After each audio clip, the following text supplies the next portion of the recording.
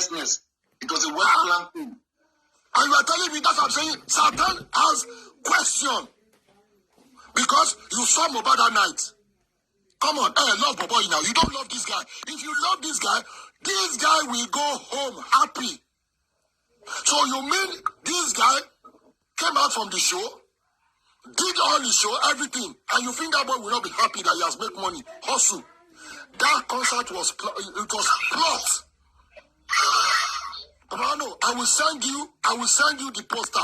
Mohbad is not in that poster. Mohbad is not in that poster. Please. Hold on.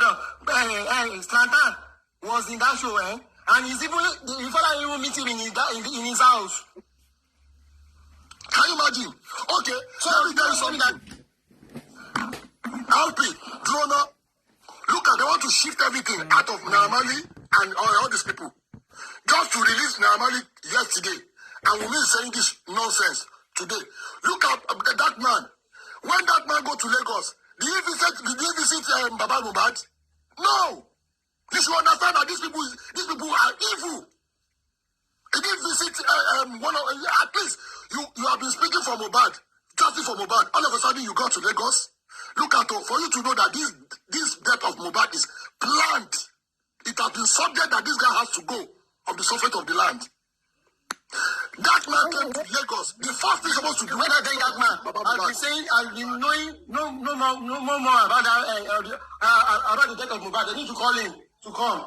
They call him to come. So I'm not saying more. This guy not saying the truth again. For very dark man to deviate from whatever we are doing now, that is something we are looking at that area. We are not talking about the bullying of Mohbad. You see, let me tell you something. You see, that bullying is normal for them. But you see that killing, they don't want to involve. They all travel away from the country. So that concert, look at, it's the only small boy. Why can't they invite, what they call it, Kiss Daniel on that day? Or what other kind of thing?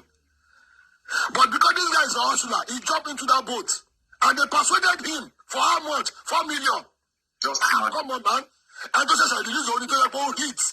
And you calling for that kind of show. And you are telling me, Femi Kuti has his own problem. He said it, and to back Mohbad, he lost coffee on his own show. Who did this? And you are telling me that Prime Boy just fight him and left to go and meet Kubana. And it's the same Kubana that this dark man went to go and meet. And this dark man couldn't visit. Prime Boy told us it was a quarrel Mohbad had with the wife. Now the wife is not telling anything about the quarrel. The wife is saying another thing. That right from the show they were having issue. They were having issue. They wind Mohbad up in the sense that the only person that can wind Mohbad up. See, let me tell you, if you have a friend that live with you, you will know that friend doesn't like my mind. That friend like Eba. Okay, you know what? If you give him my mind, this guy will go scot. What is allergic to? What is allergic to? You are the only person that know this person. At the end of the day, they call you to come into that scene. If we make you whine Mohbad will just be laughing as a normal guy. I better forget. But if a friend should whine a friend, he can go gaga. He can go to the extreme that you people will fight. Tell me what caused the fight? What caused the fight? In the first instant, Prime Boy did not say anything. No. He didn't tell us that there's a fight. In the second instant, Wunmi did not tell us that they fight. All what she can do, after they bury, they didn't do anything. They have killed him. They have taken him away from me. Taking it away from me. And somebody is telling me, they should read the line. They should read in between that line. Prime Boy came live after they buried Mohbad. They thought they won't bring Mohbad up. I don't mean they didn't bring Mohbad up. Everything they are saying today will just be saying, oh my God. But unfortunately, Mohbad came up. They have already made those statements. And that's what we are holding against them. Otherwise, we won't get the full gist on these people.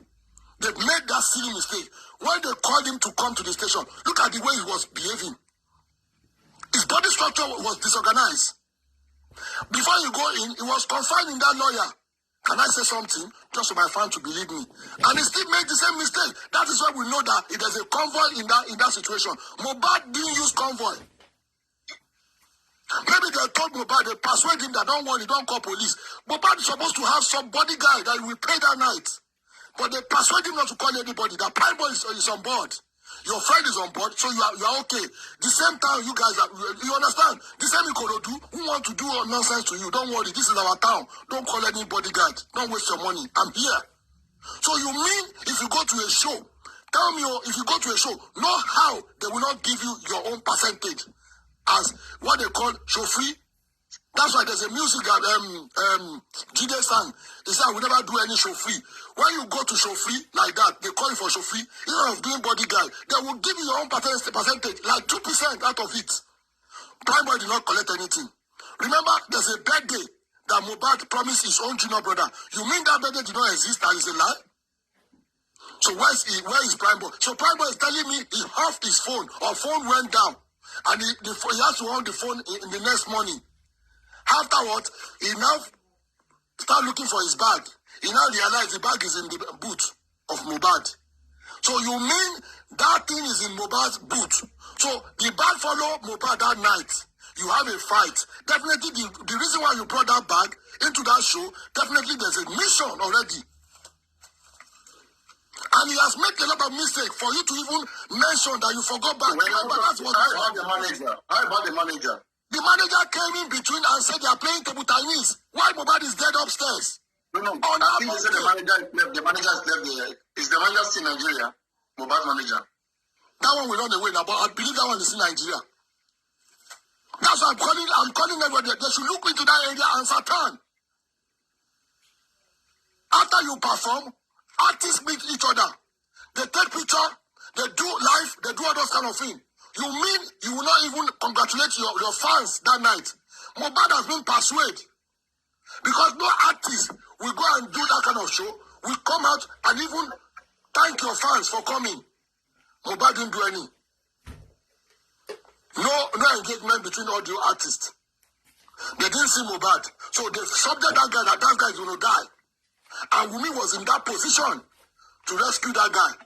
So that fight they fought, they actually tangled that guy in between the car. What happened when Mohbad came down? That is a lie. Mohbad never come down to open door for Prime Boy.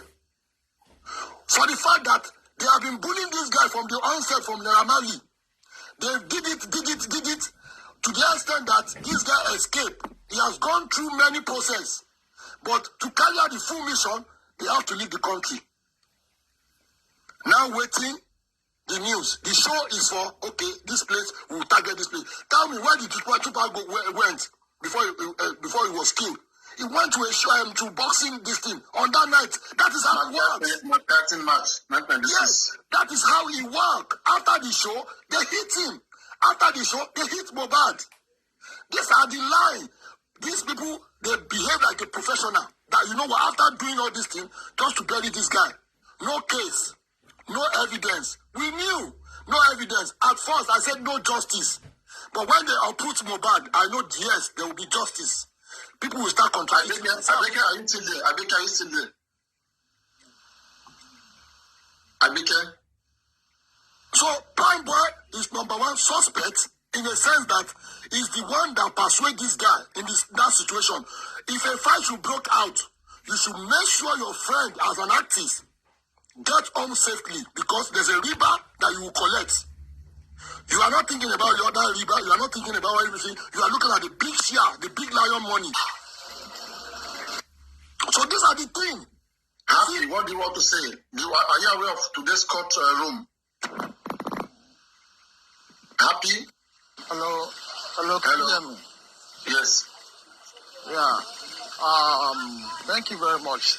There's something that I've been asking questions about, and people have not been talking about it, and you just made mention of it this night. Because how will Mohbad go out for a show and his manager is not present?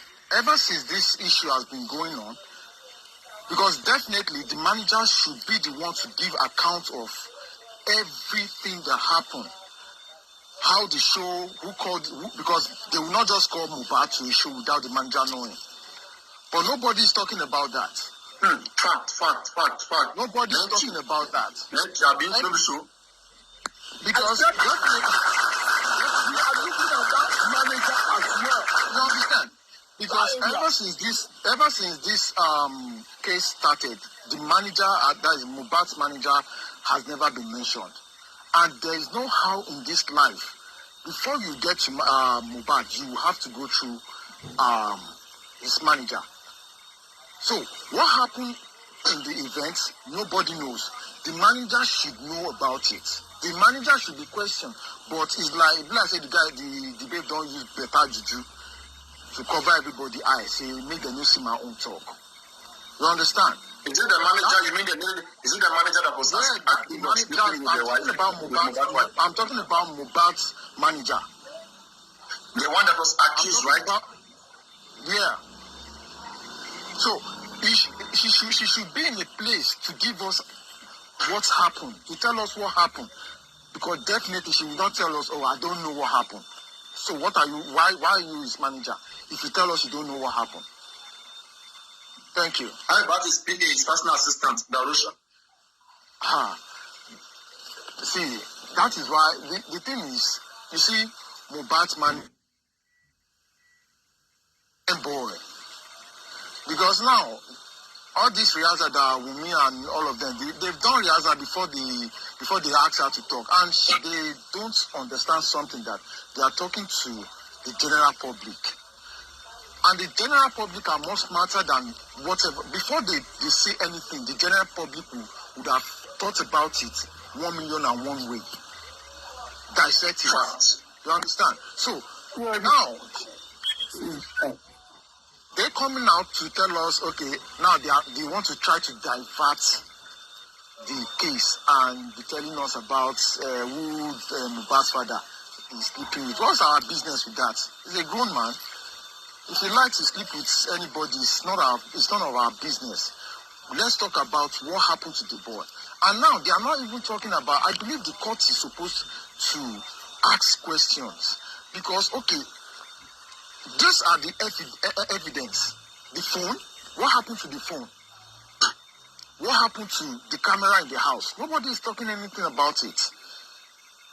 Because if anything should happen in that house, the camera, why did the camera go off? And since when did the camera stop working? If you tell us the camera has not been working. So these are the things I believe the lawyers should ask questions about if they want to cross-examine Wunmi. Prime Boy was telling us it was at first. Now he does not know he has been shooting himself on the leg, because he said at first it was Wunmi and the wife and Mohbad that was having an argument, and you were trying to tell Mohbad it's okay, and he asked you to get out of the car. Who does that? This is your best friend. Even if you have issues with your wife and your best friend is telling you calm down, you will not, no matter how hyper that you are, you cannot tell your friend to get out of the car. And now you're telling us, and somebody said because I am telling oh my son is Saturday. Somebody stop for me. The Mara she shared it. Hello, I'm not the one talking. Mona, are you speaking to us? No. Go on. So, questions that are needed to be asked should be asked. Are you okay? Are you done, bro? I mean, do you want to talk about it? Yeah, I'm done. Yeah. Okay, go on. All right. No, I'm done. Yes, so Abeke, are you there? But no, I'm about to leave the office. I'll be okay. Okay. Okay, go on, Abeke. So, Abeke, what code did you say was catching Mohbad that they have to put him in an order? I'm doing like a meeting, but she said when they were going, that the husband told her that he's feeling uncomfortable. So that was one now. She now told the friend, they now put him in their maybe neighbor's car or something. I don't know. And when they were not going, maybe there is traffic or something, they have to park and put him on bike. And she did not tell us who was holding him. Only him cannot sit on the bike, but she said he was in the middle. When they were going, they put him on bike. When they now got to the hospital, they now told him that he's dead. That was what she said. So I was so surprised why on earth There will be traffic. Someone that is feeling cold, you still not put him on bike. So, and when someone is dead on bike, won't you know? At least he will not be sitting again. As it will be still happy. So that is it. So a lot to be questioned. You need to ask her a lot of questions. So they will not be and when then peace and analysis, people come here, look at the things Lex is talking about. These are all this is the come to. This man will be here speaking about these things, and it will come to looking like this. That's why they cheat us, because we don't learn the way crimes happens. When you know the way crimes happen, you're likely to avoid it next time. Look at the way they are playing all of us now. See the way they are playing us. Yeah. It's a real game now. Remember, couldn't tell us the argument they were having. It's too tricky. The argument Mohbad and the wife was arguing. He couldn't tell us. The wife today is not talking about the same argument. They are all playing with us. All of them. Why are they not asking about the argument? Why are they not? It's only what they ask us to say. Yeah, you understand? So why are they not asking now? Because there are some places in Yaki that you don't even enter the place. So where is I don't know. Maybe we have come out of Yaki that time. They carry the bike from where to where? You see, this thing has been just the way it to be out. Yes? Mention. You believe me now? About them?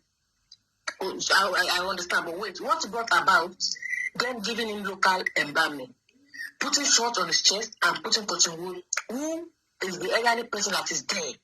See, you know, and it's not possible for him to have died like an hour, 2 hours ago, and they will do like that. Definitely, he has died for hours, over 24 hours, before they can put him on such condition. You see, this is what I'm saying. I said Mohbad died exactly when they are taking him home. They carried Mohbad inside the house. Mohbad did not use his leg to go inside. That was the question I was asking. Did he fly? Did he use his leg? Or did they carry him inside? That was the question. Definitely it has shown that Mohbad was dead. They hit him in that car. They hit him in that car. Hold on. Whatever she's saying now, she's trying to cover up. I'm not going about what she's saying now. I'm talking about what they told us at the beginning. Who hit him? Remember, there was a court. There was a court. There's a feast. Wait, I'm going back to that present place before I arrive in that area. There was a court in that present time. You did not tell us there's a fight. They only told us they won the argument. Don't be surprised. They only told us that they have a fight in that car. Now, the narrative have changed. I want you to start seeing the double mouth in this thing. Wunmi told us that she left the car to go and call somebody for 2 fighting. Definitely Prime Boy has dealt with Mohbad in that process. Do you know what they call anger? Do you know what they call jealousy? Okay, I want to ask you. When Wunmi left to go and call people to come and see Mohbad, Wait, give me 1 minute. Oṣó olówó yọ ohun tó ṣẹlẹ̀ sí Mohbad á ṣẹlẹ̀ nínú ilé ẹ̀. Oṣó olówó yọ ohun tó ṣẹlẹ̀ sí Mohbad á ṣẹlẹ̀ nínú ilé ẹ̀ olórí burúkú. Mi ì ní delete ẹ o. Ṣó yí ẹ.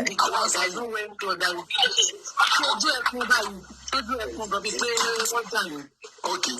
A video now came up last night. That's when they got home. Tí ò bá yá dìdìrín, ó yẹ kó mọ̀ pé tí nǹkan báyìí bá ṣẹlẹ̀, ó máa ká àwọn èèyàn lára.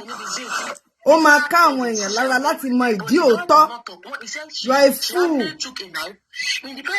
Ó pé mi ò delete ẹ, mi ò yọ ẹ́ kúrò. Kó fọwọ́ ara ẹ ṣera ẹ. That was what brought the blood they were saying. So immediately now, he was beating Wunmi. So they said that guy was Wunmi's brother. So that was why the guy now faced him, but they started fighting. That one, I don't believe that one. You see, all those people we saw in that car, and what are the people we saw in that car. If you now put it back to what Prime Boy told us, there was a 15 vehicle to 10. Who are those people in that vehicle that Prime Boy is telling us? Convoy. Do you know the meaning of convoy? Escort. On that night. So I believe. Let's tap on the screen, everybody. Go on, thank you. Let's stop for Baba. The same people we saw on that day. See, if God wants to expose people, that's That is just, you don't need to go anywhere. If God wants to expose, gospel is 15 convoy. One. And we still saw them inside the car. Two different type of car. The movement is, Mohbad was lying down flat in somewhere. Mohbad was lying on somebody's lap. In that car. So you are telling me that the same people that did not go to that show, they are the same people in that convoy. And was there. That show was a setup. There's nothing someone can tell me. That show was a setup to kill that boy. And that boy, they killed that boy in that same show. They killed Mohbad in that same show, and now somebody was saying that Mohbad did not get home alive. I mean, maybe fainted or whatever. But yes, and then the guy that said that the Mohbad was killed in that same show, that the guy fought them, they even inject him. The argument he was having with the wife is because before Mohbad got into a stage, he gave Wunmi his a cup of drink. Coming back, when he took that drink, he started misbehaving. That was the argument. He started asking the wife, I thought I left my cup with you. The same guy that gave this information that guy was killed in that show is the same guy that said this. And that's what I'm saying. People don't understand. Can I speak? People are talking now. People have hyper energy. Can I talk? Sorry. We want hyper energy now. We are hyper. Sorry, maybe you come. Yeah, no, but we should talk in organized manner. Everyone is talking. You can be hyper. It's okay. It's okay to be hyper, but organized. It's gonna be hyper. Everyone is talking. The manager, if you come to Mohbad house, you go and give them how many minutes? Okay, 1 minute. 1 minute. Okay, go on, chapter. Go on. Jesus Christ. Okay, sorry guys. I just wanted to share the reason why they had. Be patient, okay? Please be patient with adults. Go on, let's pick up. Go on. They talk, they go. So, you understand? You are trying to look generalize. How did Mohbad spend all his night in that show? Remember, that fight with Prime Boy was still the same thing we are talking about. Wunmi is now telling us again, she left that position to go and call somebody. Definitely something happened in that time. For you to go and call people, definitely Prime Boy have done something to Mohbad. So they transport Mohbad. Let me be honest with you. If somebody is physical, right? In that present time, if you go to that, if Mohbad should go home, Mohbad will put call to many people because money is involved now. Remember, Mohbad has a show. He didn't call Bella that night. If you finish a show, there should be a call to Bella because they have something going on.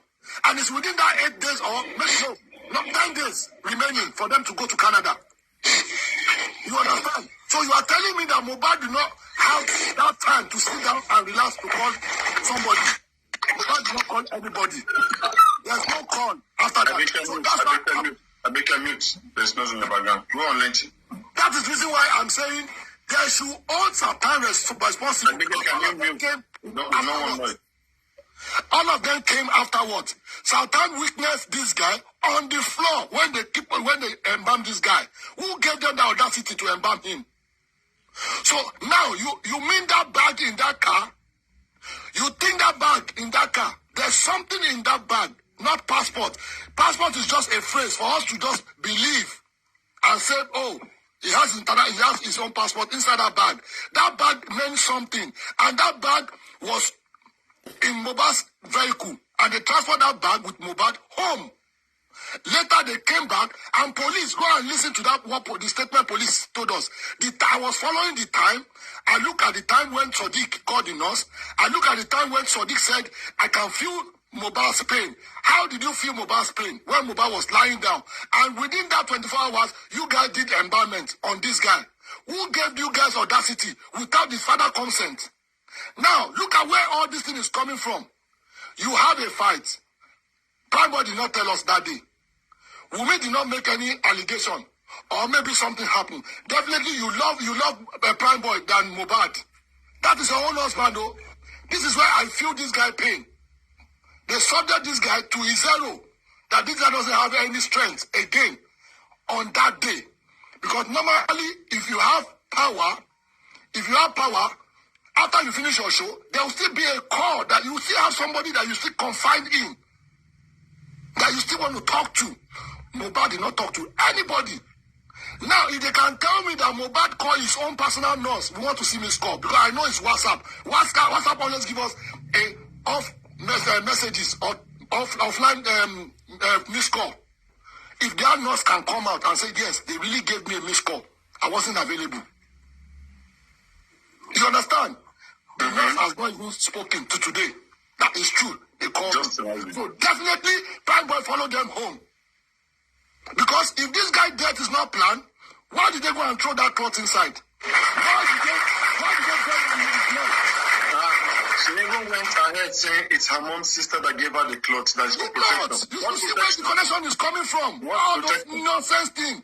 Imagine. You have killed this guy, and you are looking for how to cover everything up. Do you think if they bury this guy on that day and everything goes successfully without no problem, do you think anything will be said now? We will believe. And if they tell us that Mohbad, even that music will not go viral, it's because we saw the neck, we saw the casket. That's why the music was selling. Now I have interest in this thing. My own boy is calling me now for another details. I'm coming back. Just hold on. All right. Host, can we talk now? Go on. Okay. I don't want cool vibes. Okay. Yeah. I did watch. I watched the court procedure today, right? And to be sincere, the reason why I came up, Host, is because you made one statement and you said they're playing with us, which is actually right. Number one, they're making a deposition in the courtroom, which is not supposed to be. A deposition is not supposed to be in the courtroom. You're bringing people into, this is how I'm telling you that the way that this case is going, it's going to lead to something that they have to bury at the end of the day. Because you're bringing people to a court without no charges, without no evidence, without no confession, and you're asking them a question. I don't understand what is going on in that courtroom. Because if you're bringing somebody to a court, there have to be a charges. You don't interrogate people in the court. You don't do a deposition in the courtroom. The deposition was done by the coroner, and did we see any confession? The coroner did not come up and tell us that there's a confession, there's an evidence. So the way this case is going right now, right? It's just a pure jokes. It's turning to a jokes. In this mobile case, because there's no evidence, there's no confession, there's nothing, and I don't understand where exactly they're going. How can you be asking? And I'm so disappointed when you look at the defense lawyer and the mobile lawyer. They're asking a question that's not even supposed. Like Mr. Lachi was talking about the cloth or no cloth. Cloth is not an evidence. It's not a traditional. Court doesn't work on that. We, as a public opinion, we can deal with that. But in a courtroom, a lawyer is not supposed to be asking that kind of question. He's not supposed to. But what exactly are they doing in that courtroom? I don't understand. They have to understand how the law works. This is how the judges is now going to come at the end of the day and say that everything that you guys present in front of us, there's no cases because there's nobody you charge in front of us. So why are you cross-examining people? Why is the corona interest? It's not court. Huh? That case is meant for investigate case. It's not a normal court. It's just to reconstruct what the police has already do about the case. It's not that court is not a court. Anyway, it's okay. I think he understands the corona inquest. Bro, do you understand the corona inquest, Anthony? Of course, yes. Yes, I mean, It's a deposition. It's a deposition, and they interview the witnesses, all the witnesses, and all of them. But this I don't understand what exactly is going on, because the kind of question that the lawyers are raising in that courtroom, they're not raising the right question that can lead to this guy's death. They're not looking at the main, they're not focusing at the main issues. They're misleading themselves. And this is not even the lawyer. I'm talking about the lawyer of Mobile.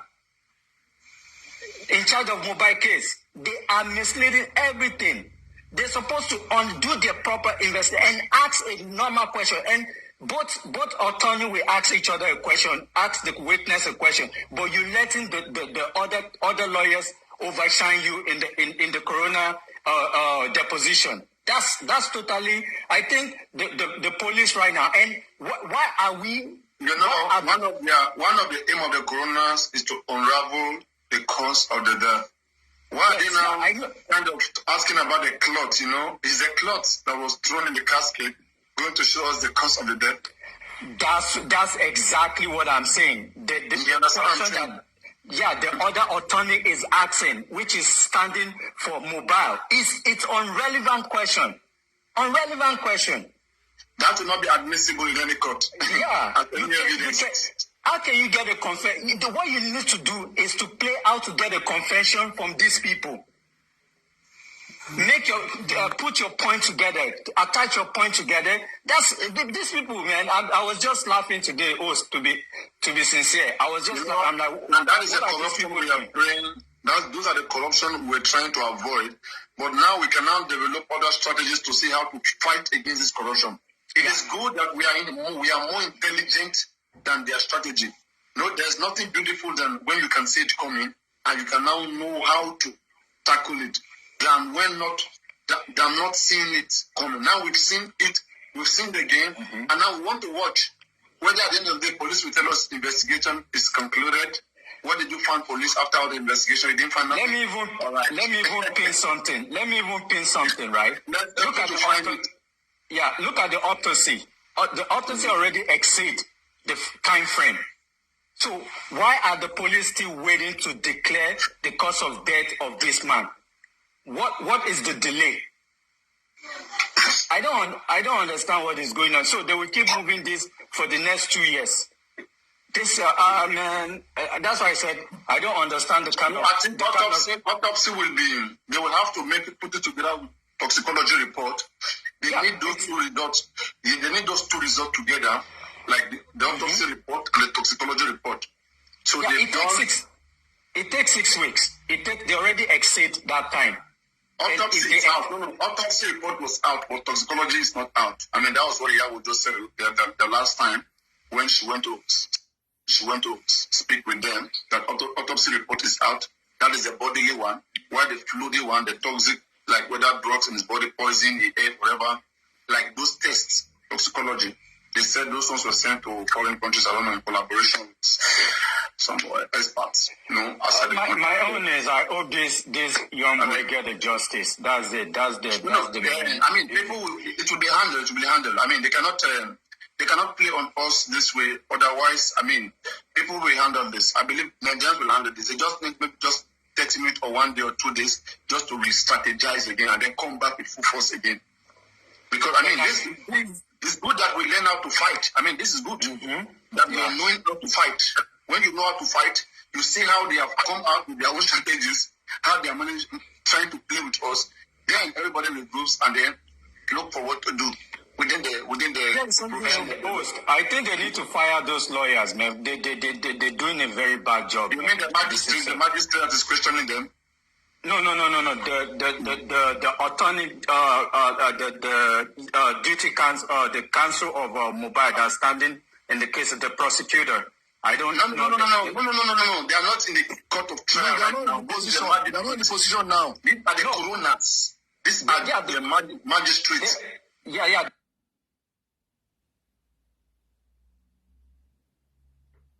They are a panelist which is set up by the Ministry of Justice to further investigate the cause of death of Mohbad.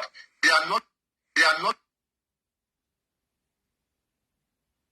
of justice to further investigate the cause of death of Mohbad. They are not standing for nobody. Oh, okay. Now, they are not standing for Mohbad. They are not standing for anybody. They just need a question. Network, you want you. The police is more grounded because the police are the one that are going to place charge on you that will be sent to the Ministry of Justice. That is going to be grounded. But this one will support that whatever the police have found, this will support the findings of the police, because this is their own finding, another independent finding something. Like Baba Mohbad right now, he was able to tell this coroner something he did not tell the police, which was about the blood. So they will put it together. Then any lawyer that will stand for Mohbad is going to use that to show that Mohbad was killed. And then the defendant lawyer, anybody they put charges on, those ones will bring their own lawyer, or government will give them lawyer because it's a criminal case. Yeah, go on, Lenji. Yeah, it's just summarizing, just to see, just to gather information from Wunmi. Now, Wunmi has spoken. Everybody rest, right? And we see a lot of mistake. All those people standing there, they are not standing for anybody. They are not standing for Wunmi. They are not standing for anybody. Yeah. I will bet you that some policemen will get information. The way Wunmi was presented today, they know. They know everything, but they just want to see. Everybody have been shouting, Wunmi should talk, Wunmi should talk. Now Wunmi has spoken. Now we can find one thing, one other. Remember, Prime Boy is still locked up. No mobile phone, nothing. So now, they have contradicted themselves already. This is another new whip for us. She has contradicted more to Prime Boy. Now we will hold Prime Boy responsible, Wunmi responsible. Your volume is there. Your volume has reduced. We will hold Wunmi responsible. Whatever she uttered today, link back to her. You can't tell me you don't know what happened in your house for that 24 hours, even 72 hours. You mean that baby distract you from Mohbad? Let me be honest with you. Let me just put it back to the public. Mohbad death is not just ordinary. Everybody that you saw in that car, Prime Boy make us know that on that day, there were 10 to 15 convoy. So we put it back. Everybody, the way they lapped themselves in that car, that is exactly how that convoy, they did. Who are that convoy? Who are those people in that convoy? Prime Boy has make us understand there's a convoy. Mohbad is not Davido. Mohbad is not like that. Definitely, they plan this thing to the extent that if she get away with Mohbad's death, nobody will come here and be asking what kind of question. But unfortunately, everything has turned against them. So we are holding Prime Boy, Wunmi, those people that are in that house. Satan was there. And that 2 million they sent at that time. So you mean before that man even get there, they've already sent 2 million. How did they get the account number? Just imagine. How did they get the account number? So you mean that 2 million cannot even buy big casket? But God so good, they were trying to manage money. And they squeezed this guy inside. And the next was crazy. Leshin, I want to ask a question. How long did they announce Mohbad die? That he has sent his manager to go and send 2 million to someone. And how many minutes did the manager use to how many minutes to the manager house, to Mohbad house? Where is this? When did you call him? What's the name of this guy? Davido call him. Thank you, Immobilization. Thank you, Baba. When Thank you call you him, very much, Immobilization. Mohbad died this so amount. Where is he there? You see, I meet him there. You see, How many minutes? Like, just imagine. someone die now. Hold on, before They won't go for free, I swear. We will stand by every minute possible. Remain. This one. Just think about it. Pope. You see, RP, you are right. How long does it took them? You see all those play they play in that car. It's a video game play. How can you carry Mohbad in your leg? Your eyes is swell up, I don't know. Yes. In that process, Mohbad was lying down there. And you people are saying Mohbad is dead. Why did you go online to go and announce? Why not the father? Wait a minute, oh. They start transferring Mohbad up and down. To the up and down. Are you guys trying to put things together? Another Lengthy. This is your twins. No. If you look at it's not balanced. Lengthy. Just 1 second. You see the person by your side is just your twin. Who's that? Pope, hello Pope, what's going on, Pope? Okay, Pope. Pope, what's going on? Are you there? Different story. Hey. Papariano, long time. What's going on with the Pope? I mean, what is your voice next? Like your voice was thick then. Like, I mean, everything was going on. What's going on? Give me that energy, that vibe. That Cubana chief priest vibe. Good evening, everyone. Good evening. Hello. Hello. Good evening. Good evening. See, please, I want to say something about what Wunmi said today. There is a fat, big lie. 100%. I wasn't there. It's none of my business, but it's a very big, fat lie. She's saying that Mohbad's father was a womanizer or whatever. You know what they are asking you. This boy, I want you. You were in Lekki. Your house is the winner in Lekki, or when? Was there no hospital there for you to take this boy to? And what has his father being a womanizer got to do with this? This is a joint business. It's a joint business. The fact is that I don't know why people will just be so concerning this. Mohbad is already dead before they brought that guy to the house. Mohbad was not alive when they brought that guy home. Darcy, out. You are arguing with me. Mohbad was not alive when they brought that guy home. People are dying there by home. Just Max. I don't just know why I'm getting so mad because of this. I don't know why. The plan, was a plan to end that boy's career. That you explained to that day. Now you can confirm that Mohbad was helpless in that car before they took him home. Because Wunmi will not have that capacity to even withstand Mohbad if anything is happening. I'm a man. I know what I can do. If somebody suppress me and I still got that energy in my house, in fact, I will chase everybody out of the house. Even including Wunmi, I would chase everybody. But that guy is already dead before they brought that guy inside the house. Thinking they can still do something. That's why they are able to bring the nurse. They are able to do all those nonsense. They now took that guy's body again. Start going all around. So wicked people. After when they don't say the guy don't already gave up, as in no need. They just No need. and they So they want to play the game. They carry and go hospital. They don't already finish that guy inside that house. And she has the right to explain. That's why if you say that this na Igbo land now, she for come and come swear. I'm telling you. All this stuff is swear. This is exactly what I said the other day, because I know we can never find justice in that court.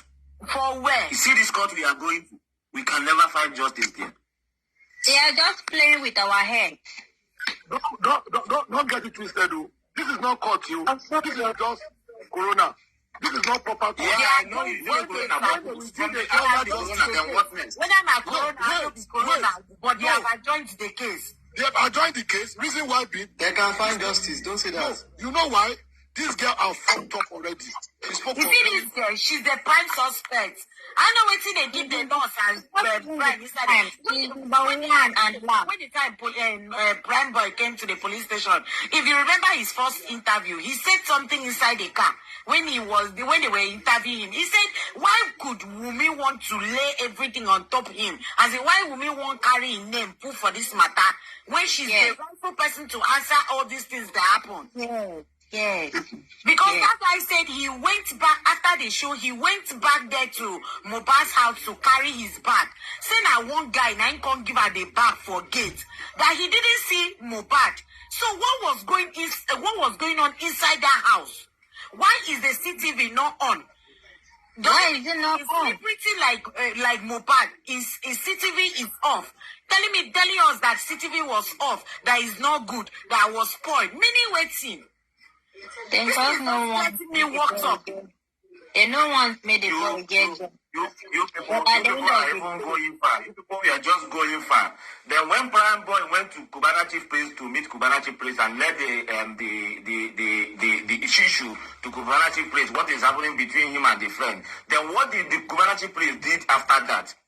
See, they should have even bring Cubana Chief Place into this matter. See, those ones, When I just the talk about the death of this this guy. statement when Ramali Everyone of them is not innocent. first of all ask about now which people been deal with the bad for 70 me, as I did like this. If me be gbogbo àwọn tí kóòtù ti béèrè ẹjọ́ lọ́wọ́ ẹ̀ kò sílẹ̀ tó jọra. That is the most unfortunate thing. Ọ̀rọ̀ wọn ò jọra. Ẹ ṣáà gbọ́ lọ́ọ̀yà yẹn. Ó ní gbogbo àwọn tó ti interview kò sẹ́ni tó sọ the same thing. Gbogbo àwọn tó ṣojú ẹ̀ kò sẹ́ni tó sọ the same thing. Oníkàlùkù fọ́ọ̀mù tiẹ̀. Má ṣe o. So far as I know, say na bully na do yes, I'll pay for that one. But that custody where I don't dey for how many days, how many weeks? I swear to God, if you say me, be Naramali, if I come out from that place, I go carry this matter higher. You see that court or Corona?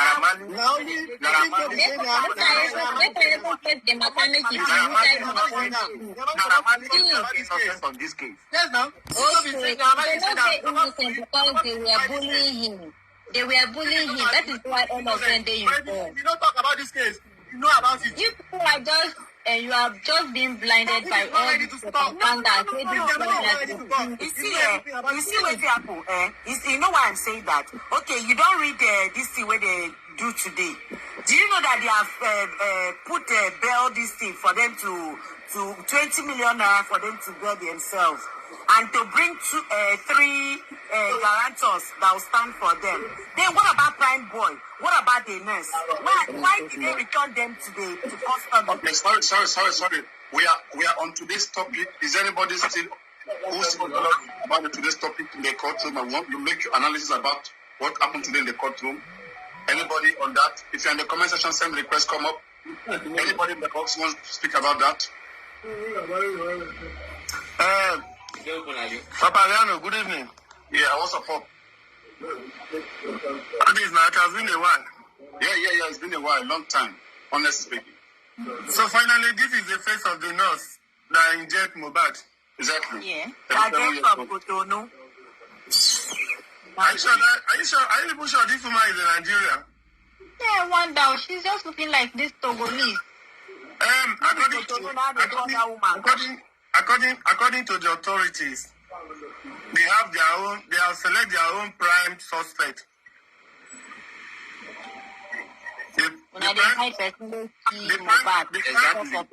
Exactly. They selected. They have selected I mentioned select too. They have selected their own prime suspect. They selected their own prime suspect in the sense that they have the power as an authority. And we the masses, the Nigerians, we ask for justice for Mohbad. And in as much as we ask for justice for Mohbad, and then being the authority that will give us the justice, we that ask for the justice, we are still watching. We know, we see, we hear. Ẹ jẹ́ fún mi ní ìṣẹ́jú kan ẹ jẹ́ ń lọ sí ọ̀dọ̀ èèyàn tó lọ bẹ̀ gangan. Ẹ fún mi ní ìṣẹ́jú kan péré. Ẹ fún mi ní ìṣẹ́jú kan. Ẹ jẹ́ kí n lọ sọ́dọ̀.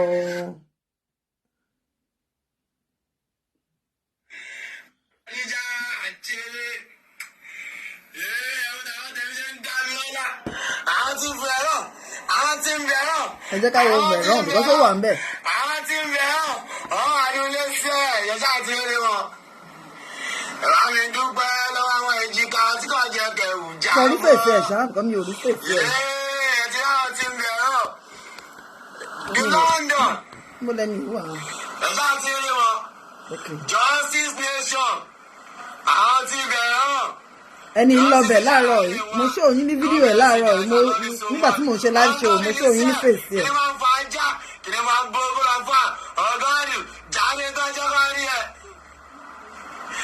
ọ̀gáàlù TikTok universe ó pọ̀ ẹ̀rọ àtòrí bá jáde tán lárí KICU ó pọ̀ o ẹ̀yìn tán fídíò ẹ̀tẹ̀ bọ́ọ̀sì ẹ̀yẹ́ kí bẹ́ẹ̀ ọ̀gbájọ́ ayẹ̀kẹ́ láwọn tiẹ̀. Thank you so much. God bless you for always standing by my side. God bless you, sir. I know what, sir. A sì máa ṣe ṣé ò tí wá o. Yàyàyàyà mo kàn sí ń play àwọn eléyìí ni tí má ti ṣe tán. Bóyá ibo la dé. Ọ̀gá mi ní sẹ́ ó tuntun pé ó lélẹ̀ rí o. Ẹja láre o. Olúwẹ̀rí máa bójú. Ìbẹ̀rẹ̀ máa ń ṣe yẹ̀yẹ́ jù. Ó concentrate. Ọ̀gá mi ti pa mí. Olúwẹ̀rí máa bójú. Mo lélẹ̀ rí o. Ẹ̀hún tẹ́jà ṣe jáde nínú omi àyà mi já. Ṣé inú bá rí ẹ mọ́ wá ní? Àbí mo ti wà bá bíìsì tí mo mọ̀ ni. Ẹ̀jẹ̀ ń jí náà láàrin. Àǹgọ́dù ní sẹ́ẹ̀. Ìní lójú orogún. Èèyàn lójú ìyá ẹ̀. Ilé ò sọ̀rọ̀ straight forward. Ṣé kí n gbé padà síbi tá a ti ń bọ̀?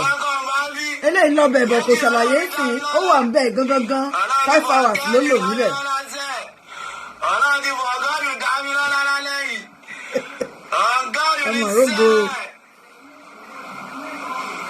Thank you so much. Ẹ jẹ́ ká ní sùúrù náà, ká gbọ́ bí ó máa sọ̀rọ̀. Yay! Thank you so much, guys. I'm honored. Ká ní wọ́n lè ní lie detector ní ẹ ṣe.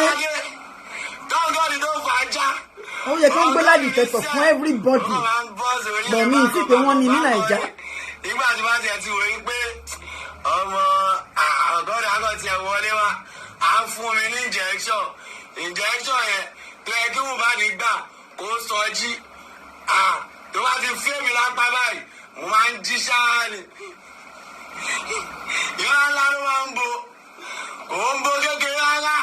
Yéé! Ọ̀gọ́dù ní sẹ́ẹ̀, màmá ò, mi kì í tọ owó. Bẹ́ẹ̀ tí wọ́n káwọ́ sókè fún, tí mo jọ ọ̀sẹ̀ mọ́lẹ̀ fún, bàbá aláyé mi ni o, màmá aláyé mi ni o, ẹ gbà fún. Okay, let's continue. Ibola Bade, God bless your God. Ajika, I see you. Miriji, I see you. Oya Ibola Bade, I just want to comment section. NDLA, ẹ máa ń bá mi always. Ẹ jọ̀ọ́ ẹ jẹ́ ń gbé bẹ̀rẹ̀ kúrò, mo ti rí èèyàn gidi tó ń sọ̀rọ̀. Èèyàn gidi lòun náà ọmọ mi lélẹ̀ yóò bọ̀ yẹ̀yẹ́ ẹ̀ pọ̀. Àwọn ti TikTok ló lè understand ẹ̀, èmi understand bó ṣe ń sọ̀rọ̀. Wunmi said she doesn't know. Why are you not in the know of all these things? What happened that you don't know? She said immediately her husband get down to turn to the other side to go and meet Prime Boy to start fighting. She also went down with Liam to go to the convoy and report to other people in the convoy that they have started fighting. Now, this is a very sensitive question. There were crowds surrounding the car. Mohbad wanted to leave after spending money that they still want more. The same crowd was surrounding the car, and Mohbad stepped down, turned to the other side, and these people, this crowd, this bouncers, this security did not help Mohbad. The crowd did not drag Mohbad. As a matter of fact, Wunmi said, because of the way he stepped down, people could not go near him. Because they asked him, what was the crowd saying? Because he wanted to leave so that the crowd would not mob him. The same crowd, he got down from the car, passed their middle to go and fight Prime Boy. What happened? Wunmi said she doesn't know. But what caused fight in the car is that Adura insulted Prime Boy. Prime Boy reported to Mohbad. Mohbad wanted to do like no big deal. We'll talk about it later. Prime Boy said that is how you've been doing. You don't know what to do, how to take action. Mohbad was trying to respond. Prime Boy said, shut up. That is how you've been saying. The shut up got him angry. That's Mohbad. And Mohbad stepped down to the side to start fighting. Somehow, he had the court. He had the court in the hand. How deep is this court?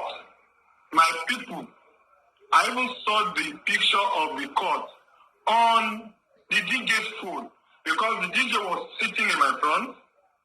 I was sitting at the back. He was trying to check it, and I asked. He even has a picture of the hand separately. He has a picture of the video, so his video and the picture differently. And when I saw it, it was just in fact, it's not even a cut. It's like you overcrash your body and your nail just mistakenly peel your skin. Like a scratch. It's equivalent to that. Hello, Wunmi. Can you explain the deepness of the cut? Wunmi said it's not deep. Can you explain the level of blood gushing out from the wound? Wunmi said nothing like blood gushing out. Just lost a normal fluid.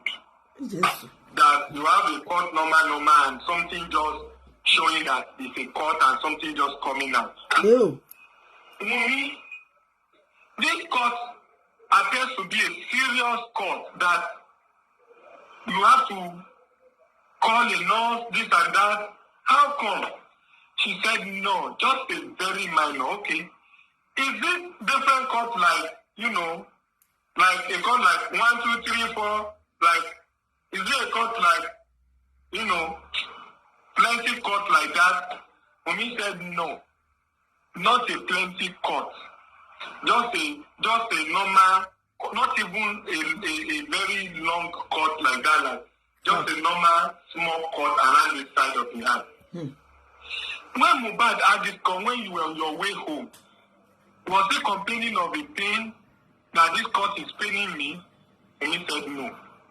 Nothing serious about it. Okay, when you got home, what happened between you and your husband? My husband slept. Normally, he slept around 3. Before they slept, we had about fight in the house.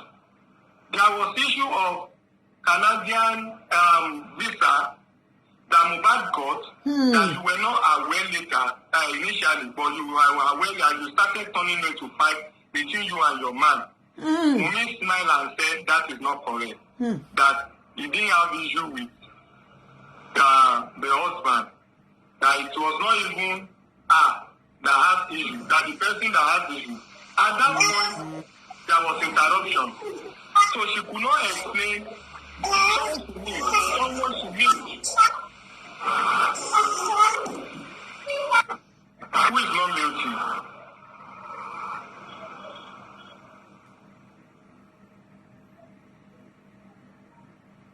Someone should leave. Now, when you got home, what happened? We heard that you fight with your husband. She smiled and said she did not fight her husband. She said she was even talking with her husband on the issue of how they're going to travel, how Canadian this and that is going to come up, that they had to sleep around 3 a.m. midnight. And Mohbad woke up around 1 p.m. on Monday. They had a show night of Sunday. They got home, they gisted, and they went to bed around 3 a.m. Share this show, please. Share. And tó wà ní court ló ń sọ̀rọ̀ yìí. Ẹ bá wa share káwọn èèyàn lè gbọ́ ohun tó ṣẹlẹ̀ ní court. Thank you. The bedtime, normal husband and wife thing. She said she tried to avoid this kind of trying to rest and so on. All right. When she woke up around 1, what happened? She said she was downstairs, the pain, she catch some fall. She even went to take her pain. Mohbad went to bathe himself. At that time, did you notice any swelling or something? He said, not really. At what point did you consider calling the nurse? That is where me I'm confused right now. Because he said when he got home, they were gisting before they slept. And another part of her narration says that she already helped Mohbad to put rub the hand. And DJ went to get Panadol, which Mohbad too. In the DJ narration, let's not forget that he said that Mohbad did not take that Panadol because Mohbad was sleeping, that the only thing is the rub. Wunmi said she applied the rub to help the husband because the cut was not serious, and he took the Panadol as pain relief. Contradiction. Someone said the Panadol was taken, the other said the Panadol was not taken. DJ, ọ̀rọ̀ yàtọ̀ sí ọ̀rọ̀ Wunmi. On Monday, àwọn méjèèjì dẹ̀ ló wà ń bẹ̀. About the nurse, she said sorry, that after they have tried to sleep and wake up, what happened at the show was still kind of reflecting and kind of, coming up. And she was expecting Mohbad to apologize, which he did. That my wife, sorry, you see my hand. Share the show, please. Share. That she rubbed it. When she rubbed the hand, what happened? Nothing. Things were going on smoothly. Now, when did you notice the hand was swelling up? And how come it was people in your house that suggested not you? He said after he was talking with Mohbad about the hand, Mohbad himself said my nurse will come, but this, that, and so on. And he said she was the one that suggested hospital. Because she was asked that, what did you notice that made you suggested hospital? Is it that serious? Is it complaining? Is it so weak with it? Is it so partners that he couldn't do anything? And he said, no, nothing happened. I was just suggesting hospital because of love, just to show love to the husband. Okay, when he suggested hospital, what did the husband do? The husband said no. That it doesn't really work that. How come Spending and DJ connected to bring about the issue of nurse? He said he doesn't know. She said she's not aware. Okay, when the nurse came, where were you?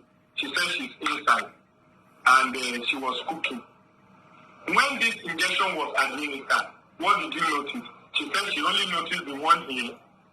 She did not notice the one through the vein. That she was hearing from the kitchen that, please, it's paining me, remove it. Before she now went inside and noticed that Mohbad was feeling somehow. Who were with him when you were in the kitchen? She said,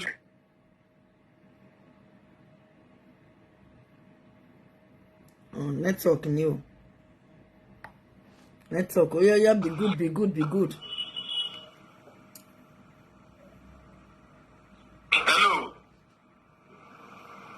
Why is it that it was the DJ that actually suggested the nurse? Ẹjọ́ gbogbo ẹ̀yin tẹ́ ń wò wá nígbà tí Wunmi sọ pé ọwọ́ yẹn kò pọ̀ kò dẹ̀ sẹ́jẹ̀ ẹ̀jẹ̀ tó wà nínú ilé ńbo ló ti wá. ẹjọ́ ẹ̀yin tẹ́ ń wò wá nínú ilé ẹ bá wa dá sí o. ọ̀rọ̀ Wunmi ni mò ń tẹ̀lé báyìí o. wọ́n ní ó sọ ní kóòtù pé nígbà tí prime boy àtọkọ ń jà kò sẹ́jẹ̀ wound yẹn ò dẹ̀ pọ̀ níbo ni ẹ̀jẹ̀ inú ilé ti wá jáde. Because ọ̀rọ̀ yìí ó ti tún yàtọ̀ sí nǹkan tí ọlọ́pàá sọ o. Ó ti tún yàtọ̀. Níbo ni ẹ̀jẹ̀ inú ilé ti wá jáde? Ẹ̀jẹ̀ tí ìyá Mohbad rí àti àbúrò ẹ̀. Ẹ̀jẹ̀ tí bàbá ẹ̀ rí. Aṣọ tó sọ pé ó fún ẹ̀jẹ̀ níbo nìyẹn ti wá wá. It's so confusing.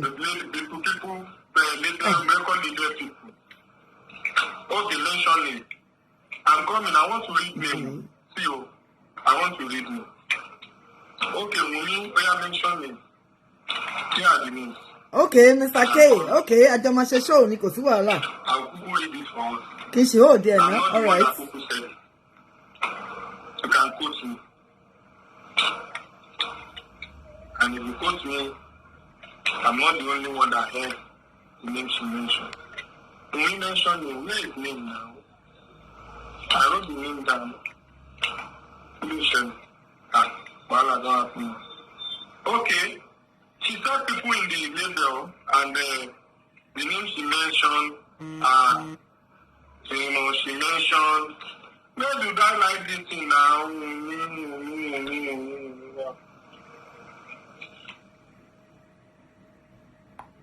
Okay. She mentioned she mentioned C Black. Mm-hmm. She mentioned, I think Sam Larry was among. She mentioned people in the label, record label people. She mentioned Micey that talked recently.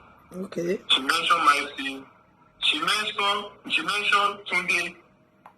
That was the manager she was using before she changed to Sheyi. She mentioned West. She said there is one West. I don't know who West is. Not West too. She not mentioned West too, but she recognized me in the court because she said it when she was talking. That there were a lot of bloggers that were on her all over the internet, and she said they were here, that she's seeing them, and so on and so forth. So she recognized us, She pointed to us in court, and we were there. So she recognized us too, but not as among those who were, offensive of Mohbad. She mentioned labeled boss, C Black, Mikey, Zeke, Tunde, Sheyi, West. I think Mikey is Michael, and Tunde is Naira Marley's cousin, and so on and so forth. Who was the nurse that usually treat Mohbad before the one from Cotonou was invited? Her name is Nurse Wunmi. Did you know her? So she said she know her, but not having any rapport with her. You don't have rapport with the husband with the nurse of the husband. No blunt answer. Níbo ẹjọ́ Yeah, she mentioned it of a person. wọ́n ní kò sí wọ́n ní Wunmi admit ní court pé kò sí ẹ̀jẹ̀. Ẹ má bínú ẹ̀yin viewers tí máa ń dá sí o because kìíní ó look strange létí mi ó sound strange. She's a rapper. Wọ́n ní Wunmi sọ pé kò sí ẹ̀jẹ̀ ní ọwọ́ Mohbad tí ó dẹ̀ fi jà pé kò sí court pé kò tiẹ̀ tó nǹkan téèyàn lè fi rọ́ọ̀bù wọ́n ní. Wọ́n ti rí ẹ̀jẹ̀ tó pọ̀ nínú ilé. They were just doing things together. Mr. K. Bossman, ẹnikẹ́ni máa sọ̀rọ̀, a máa sọ̀rọ̀ náà. She said that she knows Mohbad through her own friend when she was in GSS 3. The name of that friend is Stephen. Stephen introduced, connected Mohbad and herself together as a rapper level. And they were doing things together, they were going to studio together, they were rapping together, they were in entertainment together. That she was supporting Mohbad, her husband, in everything that has to do with entertainment. She said Prime Boy was also a childhood friend that she has known since about 8 years ago with Mohbad. That Prime Boy was also an entertainer. Thank you guys, thank you for the gift, thank you for the roses. God bless you all. Thank you.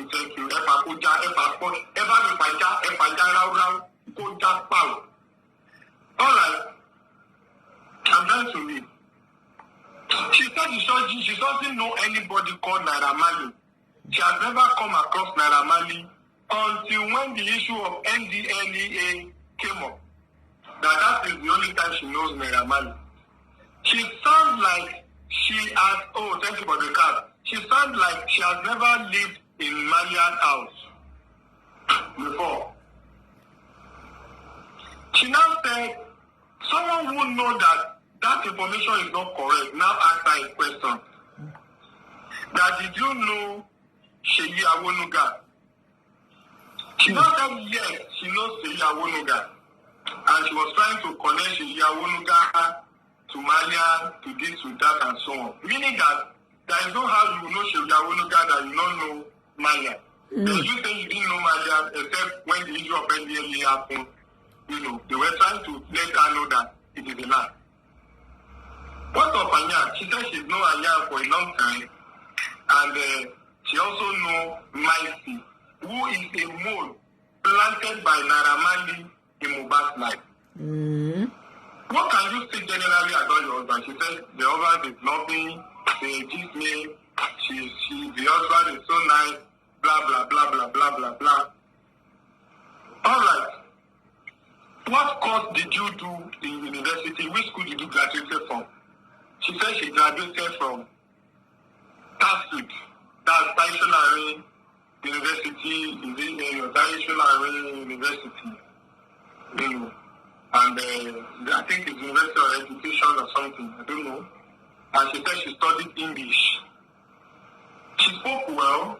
She spoke like someone who studied English for real. Truth. She was articulate. She was able to express herself grammatically. But of course, she spoke well. I didn't notice much error, but of course that doesn't mean she's not making blunder, just like me too. English is not her language, but she tried. All right. It doesn't. Okay. She said the stepmother, who is a fake stepmother according to her, a girlfriend, she says it's Baba's girlfriend. That is not only the girlfriend that Baba has. That Baba self will love Digolo. No, sorry to use Digolo. Baba self the Gasso. Say Baba like, you know, to press up. Baba like to tombe. You know what I mean? You get it. That woman was the reason why she and Baba was having issue. And that woman was the one that separated she and Baba, added with the issue of placenta. That issue of placenta was a big issue. Because Baba insisted that he wants to receive the placenta of Liam. But Mohbad did not release the placenta because Mohbad was telling her that, hello, babe, I don't want to give my daddy that placenta because my daddy has different wives, a lot of wives, and I don't want my daddy's different girlfriend to now disrupt or to affect my baby, you know, my Liam, my things like that and so on. Unfortunately, that message was not clear to Baba Mohbad. So Baba Mohbad thought it was Wunmi. That's what we said. That Baba thought I was the one that told Mohbad not to release placenta. And she said she knows that she's not arguing with Baba to receive the placenta. Yes, even the court murmured at that stage to say that, of course, even me, I said it, that the father has the right to placenta. Even my own son, Gogo, now my papa buried placenta. When I was even far from my dad, I was trying to say that, don't worry, I'll take care of that. My dad talked to me like, are you okay? Are you okay? So I have to travel with the placenta to my dad. Don't worry, that is our tradition, no, because some people in abroad will be like, what do you mean? Is there anybody that is having the right to placenta? As Yoruba, as black, we get our way of doing our things. Don't even worry. Those of you who doesn't understand, don't worry about that. But if they happen for our area, now so we be for years. You understand? Because I see some people saying, waiting placenta they do for. So we get as in a tradition. Now my papa buried my own placenta and my son placenta. If my son born, give birth, if now within, now me go bury that placenta. That's what we do for you. But if now for abroad, then go for make God they go do any of the life they throw her nearby money water, me my own water shocker, and not concern me. All right. So when that issue was not clear to Baba Mohbad was defending on Wunmi, that Wunmi has conspired with Mohbad to take the placenta out of his side. That was a very serious one. Now, the issue of the stepmother that Baba Mohbad will carry to Wunmi's house, to Mohbad's house, that Wunmi was saying that she was trying to prevent was another reason why the mother, that's the stepmother, was having issue with Wunmi, and was the one, according to me, that woman was the one that was trying to separate me and my father-in-law. That my father-in-law loved me like mad. That if there should be anybody that will fight her in this world, but her father-in-law, Baba Mohbad, cannot even be on the list. That she still believes that the love that man has for her, she still believes that the love she has for that man, she still saying that she believes that this love would come back. Because this man means a lot to her, according to her. I'm telling you what she was saying. She was even saying, crying, that she and Baba, you even use this hand to describe that they not like this them did. That she talked to that Baba day in, day out more than anybody in the family. That Baba even knows how to say, Wunmi, as usual, I dey come, you know my parole now, you know as I dey do now. That even Baba go even carry, that kind of see carry for body, say, Wunmi, as usual, you know where they use now, that inside house. That Baba they carry different women come home, say, come the garçon, come the labute, come the kerewa. Make I even say, come the kerewa. See, she knows to that extent that is how close they are with Papa, that they are G, they are real G. Ladies and gentlemen, because this woman felt, let me say, she felt angry, like offended, that she is no longer getting the access. The woman decided on her and separated the father. And the misunderstanding of placenta added up and so on and so forth. She said that ever since the death of that son, Mohbad, everything that man is saying, that she can beat her chest and say that it is not normal, it is not natural, because that man can never say such thing about her if the stepmother is not behind it. She now said something. Micey, that posted few days ago, Micey, that was saying that Wunmi is toxic, Wunmi decide who and who follows Mohbad, Wunmi decide this and that we read the story, this thing. Micey is called Michael. He said, Micey and stepmother are so close. Now, even few days ago, they were on phone conversation discussing about her. The same Micey that she said Mohbad did not trust. That Micey was a moon, a snitch, planted in Mohbad's life by Marian Green. Now, what killed your husband? She used her mouth to say that my husband has died before the final day. We asked her how. What killed her? She said what killed her is all the torture, trauma, bullying, assault that her husband went through. Who are those people that did that? She linked it to Maria Mali and the rest. What killed your husband? Can you link it to those people? Wunmi said yes. How do you say Naira Marley and Larry are the one connecting to the death of your husband? She tried to explain. She tried to say all that Mohbad went through in the hand of those people. But at the end of the day, the court did not establish any link. And all our narration turns to be, I don't want to say useless, turns to be unconnecting. She first tried to say that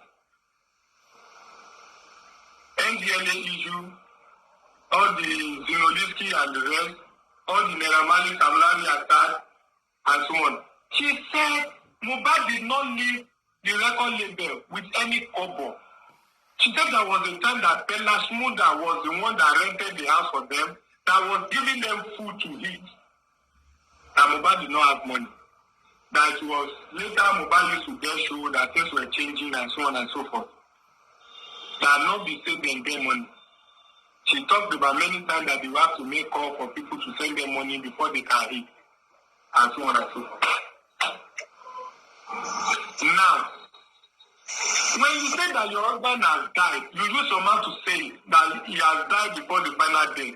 He said yes. Meaning that there is something that he's been going through that has been killing him gradually. He said yes. Okay, what are those things? He said he lives in fear. He doesn't trust anybody. Even before he gave birth to Liam, Mohbad already called our own family to say, Mommy, I don't want my wife to give birth at the hospital. I want her to give birth at home. Because Mohbad doesn't trust anybody. He's living in fear. He's so scared. The reason why Mohbad was so scared like that is what I don't know.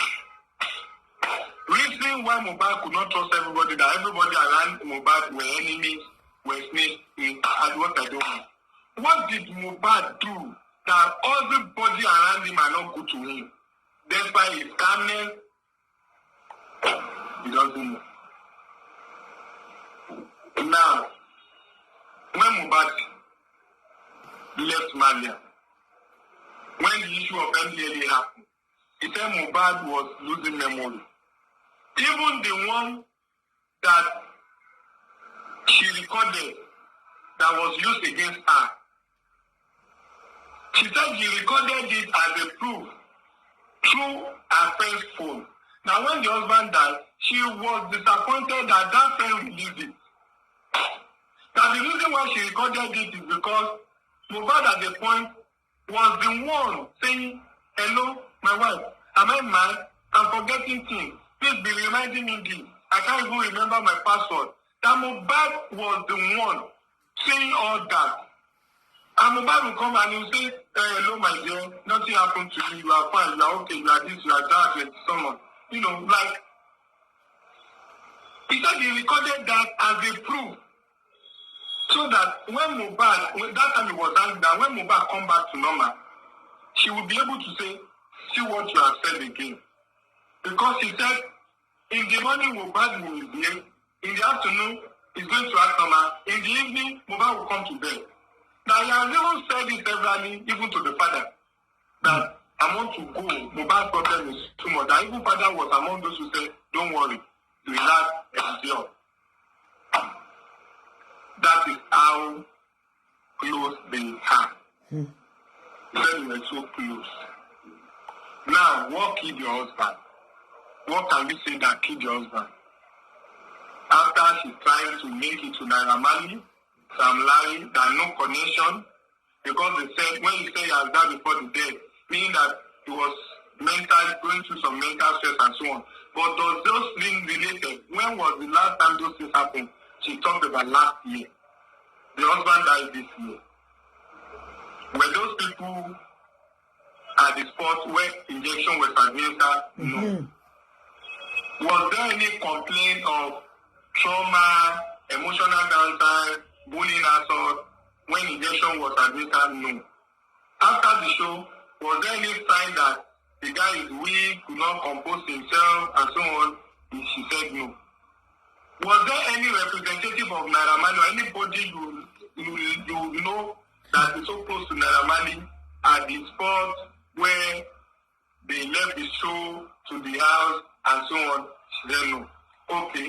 When Mohbad left and wake up, play with you, waiting for the nurse, blah blah blah, and the rest, was there any call or anything that connected to Naira Marley and the rest? She said no. No, I'm not saying trying to link it to Naira Marley and Sam Larry.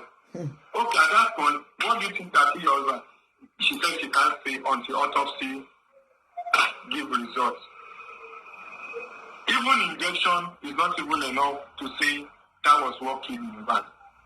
But the court angry on the fact that it was after the injection, he started misbehaving, they poured water on him, later he was down, they tried to get a neighbor's car to take to hospital, and at the end of the day, Mohbad was announced dead when they got to hospital.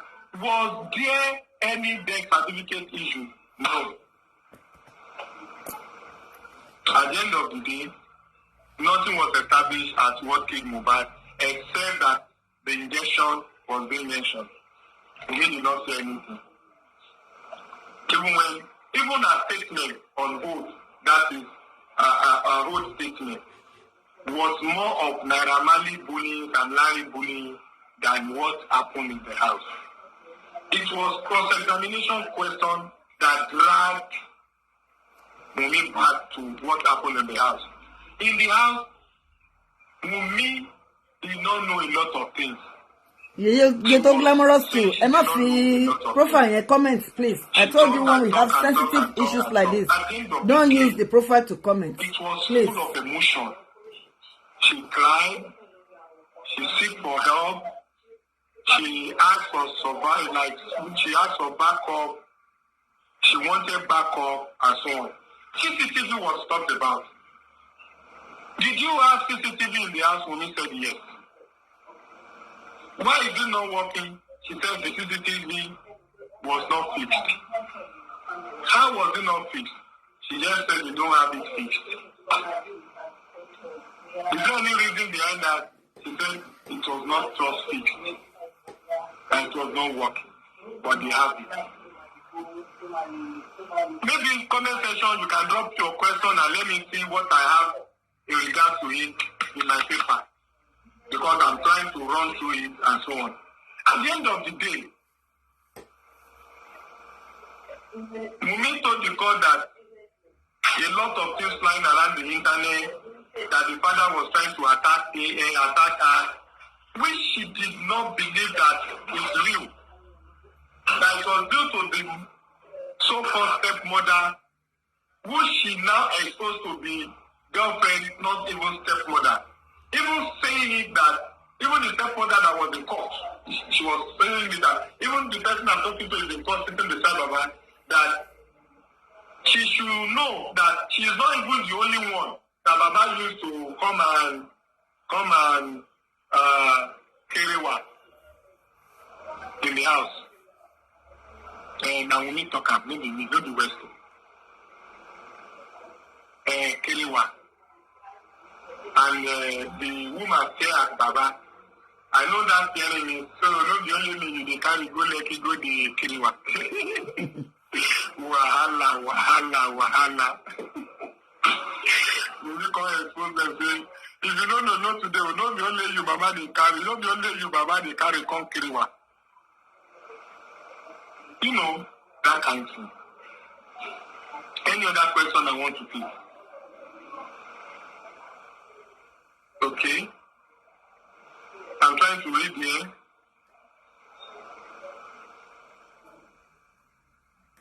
Okay. What about? I don't think there's anything new. Everything we've been saying is what we said. Everything the DJ said, she tried to kind of paraphrase it to say. The only new thing that is there is what I've said. She just said that she's recognizing blogger. I can hear from even side of the family side they could recognize us. They could recognize Westo. Yes. And she said it that all that is flying around, that is not as if she doesn't want to talk, but she was prevented not to talk, and so on and so forth. Ladies and gentlemen, nothing new. Nobody is being pinned down as someone who came about for now, even the nurse and so on. And good thing, Prime Boy, according to all that has been said so far, doesn't want someone to be used wanted for. Prime Boy did not want that word wanted that was used for him. For whatever reason wanted has been used to describe Prime Boy,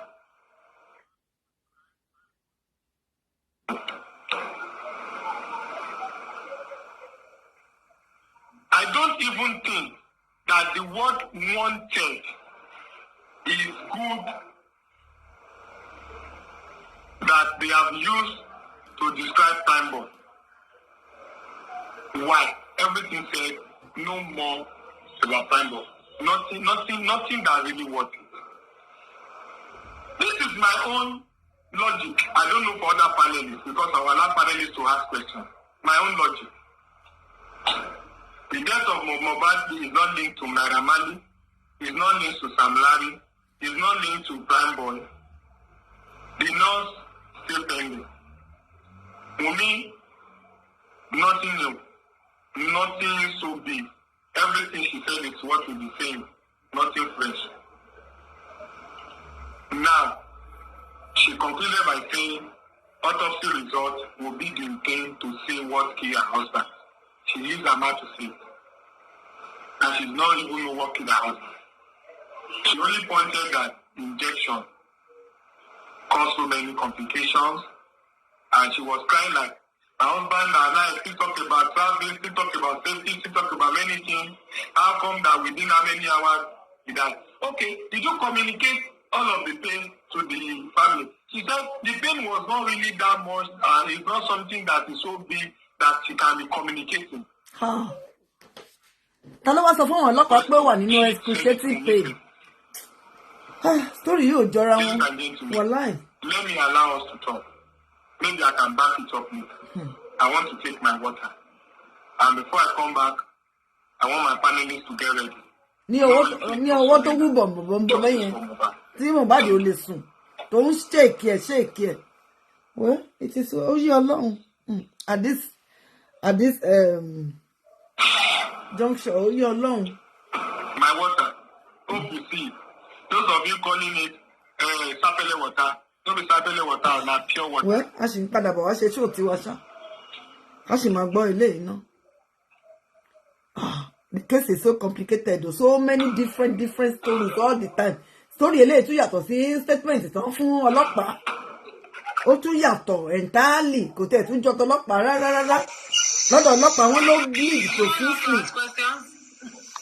Yes, ask question. Alright, so I know you said she was crying. Good evening, Westo. Good evening. Ask question. Initially, I know. Good evening, everybody. I know you said in what you said now that she started crying, but before she looks.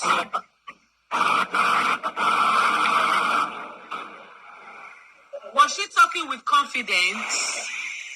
Was she scared when she was talking? To be candid, she got her confidence in the process. She was getting like she was shivering before she entered the witness box. Even when they gave her a statement on oath that she should check and confirm that statement of oath came from her, and she was the one that came to submit it in court on October 25th. When she showed it, and she was hoping to reconfirm, present as in live there in the court, hand was shaking and the paper was shaking and everybody saw that and witnessed that. Okay, so when she started with fear, but she later regained her confidence and she was able to manage herself, and that was fine. Okay, so when she mentioned that Mohbad's dad brings women home to Kerewa, Okay. Did you look at Mohbad's face? Yes, of course. Mohbad's face was kind of, you know, like someone who's kind of feeling guilty. Yes. But he was not allowed to interrupt because he reacted like trying to call it lies or something what he would have tackled. Okay, he acted like he was shocked. And what is she kind of shocked, like how could this thing be mentioned? Kind of, yes, you're right. Mohbad mom there? Mohbad mom was there. She was crying also. And she was trying to, at a point, react. There are some questions that Wunmi did not answer correctly. There are some questions that, Wunmi, there is this imbalanced response in Wunmi's, talk. But to understand her that sometimes she would say she doesn't know something. Another time she would have talked about it. Like, example, let me give you an example. She said she was not there when the injection was administered. Later, they said, but you said you were not there. How did you know that injection was given here? She said she only witnessed it. Thank you, guys. Thank you. She said she only witnessed this part. She did not witness this part. They now asked her, when you did not witness this part, how come you know that this was given? She said it was when they wanted to give this part that she left. But when she heard, Eba like, remove it, spending me, that she came inside, at that time they removed it, and the mobile was already feeling weak, and the mobile entered the bedroom. After he vomited and he was feeling weak, kind of feeling dizzy. And Mohbad was saying, please, water, put water on me. And they said, water was poured on him. And the nurse said, oh, we need to go and get drip to put the situation in order. And before they come back, they were done gas. Was the water poured on her, on him, in the presence of the nurse? The answer is no. Not in the presence of the nurse. So when he vomited, the nurse and the DJ already left. Okay, all right. Last question, Westo. Did they ask her about the cloth, the white cloth she threw into Mohbad's coffin? Yes, they asked her. They asked her about the white cloth. What brought about the white cloth? She said she's from Ijebu. And they said in Ijebu, when you want to bury your husband, there is this coffer. Like, you cover your husband. That they gave her that asho, that cloth, that she didn't know anything about it. She said they told him that they even want to buy Bible. They said the asho is just to cover the husband. That my lovely husband, though, I cover you, and so on and so forth. That why she did that is because she needs to cover her husband, kind of saying, rest in peace. That they gave her that advice, that process, that she doesn't even understand it like that. Now, she said that it was Ijebu packaging, or kind of, according to her, not according to West, that was a Ijebu packaging. And just to cover the husband. Thank you. She then said this, that because of the hatred that the stepmother has for her, the stepmother tried to set her up the day the husband died. That this issue of people trying to drag her, to beat her, to set her up, and trying to say, see where they buried Mohbad, and will be seeing her wherever did, and see what her wife has caused her, her wife has damaged her, her wife has destroyed her, that it was the stepmother, Akim's stepmother, who is a girlfriend, just a mere girlfriend, that caused all those issues. That she initially has no problem with people within the surroundings. She was not even carried along on where and how or what will happen to the body of Mohbad. Did you carry your father-in-law along when the person died? She said no. Why? She said they were already having misunderstanding, they were already having issue because of the stepmother involvement and because of the issue of placenta, Liam's placenta. That she's not been talking to the father like before. But she knows that the father love her so much, like her so much, that the father cannot even say those things naturally if nobody is influencing the father. And she said when she wanted to bury the mother, the Mohbad, that the mother-in-law, the stepmother set her up a lot. Set her up a lot and say a lot of bad things about her, which almost put her into problem, blah, blah, blah, blah, blah, blah, blah. So that's that. Another question?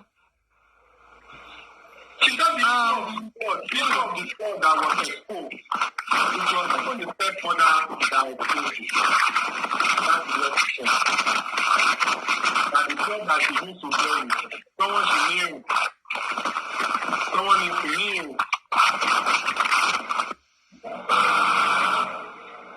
So that's that. Wunmi. I want to ask a question. Yes, was the matter of the blood that was found inside the room? Was it the blood that Papa Mohbad said he saw? Okay. Is it after? The issue of the blood that was found on the bed, she said it was not a blood that is like soaked the way it was being described. Is that same cloth with that blood that even Adura, younger brother of Mohbad, still used the same cloth to sleep for almost 5 days without washing, and trying to say that if it was a serious blood, they would have washed it. That it was just a normal fluid that was dropping, which was not so serious. I saw the picture of the hand. The cut was not so serious. Even the one, the accident I had, few weeks, like up to 2 weeks, I don't even know, maybe 1 week ago. The cut I had was even deeper than this Mohbad cut. Everyone involved was saying that, even Wunmi was saying the cut was just a very minor cut, not a serious cut. Even when she was describing that the hand got swollen, the swelling was not that heavy one, as such as it so disturbing. Even if they have not gone for none, they have not gone to the hospital, that hand cannot kill Mohbad. That thing cannot kill Mohbad. Yeah. Even according to me. The hand was not swollen. Oh, what are you? Also, swell, but yeah. Just a small one. She even said they put rub that night. Or what to look like Esther. It was the one that put the rub. It was very swollen. She also said that Esther was gotten. They asked, who got the Panadol? Who gave advice on the Panadol? Ní ẹ̀jẹ̀ tí àbúrò ya Mohbad gan sọ pé òun rí pé òun sọ pé ó mà pọ̀ o. Even the judge answered that as the wife, when those injections were administered, Even the one that was. Wọ́n ní ọwọ́ yẹn ò swell. Ọwọ́ yẹn swell o. Ọwọ́ tá a rí nínú fídíò yẹn pọ̀. Ó pọ̀. In fact, àwọn èèyàn sọ pé ó jọ ẹsẹ̀. That she did not have, she did not have enough anything. She said she was not even concentrating on the injection that was given, that she just noticed this one, she left, she did not even know what is being administered. The judge asked, not even lawyer, judge asked that, but why? She said she did not even think of asking because she doesn't think it's necessary. Maybe her fault, maybe, that's just it. All right, who's talking it?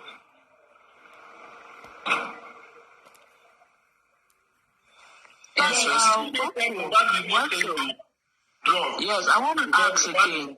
Wunmi said Mohbad took the Panadol contradiction. Okay. So I want to ask, yes, with what you said that she's a rapper, and she's saying again that she does not know Naira Marley, that's the Malian boss, right? She doesn't have a relationship with him. Then what record? Okay. So what record was she signed into? Where was she signed as a rapper? She sounds like she was that when she was into Mohbad, that she was sacrificing herself for Mohbad to be, to grow. She even said that she discouraged Mohbad from joining Naira Marley. They now ask that question that what did Naira Marley, what did he do to you that is making you tell your husband, instructing your husband not to join him? Did you know him from anywhere? She said no. That she was just trying to say that you are a boss. Before Naira Marley, you're already going out, people already following you. That you don't need to be under anyone. That instead of you to go and sign and be under record label, you should do collabo because Naira Marley was trending. She said she was just giving her husband advice that she preferred that you should do a song featuring Naira Marley rather than you being signed. Sister Remy Gold. God bless you. That she was so confrontational to make sure that Mohbad is not signed under Malian leader. And she said her own rap is just a freestyle, that what they just had in common is that Mohbad was also a rapper. And they've been doing the rap. She said she was in GSS still. When I was rapping thing. You said what?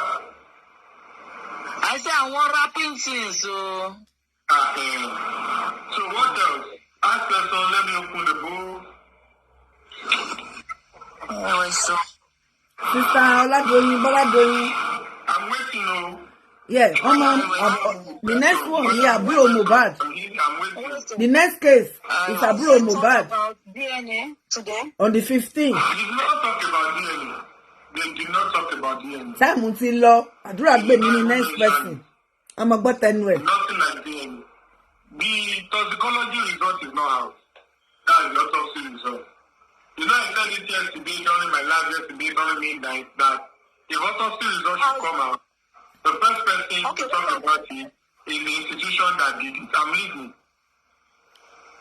Okay, what of Prime Boy? Has Prime Boy the question or not? Prime Boy is still in the custody. Prime Boy was not in court. Two people came to court as a major witness today. Wunmi and Adura. Let me talk about Adura. Has Adura talked today? When Wunmi finished, when Wunmi was asked to leave the witness box, the lawyer stood up to say they are having another witness, which is Adura, but he is presently not in court. The judge now said they should go and look for him because we are here because of these people. Yes, and he doesn't have any right not to be in court when he was supposed to be sitting and wait for his own time to talk. It took about few minutes. They went to find him. They took him inside. Unfortunately, came to learn work from Weston now. He has opened his own justice for Mohbad. Labate Kuti. I don't know who is Labate Kuti. Someone was saying that he came to learn work from Weston now and he has opened. I don't know. It's a free word. Anybody can go to open his page. All right. Like I was saying, when they got Adura, when the judge said they should bring him, he entered the witness box, and guess what happened? He said, I cannot say anything because I'm weak, I'm tired. Ordinarily, when he disappeared, the aim was for him not to come and talk. But when they eventually got him, I know they would have realized what they wanted him to say. I'm just saying, because that is how it looked like, because everybody in the court were having the same orientation and same understanding of the whole thing. Because we're already in the process, and it's easy for us to connect dots to know what is going on. So what we detect that is going on is that they don't want the boy to talk. So that Wunmi has gotten attention because of emotion. Even the time I was covering the press conference, that people were saying that, well, so we are not seeing your camera. That time, the people there was talking about emotion. That's the lawyer, because what happened in court was more of emotion. People tend to begin to, come out with this feminine thing, so on and so forth. That lawyers also confessed that they were emotional. And they said, yes, sometimes it happens, but they must not allow emotion to jeopardize the thing. Kind of pity. Even Barrister Kolawole Abiodun said that, despite that she was emotional, it got to a time that she also separated emotion from fact finding. Yes, that's what happened. When we talk at a point, let me be sincere with you, I pity her as well. I will not deceive you. At the point I was like, wow, she was talking at the point and I was feeling like it's not easy. She's faced with a lot of things. So, she emphasized. Yes. Which means Wunmi Juju wanted to catch you also? I can't say Wunmi Juju. It's a normal thing we have feelings. Water and blood and water. No, we say Juju and toast of so, but no, we say Juju. That doesn't mean that it's a normal thing. Let's just accept it's a normal thing. Yeah, it is normal. It was kind of emotional. Even let me say something. After the court session, there was another press conference. It pains me so much that my camera was not showing. In that press conference, I tell you, everything that was discussed in that press conference is that the court was more of emotional court today. Yes, and a lot of people agreed, even lawyers agreed, that there was kind of emotional pressure. But lawyers were saying, despite the emotion, they tried to control themselves at the time to separate emotion from fact finding. But it happened. It just happened and it was established. So Adura, when they brought Adura, which is Mohbad's younger brother, you know what happened? This man said he was tired. He cannot say anything. The judge gets angry and was like, we are here because of you people. You should be the one to say, can we have more time to talk? You should not be the one to say, you don't want to say anything. So what did you come to court to do? And time is going. There is time frame for this court. Don't be smart, you know. Kò sí kan tó ní kí àdúrà máa sọ̀rọ̀. Because ó yẹ kó ka lára bùrọ̀dá ẹ̀ ní náà, ẹ̀gbọ́n ẹ̀ ní. Even tí kọ́ọ̀tì bá sọ pé àti fẹ́ close òun tó ní kálukú máa lọ lé, ó yẹ kó ka lára. Ó yẹ kó sọ pé ẹ jẹ́ kí n sọ̀rọ̀ tèmi. Ẹ̀yin tí invite mi náà, ẹ má ti kọ́ọ̀tì, ẹ má close. You know? Has been told to act weak, not to talk. Anybody in court today will tell you the same thing I'm telling you. So they use Wunmi emotion to close today's session, which Adura's cross-examination session would have neutralized. But they want it to be like that and go with that so that Adura can come next time. The judge was not happy. Lawyers was not happy. But it was the witness word. Yes, Sister Stella, yes. To swear, sorry. And, you know, Adura, someone said, who is Adura? Adura is younger brother to Mohbad. Same father, same mother. Mohbad's younger brother. That's who Adura is. Ó yẹ kí àdúrà lè sọ̀rọ̀ náà. Kó sọ eléyìí tó jẹ́ kó sọ òótọ́ eléyìí tó ṣojú ẹ̀ bó tiẹ̀ jẹ́ ní ṣókí. Kò yẹ kó sọ pé òun ò lè sọ̀rọ̀. That's not it doesn't sound right. He's not ready to take it, and we have no choice than to close this line, to close this court and adjourn. And a lot of people were angry with that, and the guy was there acting like so weak. They even said that maybe the judge said, if you hit now, like we give you 30 minutes, will you be fine? His lawyer, who is also Wunmi's lawyer, said they should give 1 hour. And the whole court was like, 1 hour. We already passed 4, already around 5. Why should we give 1 hour? At the end of the day, the whole thing just got down to, say, let's postpone it. And at that stage, Adura, who was supposed to be fighting for his brother Mohbad, to be the one to say, I must stop, was the one that said, he's having body, he's tired. He's weak. They even suggested, will you eat? Do you want water? He was not responding, was doing He told Adura to go, and they adjourned the case to 15th of this month. So next week. Is it next week? 15 should be next week. Next week, already. So meaning that next week, they are coming back again. Next week Wednesday. And I know other people will come, possibly the nurse, possibly Prime Boy. Let's close.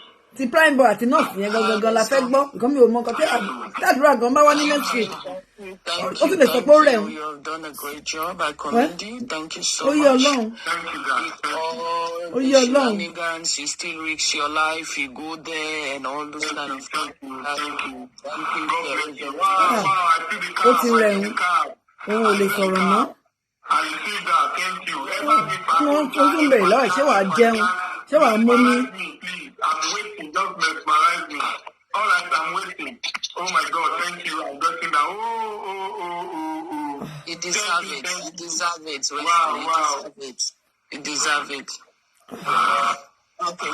West, I just want to ask, according to Orire, God bless you.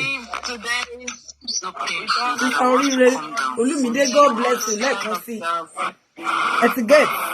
I just want to ask, Wunmi said she doesn't know anything that's happened in the car between Prime Boy and Mo.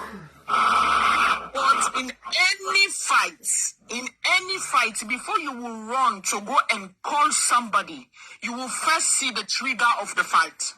No, she doesn't say that she doesn't know anything. She said the argument was because Prime Boy was reporting Mohbad's younger brother to him.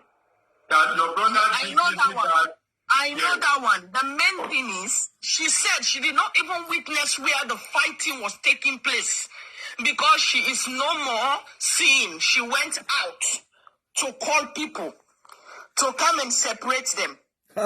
So how can you go and call people to come and separate friends when you did not see a fight? How?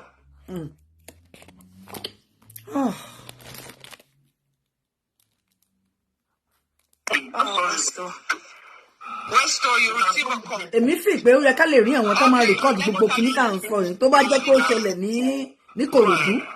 Let me come again. Okay. Wunmi was listening to the argument and all those kind of stuff.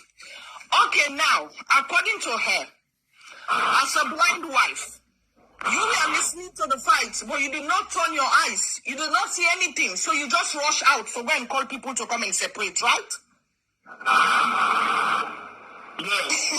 eléyìí ò sí nínú statement ọlọ́pàá o pé Wùmí sọ̀kalẹ̀ ó lọ pé àwọn èèyàn kan wá separate ìjà. Ẹ wo ó ti sí wọn statement yìí ó ti pé mọ́dà ó ti pé oríṣiríṣi.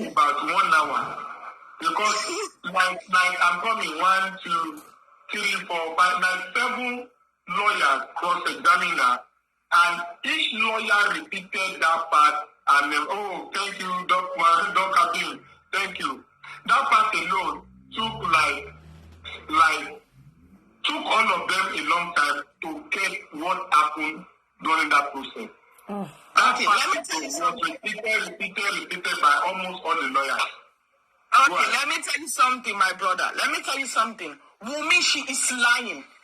As friends were having arguments, there is no way you will not turn to pay attention to see who will first to attack, who will first to send a blow before you will go and call people. That's a big fat lie. You will never go and call people to separate people that are fighting without you seeing them having a punch or blow. That lady, she is lying. She is lying big time. This is the same crowd you said. You said the crowd were coming to see Mo, right? Mo was running from them. How do you pass through that crowd? When they should be the first. They should be the first to come in and intervene. They should be the first you will call to attention. Why didn't you call those people that will come together to Mo, and you go and call other people that are over there, the other cars? Why? Kéèsì lágbára. Wàláì. Sísá Ṣọlá ní kí ló pa yìí, God have mercy. Wàláì kéèsì ní agbára. Mi ì tún ti gbọ́ ilé rí, mi tún gbọ́ lè ní ọ̀bẹ yìí. Wunmi did not give us any new story. Wunmi did not say anything new, except the fact that he and the father had issue. They kind of broke up, because of placenta wahala and the issue of stepmother trying to be behind the father to fight her. That's just the new thing. Okay, and the fact that is new is the issue of fight. What happened in the car? That's all. That's just the 3 things that are new. Nothing new again. Westo, you said as a responsible wife, right? I really want this Adelphi lady that was defending Wunmi for negligence. I want her to be here today. I want to ask her questions. You said as a responsible wife, right? You see a nurse come in your home, which is you are the second in command in that home. That nurse passed you. You were still cooking. You did not stop what you are doing. You stand there. That nurse go inside your own matrimonial bedroom. You did not follow that nurse. Story to change. You leave that nurse and go and treat your husband. You did not ask what kind of treatment, what medication. So you did not even witness the process that was done with your husband. That is exactly the word. She did not witness the process. Ó lóun ò síbẹ̀ nígbà tó ń fún Mohbad lábẹ́rẹ́. My brother, as I'm talking to you, mo fẹ́ fi charger sí o. Ṣé ẹ bínú? As you were talking, I called my uncle with the other phone to listen. He sent me on the point that this lady, if Nigerian lawyers are very good, they will own her in point. In main point that I mentioned to you in that car. Secondly, in the house, where you say you are a leader, a second leader, the first leader is dead. He's already, let me say, put it like this, he's dead. He's fighting for his health. Things have gone rough. That's why you guys call a quack nurse. And this same person, you said, I love him. I cherish him. Oh, he's my everything. You are doing everything for me. I will not have anybody like you. This is the same husband. You see a nurse pass you through in the kitchen to go inside your own matrimonial bedroom, which is a secret place. For only you and your husband, unless you invite somebody there. And you watch a stranger go in your bedroom to treat your husband. You did not witness nothing that happened. and you said you were still cooking. Cooking nígbà tí gbogbo ẹ̀ ń As a ṣẹlẹ̀. responsible wife. Ẹ jẹ́ gbé kínní ìdúró dáadáa. Responsible Wo wife. sórí yẹn tẹ̀ ti fẹ́ máa súnyàn wàláì mi nítàn yín. Ní You tèmi o. said most wound was just normal, was not anything. Why did they call the nurse? If you see the way this wound was defended that it was not a serious wound, you would have arrested everybody that brought about the nurse to come and treat what was not even meant to be treated. Nígbà tó sọ pé it's not a serious wound, why did you call the nurse? Not meant to be treated that ordinarily, if your hormones, if your white blood cell is strong, it will close by itself automatically and heal automatically. Thank you. That's what I just want to say. So why did the nurse come in there? According to Wunmi, she said that question was asked that at what point did you think that hand deserved to be treated by a nurse or in the hospital? Ẹni pé gbogbo ọ̀rọ̀ tó ń sọ yìí ó yàtọ̀ sí tọlọ́pàá sọ pé wà ní excruciating pain. Pé àwọn ọ̀rẹ́ ẹ̀ kan gan sọ pé òun rí i pé ọwọ́ yẹn ti ń wú. You can get them and statement yìí yàtọ̀ sí tàwọn ọ̀rẹ́ ẹ̀ ó yàtọ̀ sí ti ọlọ́pàá. Àwọn dẹ̀ ló fún ọlọ́pàá ní the first one. This hand was described as a hand that does not even require nurse. Ṣé ń gbọ́? Okay. Now she used the word said, as a loving wife, I love my husband. I too even suggest more. Let's go to the hospital. How can you suggest to go to the hospital if there is nothing worse? Ẹ ṣe mo mà lákẹ́ tó ń sọ̀rọ̀ yìí o. How? This story is contradictory. Wallahi. Wunmi, they play. I know your agents are under here. They are listening. Wunmi, they play. If Nigerian lawyers, they are really... Lady Ed, let me say this so that that is what she said, not we saying it. From what she said, I swear to God, apart from the emotional type where she was crying and was pointing to the stepmother, nobody was really clear about what killed Mohbad from her narration. I swear. The ambience was so confused. I'm not saying this against Wunmi. I'm saying this because of the ambience of the court. Almost all the lawyers asked the same question for more than a question that was supposed to be answered, and they were repeating that contradiction. I swear. Contradiction. And all our response. All our responses was not even relating. It was zigzag, I swear. Even no contradict her right. So if I'm saying this because I don't like her or because I want to try to like push what is not our own or not. The job between me and her should judge. Nothing was really connecting from our narration. Okay, now let me ask my last question. Even lying where I was sitting, we tried to ask ourselves questions to say what exactly was really connecting from what she's saying. Apart from the fact that we were only relating some of the things she said to what the DJ said earlier in the first course. Nothing so new. Because she was like, she was not there. She was not there. She was not there. She was not there. Thank God, Perkins is here. Okay, now let me ask the last question. You don't even get a reason to some extent. Perkins was also sitting beside me. One person. Let me ask the last question here. Westo. Wunmi said, according to her, she said he has already died before they announced the actual death of Mo. Yes, she said it even in court. She said it, yeah.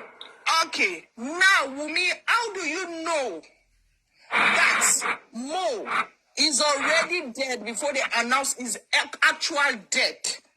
Why Wunmi did not, I repeat, why Wunmi did not bring out the people that he think they have already killed this guy for a very, very long time this thing started happening?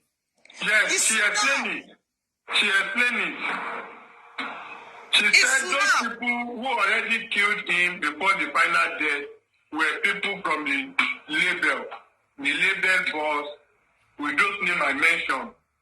She mentioned C Black, she mentioned Today, she mentioned Z. There is one West, but not West 2. There is one who again,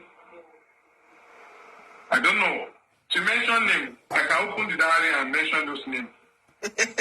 My brother, let other people ask questions. That how they ask her that how are those things compiled together to now resulted to why she took injection? That those people the reason behind the injection she took. She was trying to say that she already she's been damaged, systematically, like mentally, psychologically. She's been that Mohbad has been broken down by those people before Mohbad went to the show, had the court, got injection. They were like, okay, let's even agree that those people had issue with him, that they were fighting, and those people were not at the show. And even at the show, it was then a nasty till you got to, you said you gist till and land. Oh, thank you. That is Doc Abin, thank you. That you gist or probably gisted from the time you got to till about 3 a.m. in the morning. That is Sunday to Monday morning. I woke up around 1. Like he had a sleep of about 9 hours. Because if you sleep by 3, you have to sleep 4, 5, 6, 7, 8, 9, 10, 1. So you have a sleep of about 8, 9 hours. You wake up, ill and nasty, you go into the bedroom, you take your bed, you help to apply rub, even give Panadol, no issue throughout Monday. On Tuesday, the issue of nurse came up and under 30 minutes of administering injection, Mohbad died. How has that Naira Marley, all these C Black, 9C, all of them, how are they linked to that? Let me just say this here. I will leave it for the panel. That is where all our statements of oath seems not to be connecting to what killed Mohbad. Let me leave this to the panel. She's brilliant. Wunmi is brilliant to forget about it. It was at that stage. She has probably realized that all the statements are not connecting to that. They now ask her to show that those people asking questions are brilliant too. They ask her that if you have to say what killed your husband, what would you call it? Like, what exactly can you describe it to mean that this is what killed the husband? The lawyer to Wunmi stood up and said, no, that question should not be asked because it is the court that will determine that from fire. The judge now said, no, we are not telling Wunmi to determine. We are only using it to kind of understand if she has an information on what killed the husband, that she has the right to say what she thinks. That doesn't mean that that is what the court will find out. So the judge said she's allowed to answer it. Against the interruption by the lawyer that she should not answer it. At the end of the day, she did not answer. She only said, I don't know, I can't say anything, but until the autopsy result is out. Okay. Now, Wunmi said they were having fights with Prime. Please, people, listen. These are two contradicting statements. Honestly, Wunmi said, not even two, so many, but let me just mention this, my brother. I will go again and recap on what he said. I will come back. Wunmi said Prime Boy was having this thing and that thing conversation with Mo. And now Prime Boy again said Wunmi was having a fight with Mo. So who is who having fight with the late Mo? This is my question for now. I rest my case. Let other people ask. I rest my case. All right, thank you for that. Next, please. In the call today, I want to know, maybe they asked me that when the incident happened, Did they call her husband, family, maybe her husband, or my husband, father, and her husband, mom? They asked me, who did you call when the incident happened? She said she called, I'm coming, that she was calling for help. Who did you call for help? They were so specific. They were so specific that, did you call the mother? She said no. Did you call the father? She said no. How did the father got to know? She said through the mother. Who called the mother? He said maybe Adora or younger brother or something. Who did you call? Let me open the book. He said he called. The first person he called when the issue happened was who? Please share this show. Àwọn tí ò lọ́kọ̀ tí àwọn tí ò sí lẹ́kọ̀ọ́ kàn lè gbọ́ dáadáa. Ẹ bá wa share show yìí. At least kìíní ó ń tanná sí ìmọ́lẹ̀ ń tàn sí a lot. He said DJ called his brother. Okay, she said that he called. Yes. Aloba Blessing was called. Who is this Aloba Blessing? Okay. Ẹ̀gbọ́n Mohbad ni. Ẹ̀gbọ́n Mohbad. The first person that was called. That the first person that was called. Sorry, I'm busy. Sorry. He said the first person that was called is Mohbad's sister. Blessing. In the family. That when it happened that the first family member she called is unfortunately you cannot even see my paper. I want to show you. Is Aloba Blessing was called. Yes, that is Wunmi's elder sister. No, Mohbad. Mohbad. That answers the question. Wait, can I say something quickly? I think that I have another question. Yes, I'm sorry that my mic was on and I didn't match it. You see, I know Wunmi's people, her loyalty, those her personal, they are listening. And I think she did a wonderful job. She did a good job. I patted her at the back.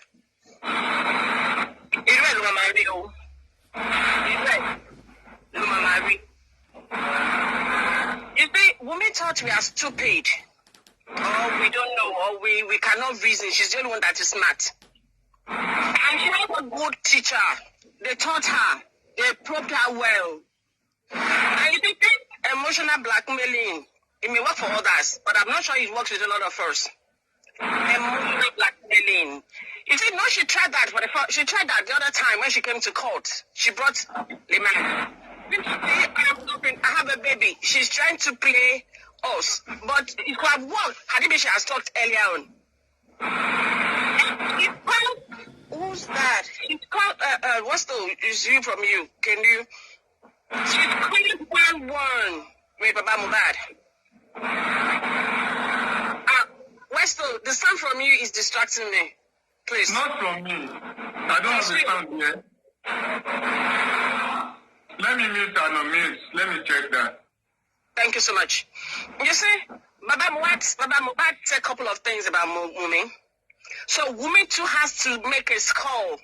That's why he said Baba Mohbad came to the house so many times with different women that Baba Mohbad do wearing care or whatever. To me, that's irrelevant. It's the old man, so whatever to do, he has the right to do. You understand? But how can a stepmother control? No, sorry. How can a girlfriend control the boyfriend's house, the boyfriend's son's house? Let's ask that question. No, I don't see how reality that could be. Because how could you now say, okay, oh, you're my son, my husband's. I don't even know how to put it, honestly. But for me, that it's not valid. It's not a good one. You see, why would Wunmi and Mohbad's brother have the same lawyer? Oh. And I know for sure that any lawyer that did not query her, they did not ask her a good question. They did not, you see, probably they are putting, like you said, emotional, whatever. if they have asked her the question, I'm sure she came late to the court. And she played everybody so she can leave early. No, it's not done. Let's think do the right way. Things be done right way. Let's Mohbad brother has his own lawyer. Let the state has their own lawyer, except when they said they are not really in a real court. But all these things that they were saying, where's Pramber? Where's the nurse? You're just making one person to us, and one person will tell us stories, and will ask us to go. No, they are playing cat and mouse, Tom and Jerry. But everything woman said, there is no basis for it. You said you do not know. I do not know. I do not know. In a house that you said you have a good relationship with your husband, please, can somebody help me on that? If you have a wonderful relationship with your husband, or you talk all night till the following month to 3 a.m., wouldn't there be at any point in time that you bother what that man going to eat? Please, could somebody help me here? Could somebody try to find me? You give us a picture that you had a wonderful relationship. And they said this, you do not know. You said that, you do not know. And you have a good relationship with your husband, father-in-law. But his girlfriend tried to do this, tried to paint you. And you could not even call the man that something is wrong with his son. Why are you letting us know that, oh, you don't have any relationship with Malians? Probably Lebes's boss. You think we are stupid? You know why I'm saying this? I know her people. So they could go and give her back, and the lawyers and everybody that they do well, oh. Ranka did it to them. But one thing they have forgotten one fact. Justice may not be delayed. It may be delayed or it may be prolonged, though, but justice will be served. One way or the other. Justice will be served. Whoever that's responsible, no matter how powerful they think they are, no matter whatever they use as a backdrop, justice will still be served. One way or the other. Whether now, whether next week, whether next year, whether another 10 years, justice will be served. Justice will be served. That I am so sure justice will be served. You know why I said justice will be served? You shed a blood. And my understanding of blood, whether in the occult world or whether in Christian form or whether in the Muslim world, you can't shed a blood. And that blood, we cry to who gets the blood. If you believe in God, if you don't believe in God, but one thing I know, then I will go to grave with that when you shed blood, that blood will ask God for vengeance. And until, unfortunately, you see, unfortunate things that blood will still run on Liam. When women go and marry another man, that blood will still keep going. It says, I will visit the iniquity of the father, of the mother, whoever, on the next generations. I am not cursing, I'm not quoting the Bible, because I'm a Christian.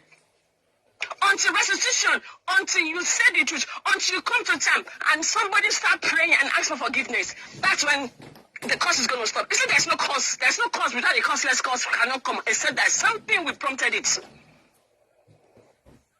if you put yourself in a position to be used, Judas put himself in the position to be used to betray Jesus Christ. He killed himself. I'm not saying you're going to kill yourself. I'm not in a position to judge you.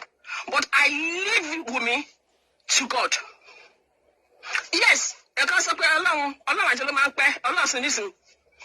God of then, that's slow, that the God of now. Let her continue. No, let her continue. And let all our cohorts and the lawyer too, she's trying to do a good job. All right, let him or her continue to living the truth and following after false. And everybody's like, they feel emotional blackmail. How we feel for her. Me, I will keep saying is, women never please, she says she's a rapper. So she should not bring it up. Oh, she's been supporting Mohbad. Me, I haven't seen Mohbad though. How she support the man? A 14-year-old girl. How are you supporting? Because I tend to imagine a 14-year-old girl. Where and what do you have? What needs do you have to support? Okay, sorry. Her parents is Dangote business partners. You know, Wunmi's parents are Dangote business partners, so they had a whole lot of millions of dollars and pounds so she can support Mohbad. I don't see her somebody, you understand? How could you say you started rapping at 14? When you're supposed to be in school? She's loose. I'm not trying to call you name, but I'm reacting to what you said. A 14-year-old girl supposed to be at home. So now she has a boyfriend at 14. Rapping. That is a failure on her side and on her parent. You understand? So all these things, cook and bull that she pushed together. Oh, Ranka did it to her. She did a good job. No, she did a wonderful job.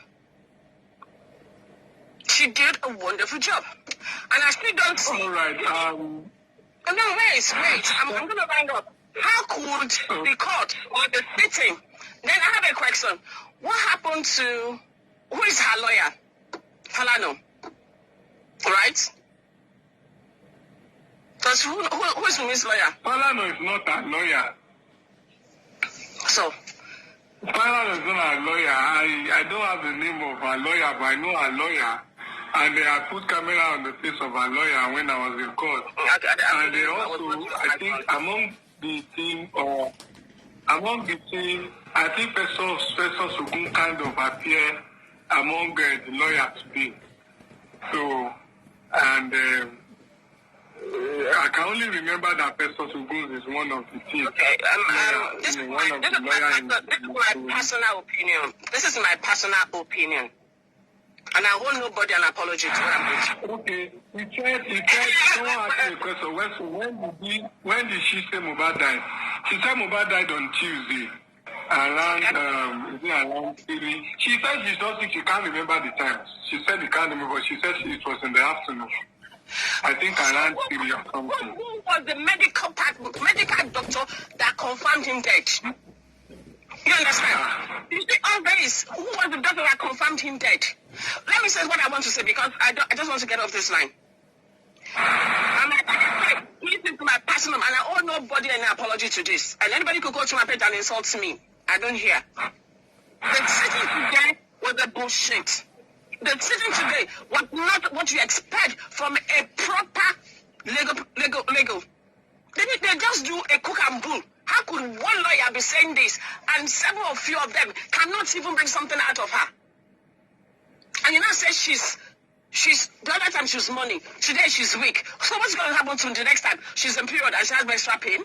Or the next time it was Liam that is not. No, all this is bullshit. Something has to be done. You can't be fooling a million of us and disgracing Nigeria like this or disgracing Africa in this kind of setting. Thank you.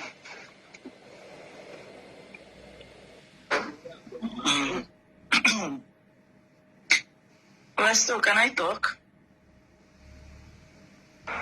Yes, you are free to talk. Feel free, please. Good evening, everyone.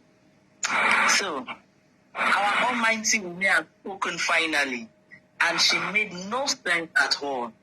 I can just imagine how she feels to herself that she has actually made a point known to the whole Nigerians. She has actually come out since we are expecting her to talk, and now she has spoken.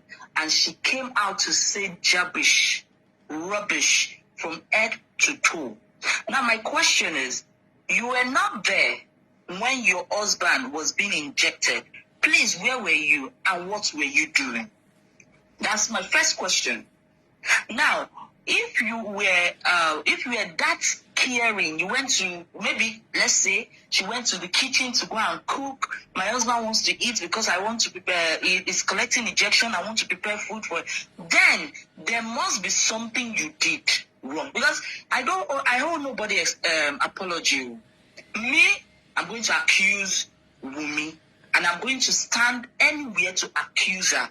Because she acted like a nonchalant wife. In fact, she acted like no wife. She didn't act like a wife.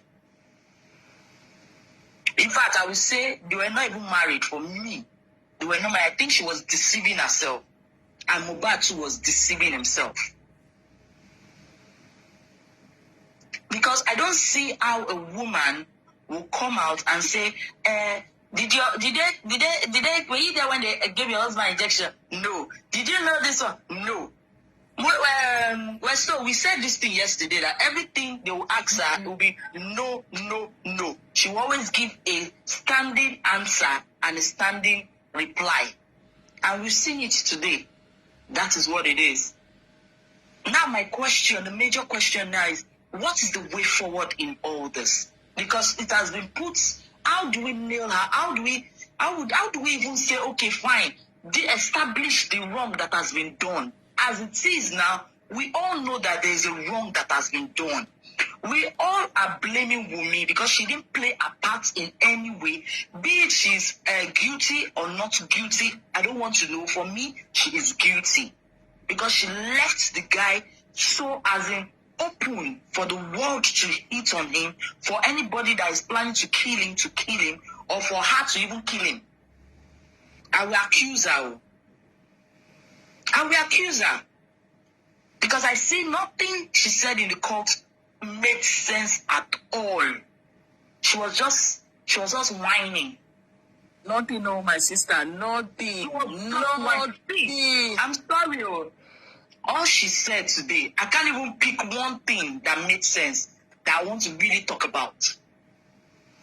I can't, because everything showed that the love she claimed she had for the boy was just selfishness.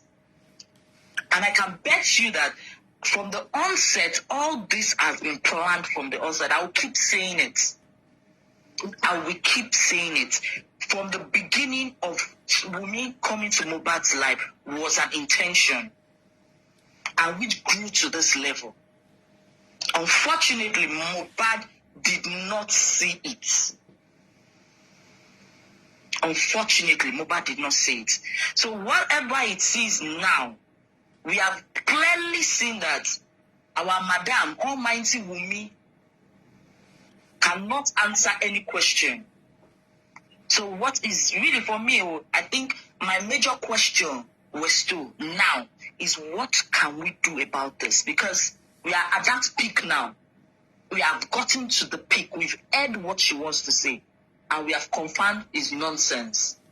How do we? Because at the end, I'm sorry to say, if the nurse don't pray very well, if our parents don't tie the wrapper very well, it will be... I laughed her if she won't go for this matter. You will make her go down in Prime Boy. That is why Prime Boy should come out and spin the whole truth, because this is two statements right now. I'm telling you, because and again, what I expected from them today that Wunmi was on that hot seat, I expected them to should bring the nurse and Prime Boy into that court. That's right. I expected them, if they don't have anything hidden, and if they are not protecting information, I expected that on this day, pick the major people, which are Wunmi, Prime Boy, the nurse. Those are the three people that were in that house and that knows Mohbad inside and out. The nurse might not know him, but he came to give him injection. So I expected that as Wunmi is talking, the lawyers of those people are also taking notes of some information to be able to defend those other two people. Because something is going there. Everybody double tap. It's going on. My dear, well, so if you know the nurse parent, they should pray. The nurse, if there's a tiny line between her and prison, and trust me, they would not pardon it. They might even give her life in prison, because we are talking about manslaughter. Yeah. My dear, you are making sense. If possible, they should separate that Mohbad's brother from them. If they can separate Mohbad's brother from them, that boy will say everything. And again, I think I remembered something. So if you remember, Prime Boy said something. He said he's not going to say anything until Wunmi comes out to talk. Now Wunmi has spoken. I would still want them to say, okay, Oga Prime Boy, Wunmi has spoken. Is this the thing you were hiding from us for not to say? Is that the information? Whatever Wunmi has said now, is that the information Prime Boy was withholding from saying? I want us to look at that fact also. And if that's not the information, I will boldly tell you, you're closing up. Lying, I'm telling you. This is the point Prime Boy has to come out now and spill the old beans out. I'm telling you, this is the point Prime Boy has to come out now and spill the old truth out. One brother that was there, I'm sure he has been sweating. Has contradicted everything. Wunmi has been held on a point because her statement has contradicted the one with Prime Boy. This is the time Prime Boy should come and save himself from going to prison. Because if Prime Boy keep quiet, the nurse and Prime Boy will go down. I swear, whoever that is Prime Boy family that is in this comment section, you better go and talk to your son, whatever they are hiding. Let him spill it too, because Wunmi already put him in the soup, in the pot of soup that is boiling. So let him just come out and say the truth.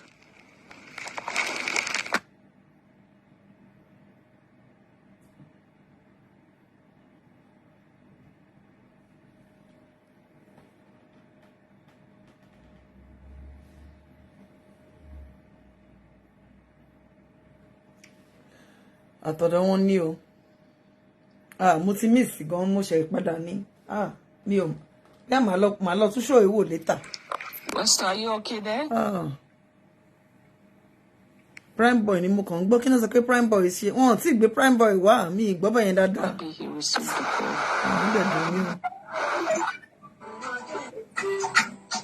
Àwọn eléyìí o ẹ má gbórí sí o. Ẹ jẹ́ yín sísàlẹ̀ ṣó ti padà. I thought we were doing the interaction. Was there anything? Ṣé ní tí sùn lọ ni? Àbí network? You said, well, I can't get that.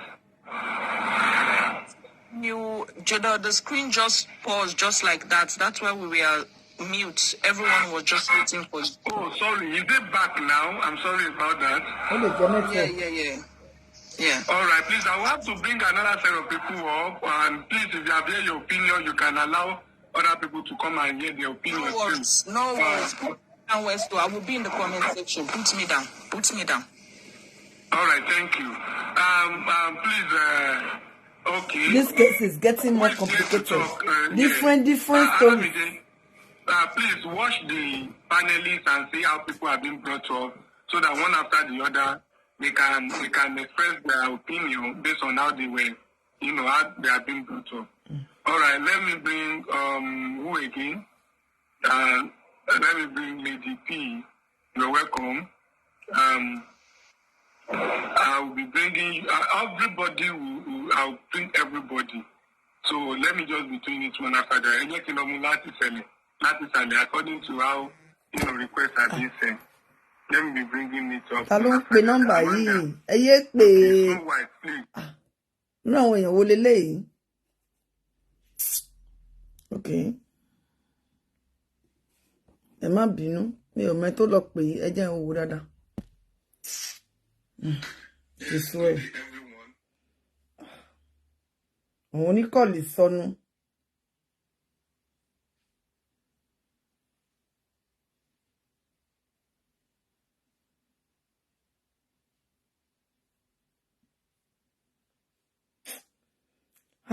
Story ti pé ó ti pé gba wàláì ó ti pé gba different stories.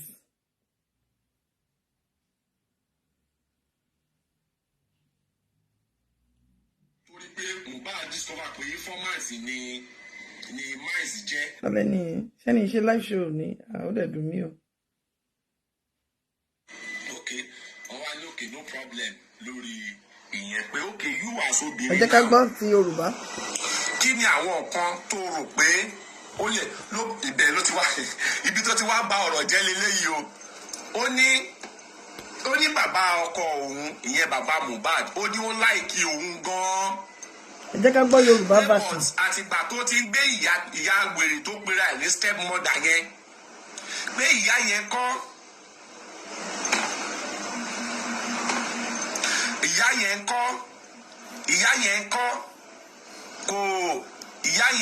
kò ń ṣe step mother o pé girlfriend ni ó jẹ́ pé ìyá yẹn ò ṣe kò ń ṣe step mother pé girlfriend ni ìyá yẹn jẹ́ fún bàbá Mohbad pé àtìgbà tí bàbá Mohbad ti ń gbé ìyá yẹn káàkiri ni àwọn ti bẹ̀rẹ̀ sí ní problem pẹ̀lú bàbá Mohbad pé bóun náà ṣe wà yìí kọ́ òun náà ṣà ń wá justice. Wèrè tó kọ kọ́mẹ́ǹtì dáadáa please if you think Westo and Varon they were accurate, please can you go to Varon platform, go and listen to him. Please leave my platform, go to Varon platform, go and listen to Varon, go and listen to Westo, please. Don't come to my comment and start comment nonsense here. So if you think they are accurate, go there, go and listen to them. Because in Nigeria, kí máa ń fẹ́ ni tó máa ṣe ń lórí tó máa ṣàlàyé bí kíní yẹn ṣe rí lẹ́yọ̀kọ̀kan.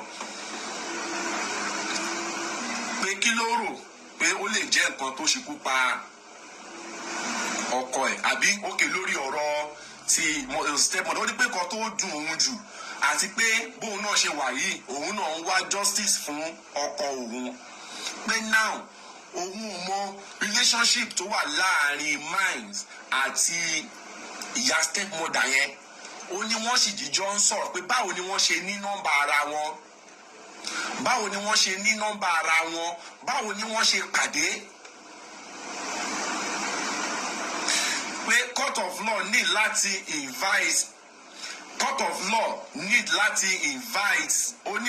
invite Mines yẹn àti stepmother yẹn pé wọ́n need láti invite wọn.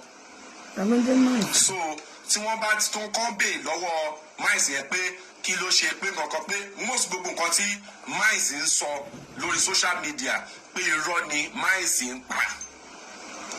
Ibẹ̀ ló ti wá ń tọ́ka sí wa pé àwọn èèyàn tó ń bá àwọn lórúkọ jẹ́ tó ń ṣe fídíò lórí social media pé I can see some of them pé wọ́n wà nínú court hall yìí tó ń bá àwọn lórúkọ jẹ́.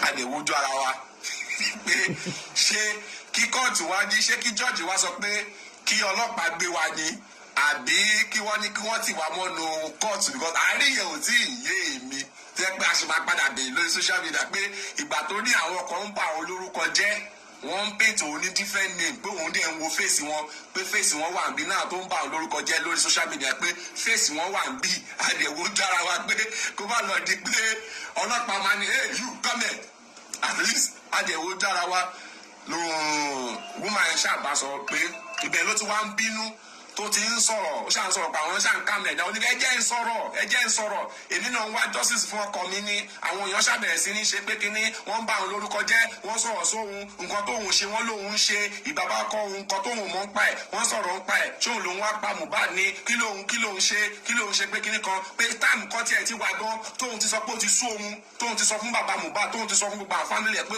òun ò ṣe mọ́ nígbà tí wàhálà yẹn pọ̀ jù pé Mohbad ó ti ń gbàgbé nǹkan kò rántí àwọn nǹkan kan mọ́ pé wàhálà yẹn dẹ̀ ti ń pọ̀ fún òun ti pa àwọn fámìlì ẹ̀ pé òun lòun ò ṣe mọ́ pé now àwọn èèyàn wá sọ pé òun mọ̀ nípa ikú tó pa Mohbad òun mọ̀ nípa tó ṣe kékeré náà pé òun ò gbogbo nǹkan tó ń sọ yìí òun náà ń wá justice fún ọkọ òun ni òun ò mọ anything nípa ikú wọ́n wá ní òkè kí ni àwọn ẹlẹ́rìí wo ló ní tí wọ́n wà ń bí ó ní ìyá Mohbad wà ń bí àbúrò ẹ̀ wà ń bí wọ́n dẹ̀ ní òkè nígbà tí wọ́n ní kí wọ́n pe àbúrò Mohbad wá another wàhálà for dead body o wọ́n ṣáà ní àbúrò Mohbad ti jáde síta òkè ẹja lọ wá àbúrò Mohbad rí wọ́n ṣàpadà rí àbúrò Mohbad òkè ìwọ náà máa bọ̀ nínú bọ́ọ̀sì kó wá sọ̀rọ̀ ní àbúrò bá ní ó rẹ òun ìyá kan bàbá kan ló bí òun àti Mohbad o ní àbúrò bá ní ibi tó ń bá dé nǹkan o I am tired kí ló ṣe ẹ́ tó fi tired ṣé ebi pa ẹ́ ní ṣó fẹ́ jẹun ó lè bí pa òun ni àlókè ṣé tá a bá ro oúnjẹ fún ẹ tó o bá jẹun tá a bá dẹ̀ lọ sí break 30 minutes tó o bá rest ṣé wàá lè sọ̀rọ̀ ló bá di Wùmí wẹ̀ ní àbúrò Mohbad ò bá sọ kankan mọ́ òun lọ́rọ̀ bá di Wùmí wẹ̀ o bàbá Mohbad gbó ojú sókè ẹ̀yìn bàbá Mohbad mo jòkó sí bàbá Mohbad gbó ojú sókè ló bá mìírí ó mìírí ó mìírí bàbá Mohbad ṣe mìírí yẹn ọmọ ń ṣàjọjúbọ lẹ́mẹ̀ kò sọ̀rọ̀.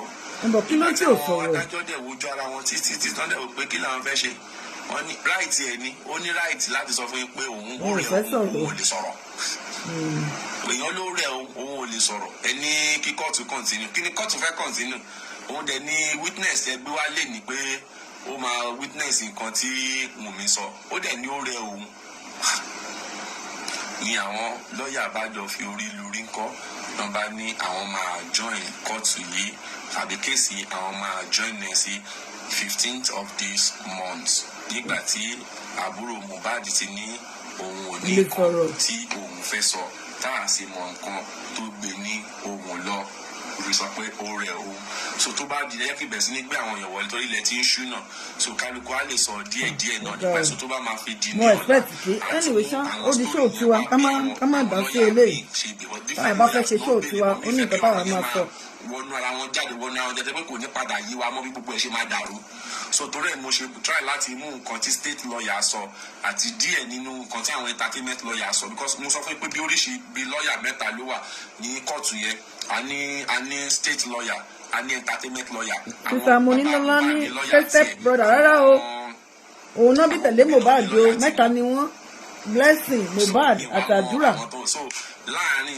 Blessing yẹn obìnrin ni òun náà bí tẹ̀lé Mohbad o kì í ṣe step brother o full blood ni full blood olórí ẹ̀wọ̀n ní ẹni tó yẹ kó jẹ́ pé tí Wunmi bá ti ń sọ̀rọ̀ tán kó tó pé gan kó ti dúró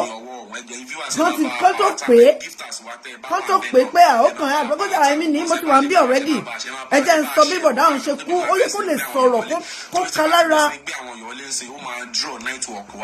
ẹjọ ẹ máa bá mi power tap ẹ máa bá mi ṣí ẹ sáwọn ibi tẹ ẹ bá lè ṣí ẹ sí ẹ pé immediately tí mo sì ní kí n sì ní gbé àwọn èèyàn wọlé ẹ sí ẹ máa rí pé kí ní èyí ti gbé àwọn èèyàn ti bẹ̀rẹ̀ sí ní jáde so ẹ máa bá mi power tap kí bẹ̀rẹ̀ sí ní gbé àwọn èèyàn wọlé so ẹ tó bá ní ìbéèrè wọn á lè béèrè ìbéèrè wọn.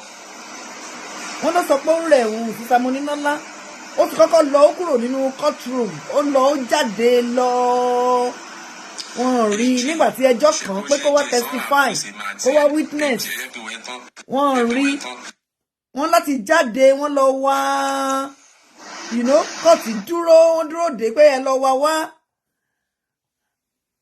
wọ́n wá lọ wá nígbà tó wá padà náà wọ́n ní ó yá ẹjọ́ kàn ẹ́ wọ́n ní rárá ó rẹ̀ òun ò lè sọ̀rọ̀. ní sísá Fọláṣadé Fọlárin èmi náà rírú ẹ̀ rí it's so unfortunate pé Mohbad ó wá láti irú àwọn ẹbí báyìí wàláì mi ò fẹ́ sọ̀rọ̀ dé ọ̀rọ̀ ẹbí ẹ̀ látọjọ́ yìí I was trying to be modest about it but pẹ̀lú ohun tó ṣẹlẹ̀ ní kóòtù lẹ́ni àbúrò ẹ kí àbúrò tó yẹ pé bọ̀dá ẹ tó olórí ilé yín nìyẹn olórí ilé yín ògo ìdílé yín nìyẹn tó yẹ kó faraya tó má ní kò kàn ẹ́ gan kó ní rárá ó kàn mí sà ó kàn mí mà ẹ jọ ẹ jẹ́ ń sọ̀rọ̀ it is well. Hello, can you hear me now?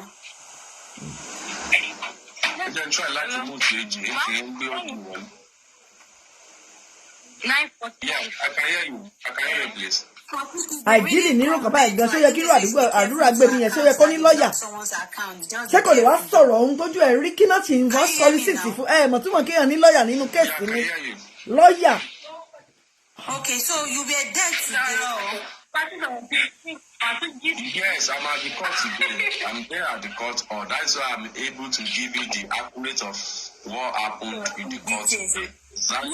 Ẹ má jẹ́ kí n delete yín kúrò lórí péjì yìí o kálẹ̀ ní ìyìnbó lẹ́ni ti jáwá ná ṣé wọ́n ló máa kọ́ mi ní nǹkan tá a máa ṣe lórí show wa kí ló ti porúkọ ẹ̀ náà mo Rádéyọ̀ Ìfẹ́wàrà já kúrò lórí péjì mi. You are not directly connected. You make a ọpọlọ má ṣiṣẹ́. If you are not directly connected, does it mean you don't have brain? That something is lost from her. Lost her husband.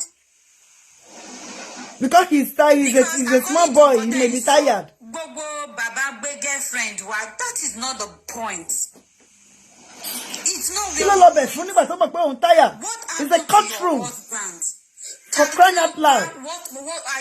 Ó ní láti sọ̀rọ̀, wọ́n ti fún wọn ní time tó.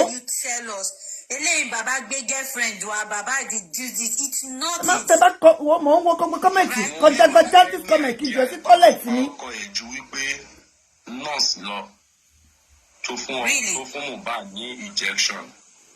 Okay, but ìgbà tó ń fún ọkọ injection òun lọ sí kitchen òun lọ dáná òun lọ ṣe kíní. My question is, with what you analyze now, right? I just feel it's my own opinion, and we are entitled to our opinions. Yes, thank you. I feel that girl. Tell about your opinions here. If I'm counterize here, because she love both of illiterates. Now, according to what only Kalukolo are entitled to give her opinion. You don't need to counterize anybody. We are not in the courtroom. Mention of Samilari. Rather, she was making mention of Naira Marley. You were there, I wasn't there. It's what I heard. She made mention of Naira Marley, please. No, I mean she never made mention, and she addressed Samilari as Naira Marley guys. She understand. She addressed Samilari as Naira Marley guy. So she mentioned of Samilari.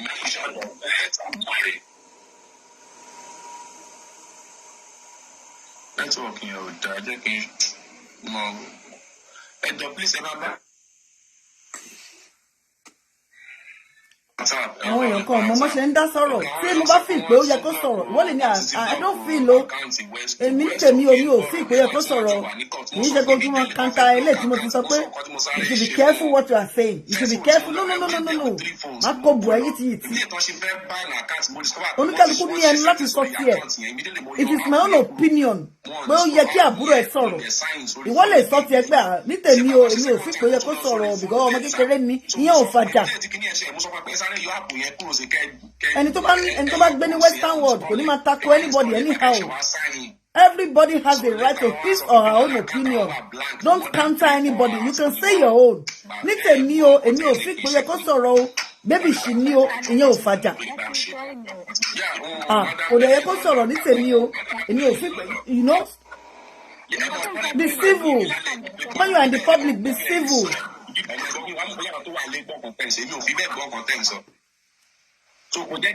Ọ̀rẹ́ méjì lè jọ máa sọ̀rọ̀ lórí tọ́pìkì kan náà ká má dẹ̀ èrò bákan náà ṣé ó di dandan ká wá jà no gbọ́dọ̀ jà bí mo ṣe rí wọ́n lè má rí bẹ́ẹ̀ bọ́ kò fàjà ọkọ àtìyàwó gan lórí ọ̀rọ̀ yìí wọ́n lè má sí ní same level you know same page but ṣé wọ́n máa divorce torí pé wọ́n sí ní same page no.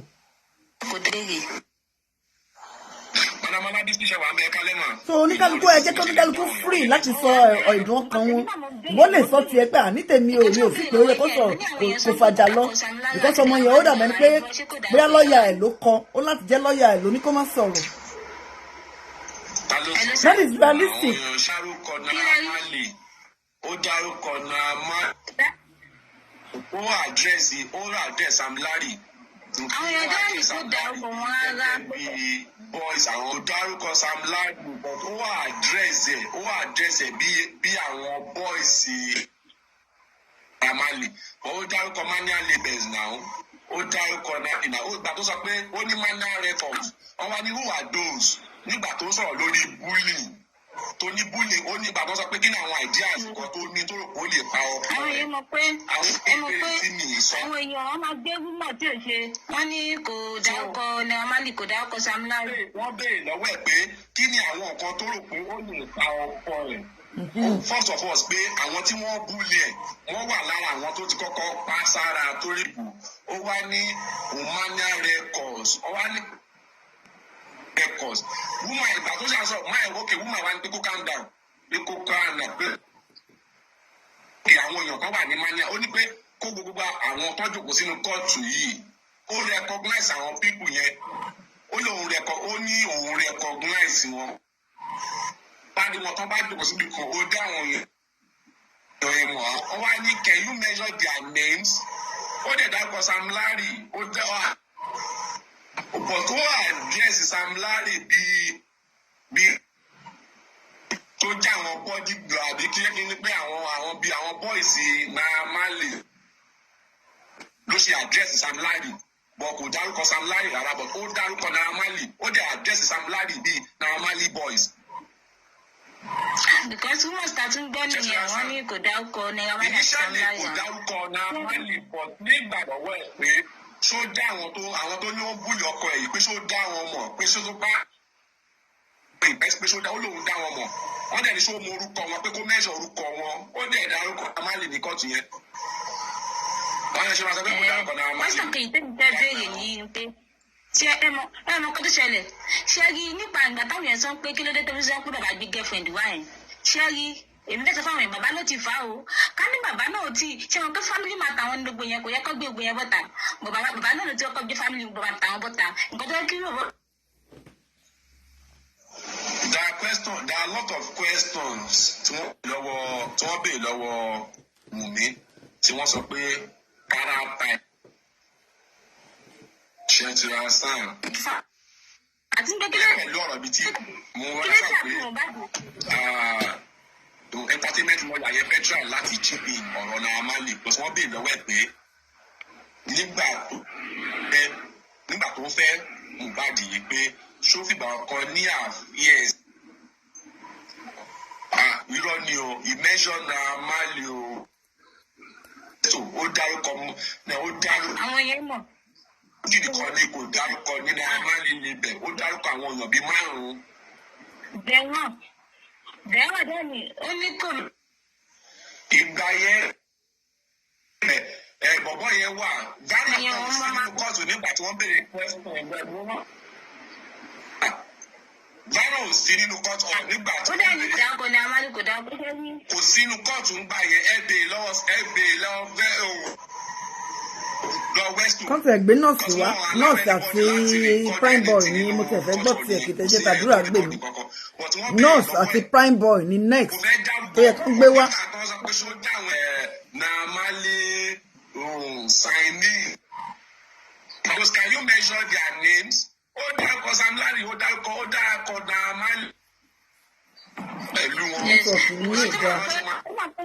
Antabanika wo náà Sam Larry Naira Marley ni Naira Marley. ẹ bọ́ sórí tọ́pìkì míì ẹ ti sọ ilé more than 5 minutes Sam Larry Naira Marley ẹ ti sọ pé ó dárúkọ ẹ̀ more than 6 times. ó àdírẹ́sì Sam Larry gẹ́gẹ́ bí àwọn boys Naira Marley. ok. Sam Larry náà Naira Marley ni Sam Larry bẹ́ẹ̀ Sam Larry Naira Marley ni Sam Larry ṣiṣẹ́ fún. Mo ní Sam Larry Naira Marley ló ń ṣiṣẹ́ fún. Nẹ́tíwọ̀kì yìí ò dáa rárá. Naira Marley ló ń ṣiṣẹ́ fún. Nǹkan tí mo tẹ́ láti sọ fún yín náà nìyẹn pé bó ṣe àdírẹ́sì Sam Larry wọn kò dárúkọ Sam Larry rárá. Hey guys ṣẹ̀ṣẹ̀ àṣàn. Àbúrò tó yẹ kó tí wàá sòótọ́ fún wa ní ìsìnkú. Táfọ́lá ṣe fẹ́ Fọlárin ó jọ mí lójú. Àbúrò tó yẹ kó tí wàá sòótọ́ fún wa àbúrò tí wàá lébi ń pa òun ó yẹ kó fún ọmọ yẹn gbà tí ń yẹ o. Ṣùgbọ́n wọn á sòótọ́ fún wa tí wàá ń sọ. Lọ́ọ̀yà ẹ̀ ló máa kọ̀ lọ́ọ̀yà ẹ̀ ló máa sọ pé kó má sọ̀rọ̀. Tí bá wà bẹ́ẹ̀ máa fún gbàmù ni kó wá sọ̀rọ̀ olóhùn ò lè sọ̀rọ̀. Lọ́ọ̀yà ni wọ́n ní lọ́ọ̀yà kan náà ló wà tí mo nílò. Lọ́ọ̀yà ẹ̀ ló máa sọ pé kó má sọ̀rọ̀ kódà wọ́n á lè àjọ nẹ̀. Ọjọ́ tó sọ pé Bella ni ó ń tọ ìgbà táwọn kó lọ́dọ̀ Naira Marley pé Bella ni ó ń sponsor àwọn pé ọkọ wọn ò tí ì lówó kankan lọ́wọ́. Ṣé gbọ́n fẹ́sàn yẹn náà? Ó ní Bella ló sponsor àwọn ìgbà táwọn kó lọ Naira Marley nípa ẹ̀dọ̀ Bella ló ń fìdí àwọn. Ṣé gbọ́n yẹn náà? Ní pé ó ní 3 months ní. Ṣé gbọ́n yẹn náà? Ọ̀pọ̀ yẹn fi fìdí àwọn Bella ó ní 3 months tó jẹ́ pé àti jẹun ó ní Naira Marley records with nothing ó ní kò lè pé 100,000 nígbà tó kù. Orin tó ẹ̀ṣẹ̀ ń rìlíìsì ní yíyẹ yìí ó ní yíyẹ yìí ni Mohbad 3 months ni àwọn fi gbé ní abẹ́ tó ń bọ́ àwọn. Hello, Sakiki. Princess Princess, if the brother can't talk, how can we get justice? Ẹ ṣáà jẹ́ ká máa gbọ́ wọn. justice Ọlọ́run ọ̀dọ̀ Ọlọ́run ni justice Ọlọ́run nìkan ló lè fún Mohbad ní justice bí kíní ìṣe ń lọ yìí. Báwo náà ṣe fẹ́ cope wọ́n ní gbogbo wọn tó ti pè different even DJ àbí tó jẹ́ kíní torí ọ̀tọ̀ ló sọ Wunmi torí ọ̀tọ̀ àwọn tó ti sọ̀rọ̀ ṣáájú torí ọ̀tọ̀ wọ́n ní gbogbo ẹ̀ ò bára mu. àwọn entertainment lawyer yìí pé ká ṣe conference pẹ̀lú wọn ó lóun rò pé ó ní ìdàrú máa lókè pé kó máa wọlé pé let me just talk àwọn yẹn máa ní details ṣe conference yẹn bíi pé ṣáwọn lè move lọ sí ibòmíì tó jẹ́ all tọ̀dọ̀ tiwọn gbogbo conference the second video tí mo gbé ní live yẹn wọn ṣe ní court premises is very close to the court premises láti lọ ṣe live yẹn láti lọ gbé kí ni àwọn entertainment journalist yẹn sọ wọn àbí àwọn entertainment lawyer yẹn wọn ní the most thing nǹkan tó wà lórí sùn wọn á parọ́ ọ̀rọ̀ nǹkan tó ṣe ẹ̀ ní kọ́ ó máa yàtọ̀ sí nǹkan táwọn èèyàn máa lọ sọ láàrin ìlú pé ṣé tó pé wọ́n wá viewers ni àbí oníkan míì tó fẹ́ gé pé kẹ́ farabalẹ̀ kẹ́ jẹ́ kí n ṣàlàyé ọ̀rọ̀ yẹn dọ́gba bí ó ṣe ń dáhùn bí wọ́n ṣe ń béèrè question yẹn lọ́wọ́ ẹ̀ bó ṣe ń dáhùn lẹ́yọ kọ̀ọ̀kan òun mọ̀ nígbà tí mo fẹ́ jẹ lérè tí bá nǹkan báyìí ló ṣe nǹkan báyìí ni ó ṣe nǹkan báyìí ló ṣe bọ́ the way I'm looking at it torí judge yẹn gẹ́gẹ́ bí ẹni tó máa fún Wunmi lẹ́ni sentence o mi wàá mọ̀ bí a ti kọ́ bí a ṣe bọ́ as at today kóòtù yẹn òun ṣe fún sentence òun ṣe fún trial it's just a fact finding sitting lásán ni kì í ṣe kóòtù adájọ́ nìyẹn no kóòtù tó ti ń gba ẹ̀rí sílẹ̀ ni ìyẹn náà máa kó lọ kóòtù tó ń ga ju eléyìí lọ wọn ń dájọ́ kì í ṣe kóòtù tó ti ń dájọ́ lélẹ̀. 100,000 in his account nígbà tó fi kúrò náà money label so that bó ṣe kúrò mẹ́yẹn ọ̀dọ̀ Bella náà kọ́kọ́ lọ gbé tó túmọ̀ sí wípé Wunmi gbé nílé Bella pẹ̀lú ṣẹ́yàsán ó ní pé by for 3 months pé bẹ́ẹ̀ àwọn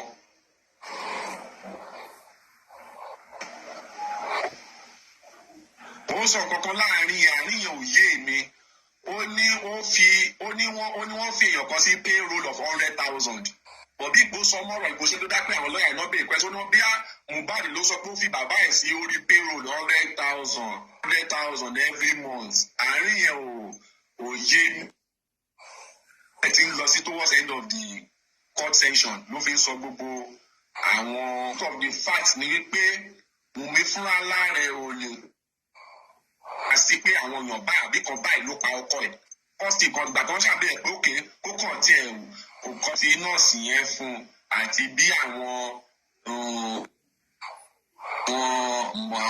manual records bí wọ́n ṣe ń bú yẹn wọ́n dẹ̀ ní kó dárúkọ wọn ó dẹ̀ dárúkọ wọ́n wá yà mí lẹ́yìn tó sọ pé àwọn ìmọ̀ kan tó fẹ́ gbà ń bẹ̀ ọ́ ọ̀dọ́ ẹ mọ̀ pé inú kóòtù ní kálukú là ń lọ àwọn kan wà tó ṣojú nǹkan tó bá ṣojú mi lèmi máa sọ so tó pé àwọn tó wà ń bẹ wọn ò sí ń bẹ ní táìmù tó fi sọ orúkọ bẹ́ẹ̀ ó ní ìsínbẹ mi mọ bó ṣe dáhùn bọ ọdá títí èmi kan tó rí tó ń bá fún mi ò bí ilé tó yàrá lé o ọmọ yẹn jọ Sam Larry o gbogbo ọmọ yẹn ti jọ Sam Larry ọmọ yẹn wà ní kóòtù lé mi o ìmúyẹ tí kóòtù yẹn bẹ̀rẹ̀ náà Lian ìmídélé tí kóòtù yẹn fẹ́ bẹ̀rẹ̀ náà ní pé kọ́ gbé Lian lọ síta pé kó má disturb àwọn ẹ wo ìgbà tó pẹ́ èmi fúnra mi jáde lọ mo fẹ́ lọ wọ ọmọ yẹn dáadáa ó take me more than 20 minutes tí mo fi wà pẹ̀lú try láti wò pé ibo ní ọmọ yìí ìjọ Sam Larry irọ́ ò dá o mi ìyọ́kọ́ mi sọ pé dá tó epo jọ òun ló bí o nǹkan má olójú tèmi ni pé ọmọ yẹn jọ Sam Larry o ọmọ yẹn jọ Sam Larry mi lè parọ́ fún yín ẹ rọ pé bí yàtọ̀ sí pé èèyàn rí nǹkan físíkù ń sìn mo rí ni mo fojú mi méjèèjì rí kò ṣe pé bá pé píjọ bí àwọn ẹ̀dìtì àbí wọ́n ṣe kankan kò sí nǹkan tó jọ ọmọ yẹn bí ọmọ Ìgbò ló ṣe rí kò fún wọ́n yẹn rí pé Sam Larry gbọ́ òjò Yorùbá àkíkà. tó ní ọ̀rọ̀ pé lágbájá ló bí ọmọ tàmẹ̀dù ló lè ẹ máa pé ìgbà kan wà bí tí mo try láti defend wọn pé wọ́n ti edit Sam Larry kò ṣe pé irọ́ ni bá èdè rí ọmọ jọ Sam Larry o mi lè tàn yín ọmọ yẹn jọ Sam Larry dáadáa bọ bóyá òun ló wá bí àbí kíní kan ló bí ìyẹn lè sọ ìyẹn ni mi lè sọ nǹkan tí ọ̀rọ̀ téèyàn máa sọ tó máa jẹ́ kéèyàn lọ́rùn àpáàdì kéèyàn máa sọ Ọlọ́run ló mẹni tó lọ ọmọ ṣùgbọ́n nítorí o tọ́ba téèyàn bá jókòó síwájú tó bá níta lọ ọmọ yìí jọ ọ̀fẹ́ kò sí nǹkan tọ́mọ yẹn fi jọ Mohbad ní nǹkan tọ́mọ yẹn fi jọ ojú Sam Larry ló mú ojú ìbárí píkì àwọn Sam Larry méjèèjì pẹ̀lú ọmọ yẹn wọ́n jọra wọn náà ìbárí píkì ọmọ náà. Ó fi accept the request. Hello, Sam Larry. Sákìkì náà jọ Sam Larry tábà fi ògbọ́n sí. Sákìkì ẹ kálẹ́. Sákìkì náà ọmọ jọ Ìgbò ní Sákìkì náà. Ẹ kálẹ́ kọ́. Wọ́n jọ Sam Larry òótọ́ ni. Sákìkì ṣé ń gbọ́ mi? Ẹ kálẹ́. Ẹ jọ akọ̀ṣà gbogbo ẹ̀ káàkiri látàárọ̀ náà ni. Àkọ́kọ́ ká ní Ọlọ́run ṣe tẹ̀ wá kọ́ọ̀tù nígbà tẹ̀ lọ síbẹ̀ anyway. Àkọ́kọ́ nǹkan tí mo kọ́ fẹ́ béèrè ni pé kí ló sọ̀rọ̀ wọ́n gbóbìnrin lọ nulẹ̀ ní nǹkan tó wà ní nǹkan tó ń ṣẹlẹ̀ lọ́wọ́lọ́wọ́. Bàbá Mohbad gbóbìnrin lọ sílé níbo ni ò bá gbé lọ nígbà tí kòròdú ṣùgbọ́n ibi tó bá wà òkè náà ló bá gbé sọmọ relationship tó wà láàrin ìyàwó olùdé wọn àtàwọn ọ̀rọ̀ yẹn ò kẹ́ nìkankan pé nìkankan gbẹ́ nìkankan lọ bí kankan Ọlọ́run. Ẹlẹ́ẹ̀kejì wọ́n ní placenta nílẹ̀ Yorùbá everybody mọ̀ wípé téèyàn bá bí ọmọ àkọ́bí bàbá ọmọ àbí ìyá ọmọ ló máa lọ sí placenta yẹn. Thank you. Wọ́n jẹ́ náà. Thank you. Ó sì nǹkan tó fẹ́ fi ṣe náà wọ́n máa lọ gbogbo ọ̀rọ̀ tí wọ́n sọ yẹn wà láì ní ìrísí bàbá yẹn náà ló lè gba placenta yẹn láti lọ ṣe bó ṣe fẹ́ ṣe wọn ní sẹ́kọ̀ọ́ ní ẹ̀ṣẹ̀ náà. Bàbá mi bá kọ́ bí bàbá ọ̀nṣin mo bímọ fún ló gbé placenta lọ sí náà. ṣe ní Nàìjíríà kọ́ bí ọmọ mi. Bó ṣe ṣe nìyẹn gbogbo nǹkan tó sọ lẹ́jọ́ yẹn wọ́n gbóbìnrin wá wọ́n gba placenta kò tí ì tó nǹkan kan tó lè dá wà lálẹ́ láàrin wọn. Thank you. Wọ́n má gbàgbé nǹkan tó ń ṣe yìí nǹkan tó sì máa wà lọ títí ní because tí gbogbo tí òkè bá ti dá ìjà sí ọmọ tó gbé dání yẹn ó máa ṣì bá. Èmi ò bá wò pé ọmọ Wunmi yẹn màmá ẹ̀ tó bá kọ́ bá jẹ́ màmá gidi ni ó yẹ kó ti wọ́n ṣe máa lọ bẹ́ẹ̀ kọ́nà kó pe mítìn kó ti parí ọ̀rọ̀ ara wọn kó má fi fẹ́ ìdí ara wọn síta mọ́ kó sọ gbogbo nǹkan tó ń ṣe yìí wọn ò nídìí ẹ̀ Wunmi tó rọjọ́ dé fún ìpínsí dọ̀la wọn ò ní gbọ́ nǹkan tó ń sọ kó má tọrọ ẹ̀ kó lè tẹ̀lé ọmọ bàbá ọkọ ẹ̀ àbúrò Mohbad tẹ̀ ẹ̀dẹ̀ sọ lélẹ́yìn kò ń ṣe bàbá Mohbad lọ sọ pé bí yẹn ìyá Mohbad àwọn ọmọ ẹ̀ tó bí síta ni so tó bá ní kó wá rojọ́ tó bá lóun rojọ́ kò rẹ́jọ́ náà nìyẹn but ṣé mọ̀ pé gbogbo àwọn àbúrò ìyá Mohbad ọmọ ìyá Mohbad gbogbo wọn náà ń gbé lọ́dọ̀ Mohbad ọ̀dọ̀ Mohbad náà kó gbogbo wọn sí so ìyá Mohbad dẹ̀ wà ní sáìdì Wunmi so sáìdì Wunmi náà ni gbogbo wọn máa wà èmi ò sáìdì bàbá Mohbad ní sáìdì bàbá Mohbad ní sáìdì Wunmi but ilé ayé tá a wà sí kọ̀ǹpútà kìíní ni gbogbo nǹkan tá a bá ṣe àwọn ọmọ èèyàn sì máa gbé wọn máa bá kó mọ nǹkan tó ń ṣe kó tètè lọ bá Wunmi sọ̀rọ̀ kó pè mítì láàrin ara wọn gbogbo nǹkan tó tọ́ sí Mohbad gan tó yẹ kó gbà náà bá ti gírì kí níyàn ò lè padà sọ́dọ̀ wọn ó máa padà lùsẹ̀ náà ní gbogbo owó pé ice cream ká ṣe kíní kan lórí apple kíní kan ká ṣe gbogbo nǹkan tá à ń ṣe kó máa fún lówó yẹn náà bá ti gírì owó yẹn ò lè tẹ̀ wọ́n lọ́wọ́ so ẹni tí ò yẹ kó gba owó ló máa gba owó because tó bá ṣe nǹkan tó jẹ́ charity gan nílùú tá a wà yìí gan tí ò bá ti bọ́ sí tó yẹ kó gbowó yẹn bá ti kú charity ló máa padà gbowó yẹn but àwọn tó tún yẹ kó jọ wà pọ̀ kó ṣe dáadáa àwọn náà fọ́ra wọn síta káàkiri tó ní kálukú kan sọ nǹkan tó ní káàkiri láàrin wọn yìí tó gírí yìí níbo náà ti Wunmi gan tó rojú ọmọ kékeré ọmọ just 24 years kò fọkànbalẹ̀ tọ́jú ọmọ ẹ̀ òun gan ti fẹ́ gbẹ tán wọ́n ti drag ẹ̀ ládùrágì fẹ́ kú ni ó yẹ kí ìyá ẹ̀ kan ti wá bó ṣe fẹ́ lọ sẹ́tù kìíní yẹn láàrin bàbá ọkọ àti gbogbo wọn àti ìyá àti everybody wọn nídìí nǹkan tó ń ṣe yìí ọwọ́ lálẹ́ oríṣiríṣi oníkálukú kan sọ nǹkan tó ṣàbálẹ́nu Sam Larry ìṣèkínní kan Naira Marley ìṣèkínní kan nǹkan tó yẹ ká gbọ́ lálẹ́ ni pé kí báwo ni Mohbad ṣe kú kí ló ṣe ní ìlú pípẹ́ lọ kí lẹ́jọ́ gẹ́gẹ́gẹ́gẹ́. Bẹ́ẹ̀ni, wọ́n sọ pa ẹ̀jẹ̀ o, wọ́n sọ pa aṣọ ẹ̀jẹ̀ o. Wọ́n sọ̀rọ̀ aṣọ ẹ̀jẹ̀ gbogbo tó yẹ ká sọ̀rọ̀ wọ́n sọ̀rọ̀ wọ́n sọ bàbá Mohbad gbóbìnrin lọ lé ẹnìkan. Ṣé lè tèmi lọ́wọ́ fẹ́ ṣe sọ̀rọ̀ nípa wọn.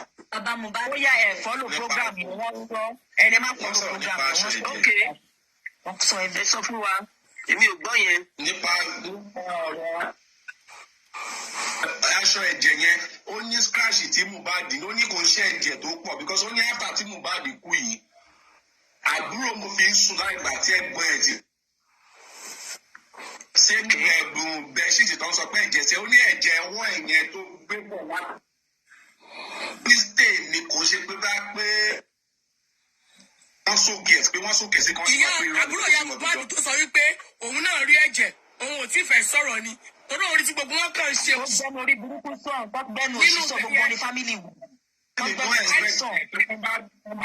Àwọn dẹ́bìsẹ̀ sọ pé tó bá yẹ pé àbúrò adìyẹ sọ̀rọ̀ wọ́n máa bèèrè ọ̀rọ̀ aṣọ ẹ̀ lọ́wọ́ ẹ̀ pé báwo. Ọjọ́ ìgbà tí ìyẹn dẹ̀dẹ̀ tó dẹ̀ lọ́nu mọ́lẹ̀ kó lára àwọn ìyá. Takiki mi ò mọ ignorant tó ń ṣe wọn gbà tẹ́tí rí aṣọ ẹ̀jẹ̀ yẹn gbogbo yín lẹ ní fóònù lọ́wọ́. Láti ìyá tẹ́ ẹ̀ ṣe yà á. Wáì tẹ́ ẹ̀ ṣe yà á ìlú yìí wọ́n máa ń sọ fún wa l'Amẹ́ríkà tẹ wà yìí. Anything. No, ṣé wọn ti bàbá Mohbad bẹ́ẹ̀? Everybody phone must go. No, bàbá Mohbad nílé Mohbad ní ìtọ́. Lọ́jọ́ tó rẹ́jẹ̀ tán sókè. Ìjọ tó rí aṣọ ẹ̀jẹ̀ ṣe fídíò yá. Bàbá Mohbad ti lẹ́ẹ̀lẹ́ náà tó ń lò gbàlájà. Gbogbo ọ̀rẹ́ wọn pátá lórí kámẹ́rà. Wọn ò ṣe kámẹ́rà, wọn ò ṣe fídíò. Wọ́n lọ ti dírẹ̀sì ọmọ yẹn kó tó débẹ̀. Jẹ́ àmọ̀ bóyá òótọ́ àbírọ́ ni. Ṣe fọ́tò, ṣe fídíò ọmọ tó wà lẹ́lẹ̀ tó ń gbéyọ̀ sí láyà tó ń dírẹ̀sì ẹ̀ tó ṣe kankan. Ẹ̀jẹ̀ fẹ́ mi sọ fún àwọn àti fẹ́ bìlíìbù. Because ọmọ ẹ̀ wà lẹ́lẹ̀ kò ní lè ṣe yẹn ẹ̀mí bàbá Mohbad àti kúrò lára wọn. Àwọn tó tẹ̀lé ńkọ́, àbúrò ìyá Mohbad ńkọ́, ṣe bó ṣe fídíò tó ń sọ pé àwọn ráṣẹ ẹ̀jẹ̀. Òun ò ṣe fídíò gbà yẹn kó yà kó fi sí kó mu dání sọ́wọ́. Ìjọ tọrọ bá kọ̀rọ̀ kó gbé síta. Wọ́n dẹ̀ sọ fún wa Wùmí fẹ́ sọ̀rọ̀ lọ́ndì sẹ́fù ò fẹ́ sọ̀rọ̀ lọ́ndì sẹ́fù. Ẹ jọ nítorí Ọlọ́run kí la rí kí ni kókó tá a rí sí ìbáyìí. Kò rí mi sọ̀rọ̀ nípa tó yá ti tá àgbọ̀ lórí social media. Tẹ́lẹ̀ tèmi ló fẹ́ gbé wá ni. Òun ni ọ̀rọ̀ placenta àti kẹ́kẹ́ di bàbá tó pè rẹ̀ ní kẹ́kẹ́ àti tó pè rẹ̀ ní kẹ́kẹ́. Tíkẹ́ẹ̀tì fún wọn kọ́ máa gbé bọ̀ l'Amẹ́ríkà. Onílé òkè àti ìsàlẹ̀ yìí ní gbé. Àwọn nǹkan tí ó ní méjì náà ló ń jáde jáde. Nǹkan méjì tá àgbọ̀ lórí social media tẹ́lẹ̀ nìyẹn. Ọ̀rọ̀ yẹn bí àwọn ọ̀rọ̀ sí àwọn díẹ̀ Ọjọ́ tó lọ sí ọmọ lọ́mọ. Because ṣe wà lẹ́yìn inú everybody ò dùn. Aṣọ ní pósí tí wọ́n béèrè lọ́wọ́ ẹ̀ pé kí ló dé tó sọ aṣọ sínú pósí nígbà tí Mohbad kú. Ó ní àbúrò ìyá nǹkan ló sọ pé protection ni ṣe fún ìwọ. Àbúrò ìyá iná kan ló gbé Liam dání ìgbà tẹ́ lọ. Sakiki, àbúrò ìyá iná kan ló gbé Liam dání yẹn. Ó jọ màmá, ó jọ. Àbúrò ìyá iná ló gbé Liam dání náà. Tó fi aṣọ tẹ̀lẹ̀, torí ṣẹlẹ̀ ni woman yẹn lọ. Tó fi aṣọ tẹ̀lẹ̀ bu ọmọ yẹn lára. Tó fi cross bí blue sí. Àbúrò ìyá iná nìyẹn náà. Woman pàtó sọ àpapọ̀ báyìí ló gbé Liam dání. Mi rò bẹ́ẹ̀. Àbúrò ìyá ènìyàn jọ. Lady kan gbé dání pé wọ́n pa dáadáa. Ìgbà kan tó sọ̀rọ̀ ló gbé Liam dání. Ìgbà tó ń bọ̀tà bọ̀ tó ń pọ̀tà tó ń lọlé àbúrò ìyá ènìyàn.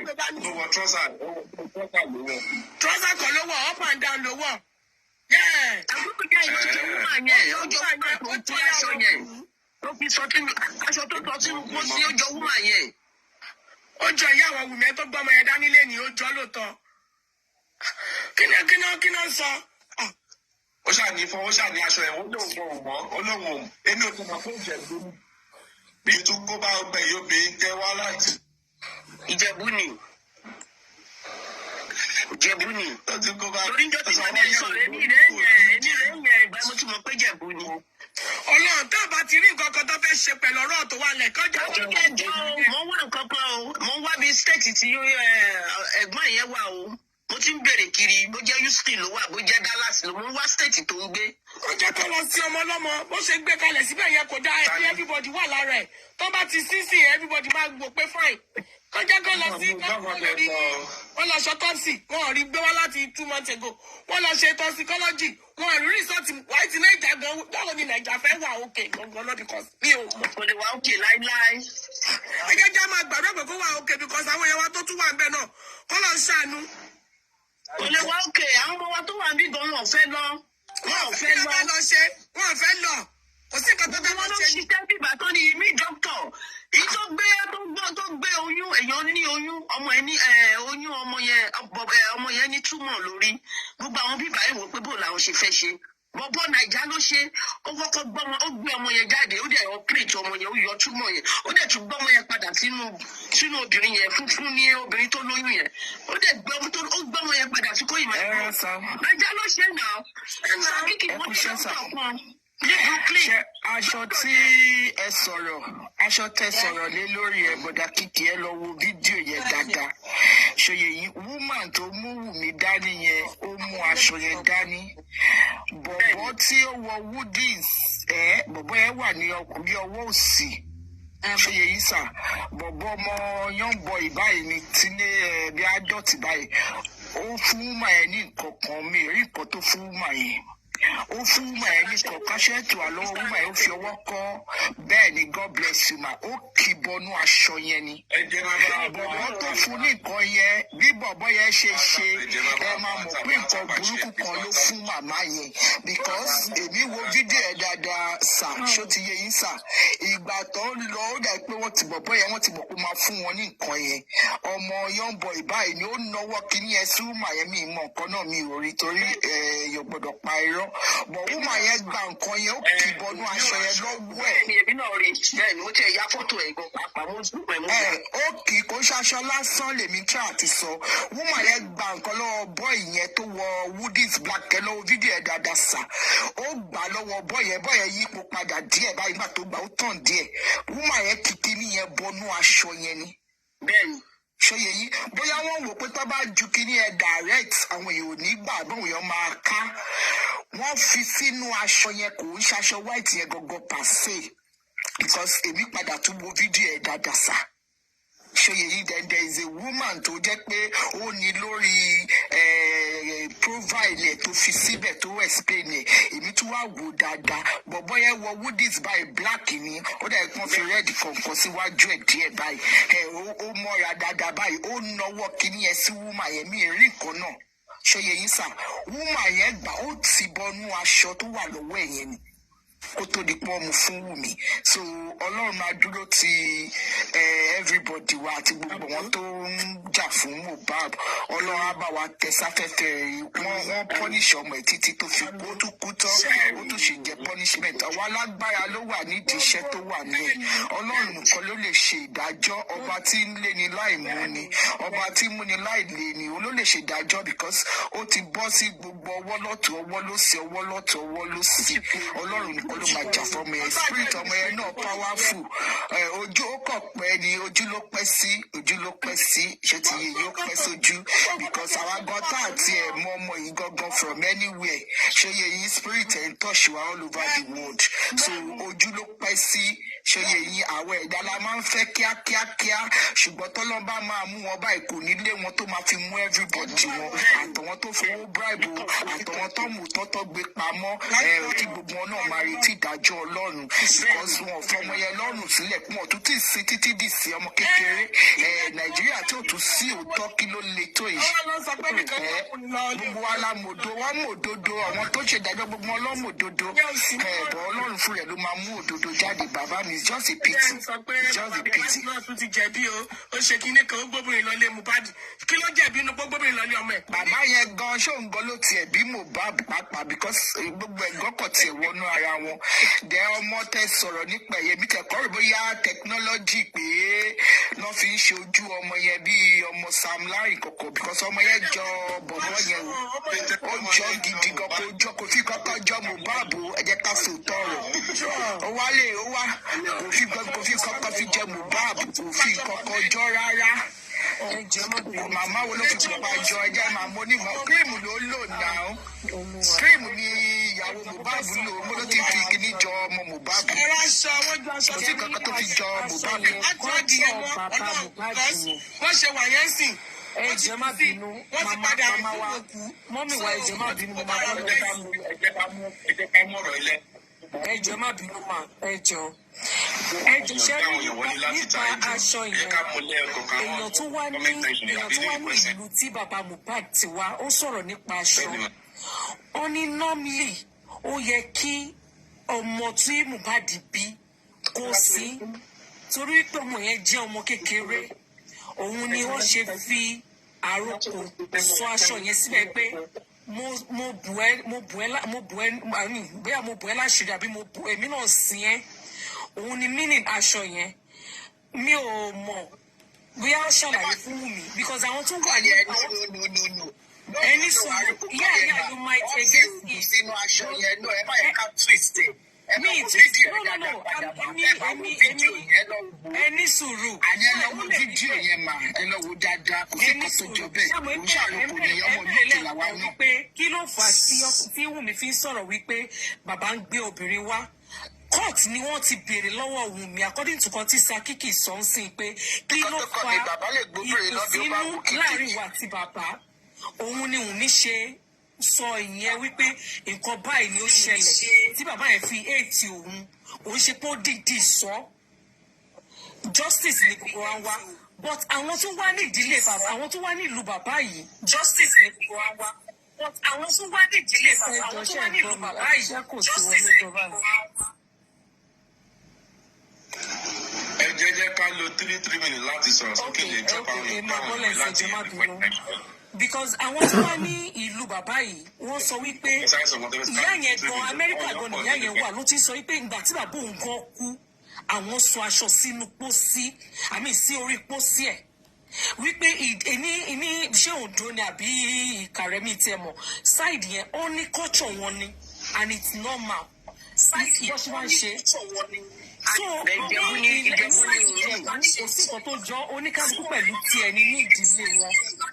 So aṣọ yẹn they might not tell Wunmi pé nǹkan tó mì lélẹ̀ but bóyá ti wò pé òkú yẹn ti bọ́ sí pàjáwìrì lọ́ ṣe fún pé kó jù sílẹ̀ but àwọn tó fún pé kó ju aṣọ sílẹ̀ ó yẹ kó sọ mínì nẹ̀ fún wọ́n tún wá ń bèrè lọ́wọ́ ẹ̀ ní pọ́s ó lóun ò mọ mínì nẹ̀ definitely they might have another motive concerning the cloth but ní ìdílé bàbá yẹn àwọn tó testify sí wọ́n sọ wípé normal thing ni láti ju aṣọ sínú pósí yẹn.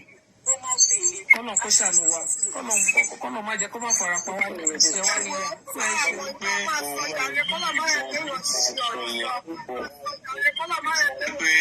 Pé aṣọ yẹn wà fún prevention pé aṣọ yẹn wà fún ní pé ṣé fún òun àbí fún Mohbad ní pé ṣe Mohbad àbí fún Mohbad ní pé ṣe Mohbad àbí fún Mohbad intention fún Mohbad wọ́n tún protect lára Mohbad tó ti kú. Ìyẹn òkú tó ti kú ni níbo ni protection ẹ ti fẹ́ pàdé. Wọ́n aṣọ ọ̀nà tó fi ń kúrò tún ní ju pé kẹ́gbẹ́ bẹ̀ fún. Èmi ò mọ̀ bóyá tó fẹ́ gbé ní ọmọ kan. Bísíbù tí wà jẹ́ ká gbọ́. Gbà tó kú lọ́wọ́ ṣẹ̀ṣẹ̀ wá faṣọ protect ẹ̀ kọ́ stop ṣe bẹ́ẹ̀ jà yìí kọ́ yé gbé wa mọ́ra. Ìgbà tó wà láyé tó ń pariwo kiri wọn protect ẹ̀. Sakiki. Ìyá ìyàwó ẹ protect. Ọlọ́run àwọn fún mi. Ẹ fún mi kọ́ lọ sọmọ yẹn ní family house wọn. Protection indeed. So yẹn family house wọn. The way things share, by the way, my name is Bash. I just use the visible one as a name, whatever. And I'm streaming from United States, if you can hear me. Sharing the only key problem, TMA issue, it's not about all these individuals. It's about our country. When our country is wrong, we cannot get anything done. First of all, Bubua, none of us trust the judicial process. That is killing the whole thing to me. Because let's assume something similar like this happen. shouldn't be talking about it as a situation like this instead of misjudging every part of the process. Because I want to select around. I know they might be wrong. Do you understand? But we gotta take them to the end.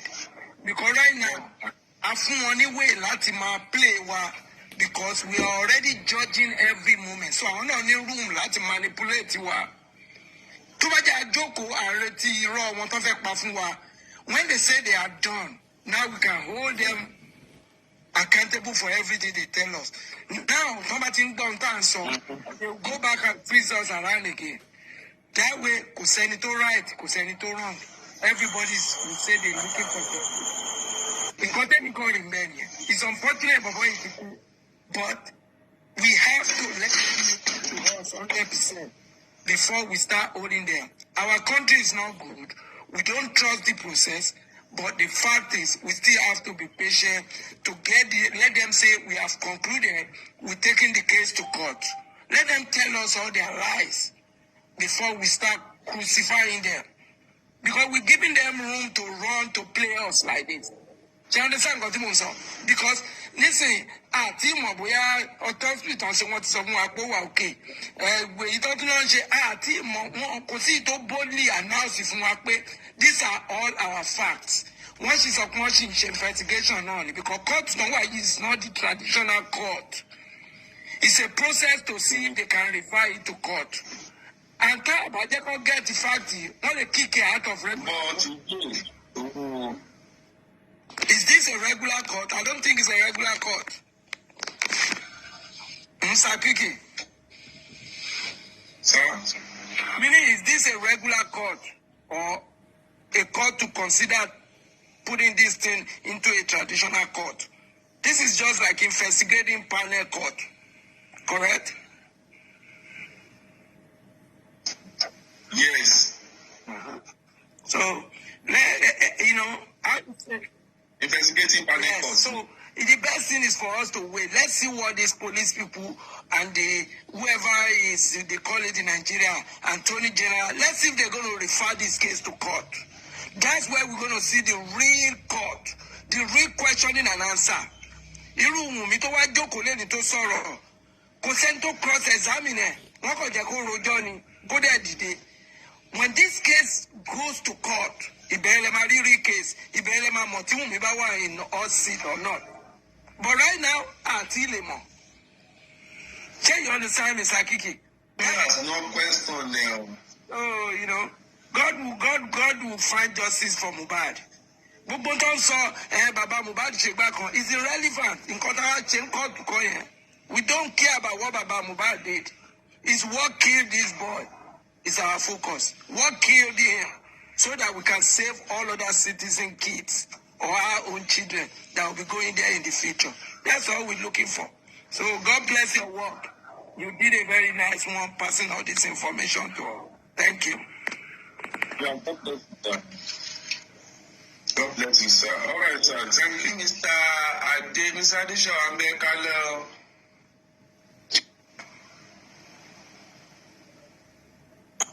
Thank you, Kale.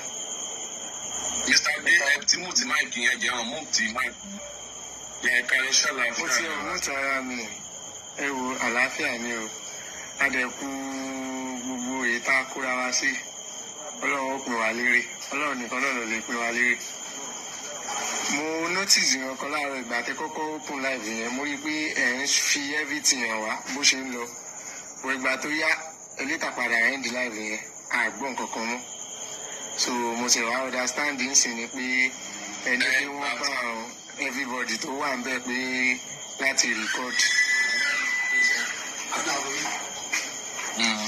So nǹkan kan tèmi fẹ́ béèrè ni pé ẹ mọ reason tí èmi fẹ́ sọ̀rọ̀ yìí ni pé ṣẹ́rí kò sí nǹkan kan tí Wunmi yẹn fẹ́ sọ lórí ọ̀rọ̀ pé àwọn lọ sí party ó gbé oúnjẹ wá sílé because nínú àwọn ọ̀rọ̀ yín kan tí a ti gbọ́ gan tẹ́lẹ̀tẹ́lẹ̀ rí gan ó ti wà pé ó dà pé wọ́n ní chief Cubana priest bí bóyá wọ́n jọ lọ sí ṣò yẹn gbà yẹn ni àbí nǹkan kan tí wọ́n ní bóyá prime boy àbí nǹkan tó ní òun náà lọ pé kóun tó padà débi mọ́tò òun ti rí everybody gbogbo wọn ti lọ kìíní kan traces kìíní kan kankan ọ̀rọ̀ yìí ti ń di pé ó ti àwọn nǹkan kan ti fẹ́ máa kúrò bẹ́ẹ̀ wọ́n ti mú nǹkan mi bọ̀ because ọ̀rọ̀ placenta kò sí placenta family issue nìyẹn kò sí tó kà wá pẹ̀lú ìyẹn ọ̀rọ̀ pé bàbá kan gbé ọmọ wá sílé kò family issue ní gbogbo yẹn ìtọ́ pé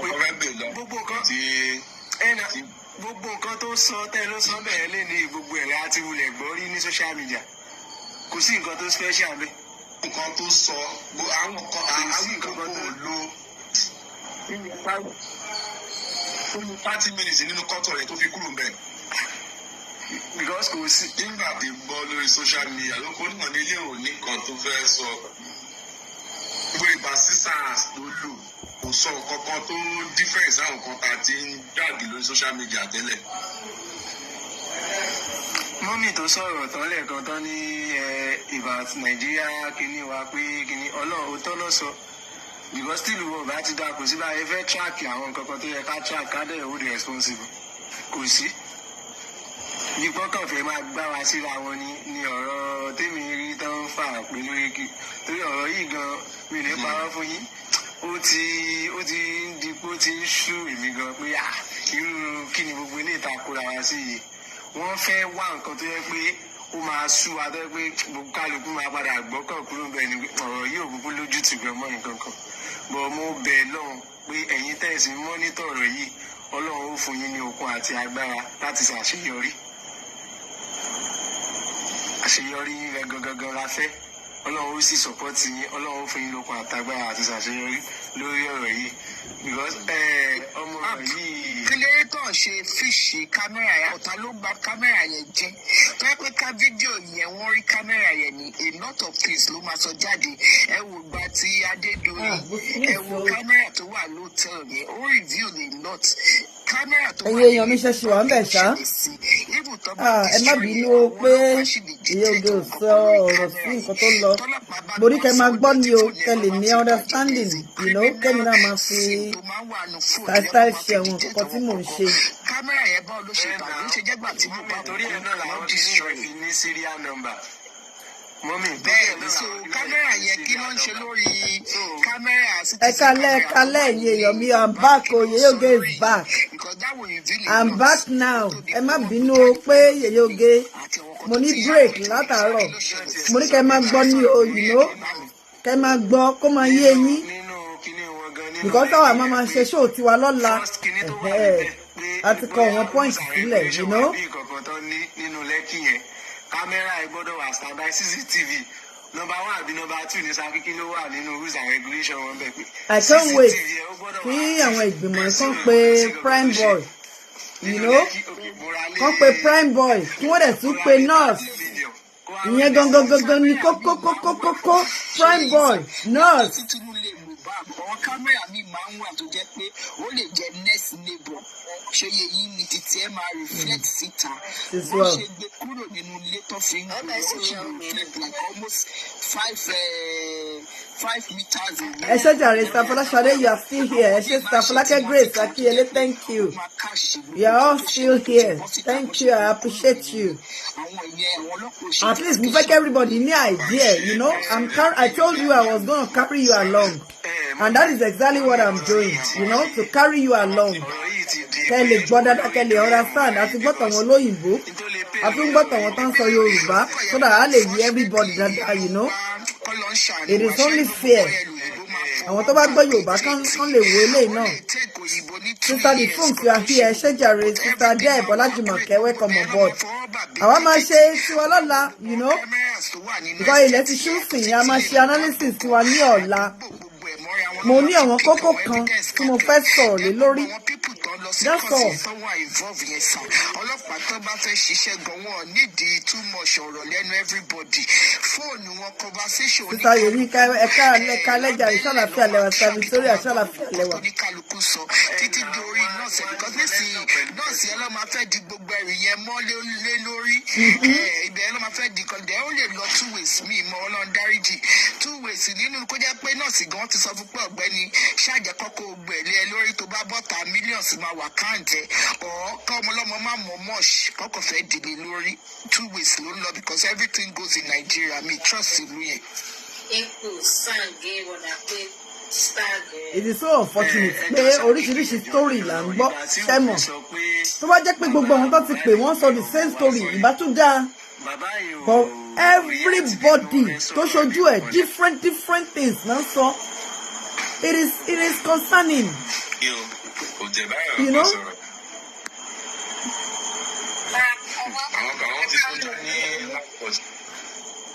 Ó máa ní ikú kan tó pa Mohbad náà ó dẹ̀ máa ní ọ̀nà tó gbà pa kò yẹ kó máa change kò yẹ ká ẹ sọ nǹkan míì fọlọ́pàá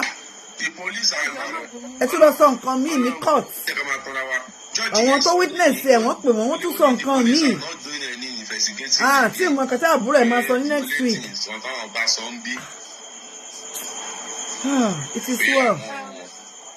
ẹ wò ṣàṣọrọ ẹ bá kọ fúnra dáadáa òní wúmọ yẹn sọ yìí. àǹtí kí ẹ jẹ́ má bínú mo fẹ́ sáré sọ̀rọ̀ ẹ̀ nípa guys ẹ má bínú. ẹ sọ̀rọ̀ sísá abúrúsì. nǹkan tí mo fẹ́ sọ̀rọ̀ pé nǹkan tí mo máa sọ ni pé kọ́nà má jẹ́ ká rí dáàmú kọ́nà má jẹ́ ká rí ìṣòro ẹ̀yà sẹ́yìn tí ọ̀rẹ́ báyìí olúkálùkù oríṣiríṣi ọmọ máa mú ṣé ẹni tó ń sọ̀rọ̀ yìí ò mọ̀ pé yẹ kó mute microphone ni àwọn èèyàn tí ì lajú o ṣé ń gbọ́ you are making a call on a live conference like this.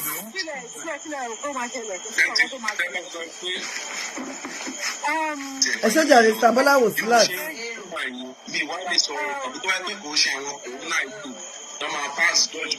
Corona ò kì í pass judgment is a fact finding court rule fact finding wọ́n di gbogbo ọ̀rọ̀ tó ní kálukú bá sọ wọ́n dì í mú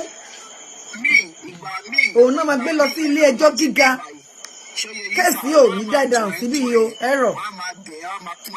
títọ́ máa fi káàṣì ẹ̀ so bọ̀mí ìmọ̀ ti Nàìjíríà bò ká máa wò ó ibi tó bá bẹ̀ tí náà wọ́n ṣáàlì gbogbo ṣáàlì sùkà kọrí síbi kan náà so gbogbo olè sùkà kọrí síbi kan náà kò yẹ yín sà. ẹ má bí inú ẹjọ́ mo fẹ́ sáré ẹjọ́ kí n sọ ọkọ tí mo fẹ́ ṣe má bí bí ọ̀rọ̀ dájú kan tó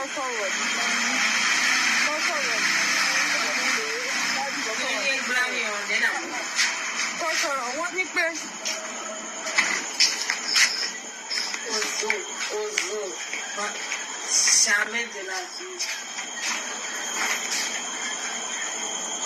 jẹ́ kí n drop àwọn èèyàn kí n gbé àwọn èèyàn wọlé láti ta ẹjọ́ ẹ má bá mi power tap àti live for power tapping ní ẹjọ́ ẹ ìyẹn ò strong mọ́ nígbà tí àwọn èèyàn power tap bí akéde ká láti tó switch sórí network èmi ní bí a network ìjọba mi. ipò ẹ̀rọ wà bẹ́ẹ̀. jọ. sísá rẹ̀ ló pè é fún wa. àṣẹ ìdúgbàmù láṣẹ try láti. network eléyìí bẹ́tà. àwọn kan dẹ̀ wà tó ẹ̀ṣẹ̀ ń wọlé bóyá ní nǹkan tẹ́yìn ń bẹ́ wa mi. ọ̀nà máa lè táwọn ọ̀nà máa lè tọ́. alọ́ba 20 ṣó wà ń bẹ̀ ẹ̀ka lé alọ́ba 20.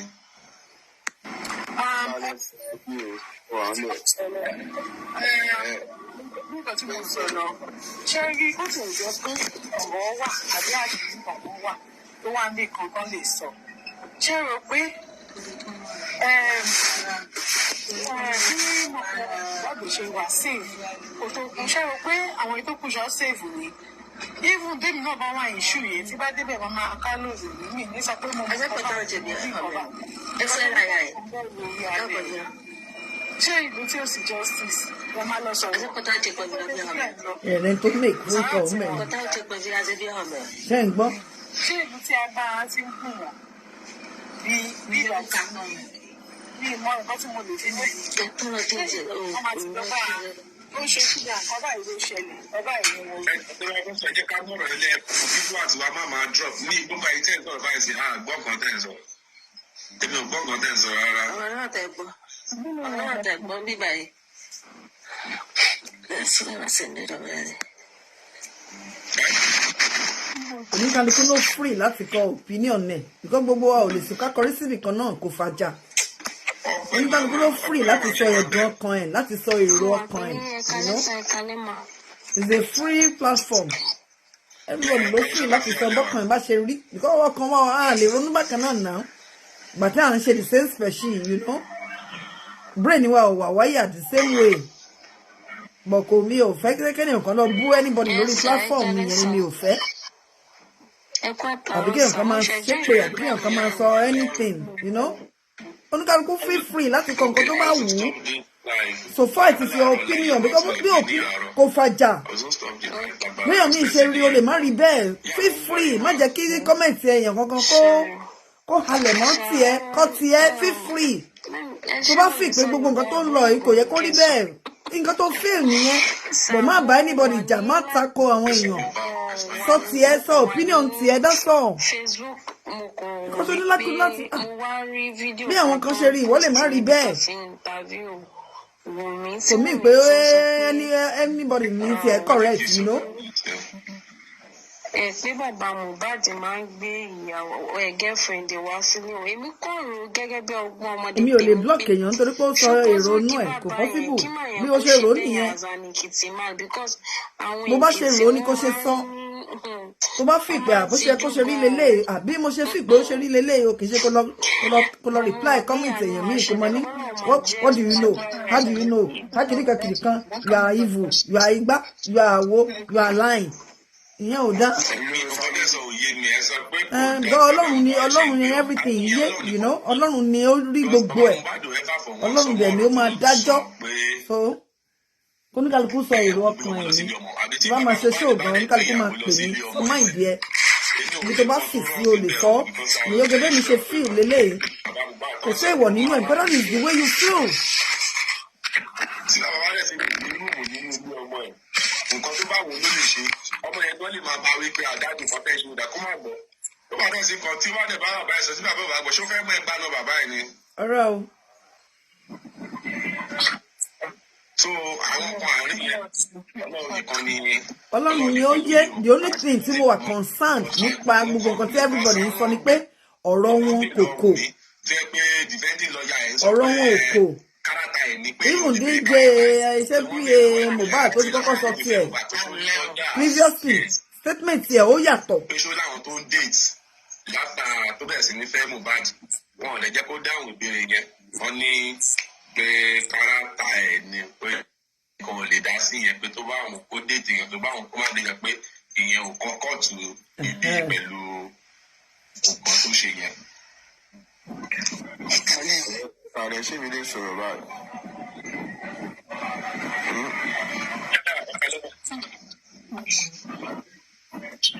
Ṣé ń gbọ́? Wọ́n tẹ́lẹ̀ máa ṣe ṣóòlì lórí lọ́la nìyẹn. Statement tí ó wà lọ́wọ́ police ó yàtọ̀ sí eléyìí tí wọ́n sọ lẹ́nìí. Yes. Àwọn ọ̀dẹ̀ ló sọ the same statement tó wà lọ́wọ́ ọlọ́pàá. Ẹ̀ka lẹ́sàn. Ẹ̀ka lẹ́ gbogbo lé. Ẹni yẹn ń béèrè ìbéèrè kan lórí ọ̀rọ̀ step mother yẹn.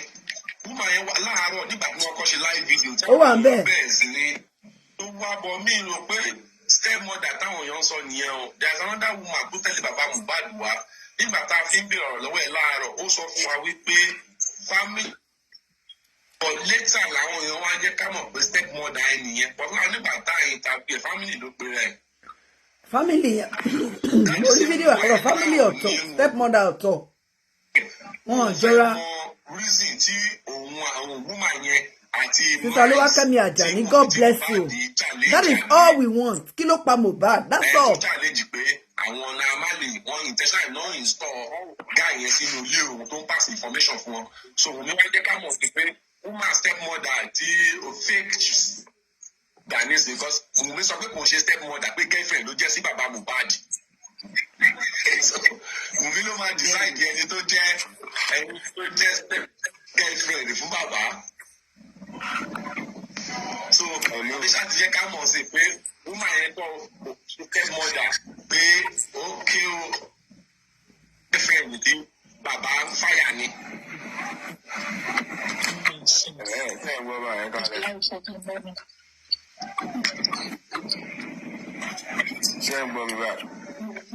say play nurse here because everybody in interest. I feel got in nurse. Nurse ò tí sọ̀rọ̀.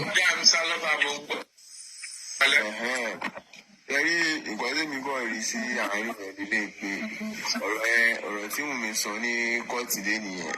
Ọ̀rọ̀ yẹn òun àti prime boy ọ̀rọ̀ yẹn takora wọn. Because prime boy nígbà yẹn prime boy sọ pé Wunmi àti Mohbad lọ́jọ́ ń jà nínú mọ́tò tóun try láti separate wọn. Ṣé mọ̀ ẹ mọ̀ ó ní pé Wunmi try láti separate wọn gbọ́kàn tó fàjà nínú mọ́tò nìyẹn.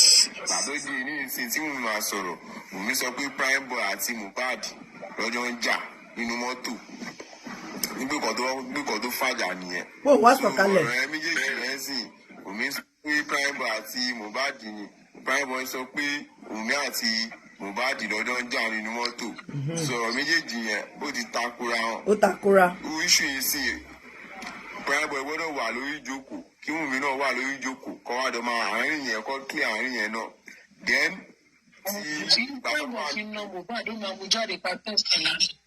then ti ilé náà tó sọ pé òun wà nínú kíṣìn ní pé bàbá tí nọ́ọ̀sì máa dé tán fún ní injection kóun wà nínú kíṣìn kóun ò lè sọ pé nọ́ọ̀sì báyìí kóun ò lè sọ pé oògùn báyìí lọ fún un báà ló máa ṣe wà nínú kíṣìn tí nọ́ọ̀sì dẹ́ dé náà gbégbó ṣe wọ̀ ló pé nọ́ọ̀sì dẹ́ dé ní múmẹ́ǹtì yẹn o ò lè àtẹ́ǹdì sí níbi living room ní bóyá bedroom ló wà o ò àtẹ́ǹdì sí bẹ́ẹ̀ tí tọ́bi fún ní injection tọ́bi fún lógùn o ò àtẹ́ǹdì sí kankan bẹ́ẹ̀.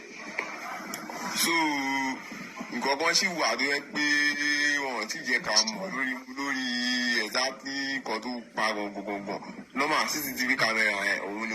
Ó dìgbà tí trial ò tí ì bẹ̀rẹ̀ ó dìgbà tí trial gidi bá bẹ̀rẹ̀. Gbogbo ìtọ́yìn sọ ẹ̀ ó sì ní nǹkan kan tó yẹ pé ó yìí ní nǹkan tí wọ́n ti fàdáde fún ẹ̀bẹ̀ Ọlọ́run.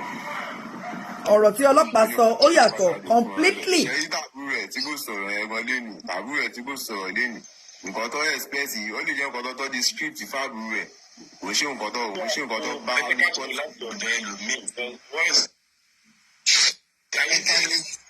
Ẹ kálẹ̀ gbogbo lẹ́ má bínú ọ̀rọ̀ mi ò pọ̀ ṣókí ni mo fẹ́ sọ ẹ kálẹ̀ ẹ jọ nítorí tọlọ́run mo kàn fẹ́ béèrè lọ́wọ́ gbogbo ilé ṣebí bàbá Mohbad nígbà tó pé òun wọ́n sọ pé ọmọ òun ti kú orí òkú ọmọ ilẹ̀ ó dẹ̀ lóhùn ráwọn kan nínú ilé.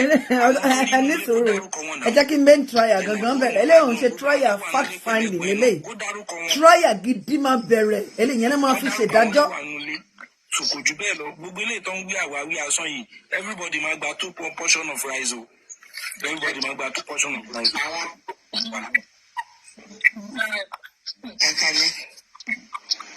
Ẹ kálẹ̀ gbogbo ní.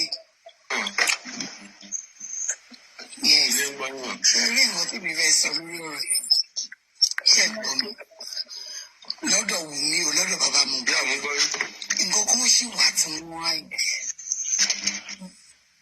bẹ́ẹ̀ ni mo sọ fún yín nǹkan kan wà bẹ́ẹ̀ tí wọ́n á lórí ọ̀rọ̀ tí Wunmi náà sọ ó ní àwọn points kọ̀ọ̀kan náà tó jáde tí wọ́n sì wà tí bàbá Mohbad ń ṣe bàbá Mohbad ti sọ points tó rí lára Wunmi náà dẹ̀ ti sọ àwọn nǹkan tó ń díjà lẹ̀ láàrin àti bàbá Mohbad nínú ọ̀rọ̀ ìṣègbè ní tight friend ni wọn àti bàbá Mohbad wọn àti bàbá Mohbad jọ close kan ìgbà tó ń fẹ́ ṣe ọ̀rọ̀ wedding lọ bàbá Mohbad ló gbáwájú gbáyé sẹ́yìn so there is something behind it láàrin wọn yìí tí wọ́n cover nǹkan tẹ́bi fẹ́ sọ nìyẹn o a sì pé ká gbé ká sáìdì ibì kan ká fi ibì kan lẹ̀ náà. Statement ọlọ́pàá lọ sílé Mohbad ó gba statement gbogbo wọn ó yàtọ̀ completely sí nǹkan tí Wunmi sọ lẹ́nu kò jọ tọlọ́pàá rárá kò tẹ̀ jọra àtọ́ completely different statement sí ti eléyìí tọlọ́pàá kọ́kọ́ gbà in the first place lẹ́nu wọn. ó níbi tó àti ìyàwó ọmọ jọ dì sí. Yes, kó tó ló máa gbóbìnrin lọ sílẹ̀ oníbi sọ́njọ́ dì sí. Àbátọ̀ mo kò ṣáà ṣe step mother ló ti gbé lọ, àlè ló gbé lọ. Nǹkan tó dẹ̀ fi lè mú Mohbad ná, tó fi lè ní kó má gbé placenta fún bàbá òun. So family wọn yẹn ó wọ́ from the beginning. Bẹ́ẹ̀ ni mo ṣàgbọ́ nínú greece ẹ wà ní life gbogbo ọtẹ fi hàn kó tó di pé wọ́n wọ court gbogbo ẹ̀ ṣàlàrí mo mọ̀ gbàtẹ́ lọ́bì lọ́wọ́ bàbá Mohbad tó ní wọn ò lè dáhùn ọ̀rọ̀ kankan woman tẹ́ ń béèrè ọ̀rọ̀ lọ́wọ́ ẹ̀. Ayọ̀mídé Adams ta ló ń béèrè lọ́wọ́ ẹ̀ ta ló ń bá sọ̀rọ̀ who are you referring to máa kọ statement ẹ̀ kó complete ta ló ń béèrè lọ́wọ́ ẹ̀ ta ló ń béèrè ẹjọ́ lọ́wọ́ ẹ̀. bẹ́ẹ̀ ni mo wà ní láìfì yín lónìí. Àbí another planet ló wà nígbà tọ́lọ́pàá ka statement ẹ̀ tó fẹnu kà á. Àbò okó kọtiwú sétí nígbà tí ọlọ́pàá ń sọ̀rọ̀ tó ń print ẹ̀ jáde tó ń gbé pépà jáde pépà statement tó tún fẹnu sọ live. Kọtiwú wà létí ẹ Ayọ̀mídé Adams kọtiwú wà létí ẹ ńgbà yẹn. Àbí ta ló ń béèrè civic question lọ́wọ́ ẹ̀. Bẹ́ẹ̀ ni everybody because ọ̀rọ̀ òótọ́ ọ̀rọ̀ tó wà nínú ọ̀rọ̀ yìí wọ́n ti sọ. Bàtà náà ń gbé change ṣá ó tó máa fẹ́ change ṣá bàbá Mohbad ló máa wá ń kó. So ọ̀rọ̀ yẹn òun náà ní point sí tiẹ̀. Ṣèbí nígbà tó fẹ́ ṣe ìyàwó bàbá Mohbad ní just introduction náà ṣe. Wọ́n máa ṣe traditional wedding gidi mà ní. So ọ̀rọ̀ yẹn ó wọ́ òun ṣe Wunmi nìkan náà máa blame. Bàbá Mohbad náà ní tiẹ̀ step mother náà ní títì àbúrò Mohbad ní títì prime boy náà ní títì torí àti rí òótọ́ ọ̀rọ̀ tó wà ní ọ̀rọ̀ yìí. So àwọn ọ̀rọ̀ àwọn èèyàn tó ní kókó ní point wà nínú ọ̀rọ̀ tó sọ náà lónìí. Torí nínú gbogbo ọ̀rọ̀ tí bàbá Mohbad sọ kò sọ pé òun gbóbìnrin lọ síbẹ̀. Ṣé ló ń sọ bíi pé ọmọ Wunmi ò fún un ní space láti súnmọ́ ọmọ òun. Gbogbo nǹkan tó ń sọ nínú àwọn ọ̀rọ̀ ènìyàn. Bó ti lògùn fọ́mọ ó ti ṣe kinní kan lójú ọmọ ńlẹ̀. Kò sọ nínú ọ̀rọ̀ ẹ̀ pé òun gbóbìnrin lọ sílẹ̀. Kò dẹ̀ sọ sí placentas mọ́rọ̀ rí. Sọmọ yẹn náà ní point sí tiẹ̀ náà. Àwọn tó kàn ní kò sọ̀rọ̀ kò nọ́rọ̀ ó ní point. Òun náà á ti pé ọ̀rọ̀ yìí ká ní pé ẹjọ́ tí Wunmi tó lẹ̀ yìí ká ní pé Wunmi ò silent sápò fún wọn. Because àwọn ọ̀rọ̀ tó sọ́lẹ̀ jọ tí èèyàn bá rò dáadáa ẹ̀ discover pé lẹ́sìn ìṣòro tí Wunmi ní nínú ọ̀rọ̀ ikú tó pa ọkọ. Bẹ́ẹ̀ni ọmọ yìí ọmọ kékeré ni kò easy o a kàn sọ ni kò easy fún láti jáde just like that. Ó ní lọ́ọ̀yà náà nǹkan tó máa ń sọ fún ló máa tẹ̀lé kò easy àfẹn tó bá fẹ́ lu tiẹ̀ pa kó mọ̀ bó ṣe rí. Ó nígbà kan tó béèrè question lọ́wọ́ ẹ̀yẹ o question náà ti ń béèrè lọ́wọ́ ẹ̀ náà ókè ìgbà tó ń béèrè lọ́wọ́ ọdún kò wá padà dáhùn question yẹn. Ọmọ kékeré George tó wà ní yẹn bí àgbọn gbọ́dọ̀ pè wọ́n báyìí pé George yẹn ló máa pass judgement ni. Kò fún tó pass judgement fẹ́ ṣé kọ́ọ̀tù eléyìí ṣe kọ́ọ̀tù judgement. Bàbá Mohbad ó ń béèrè lọ́wọ́ Wunmi pé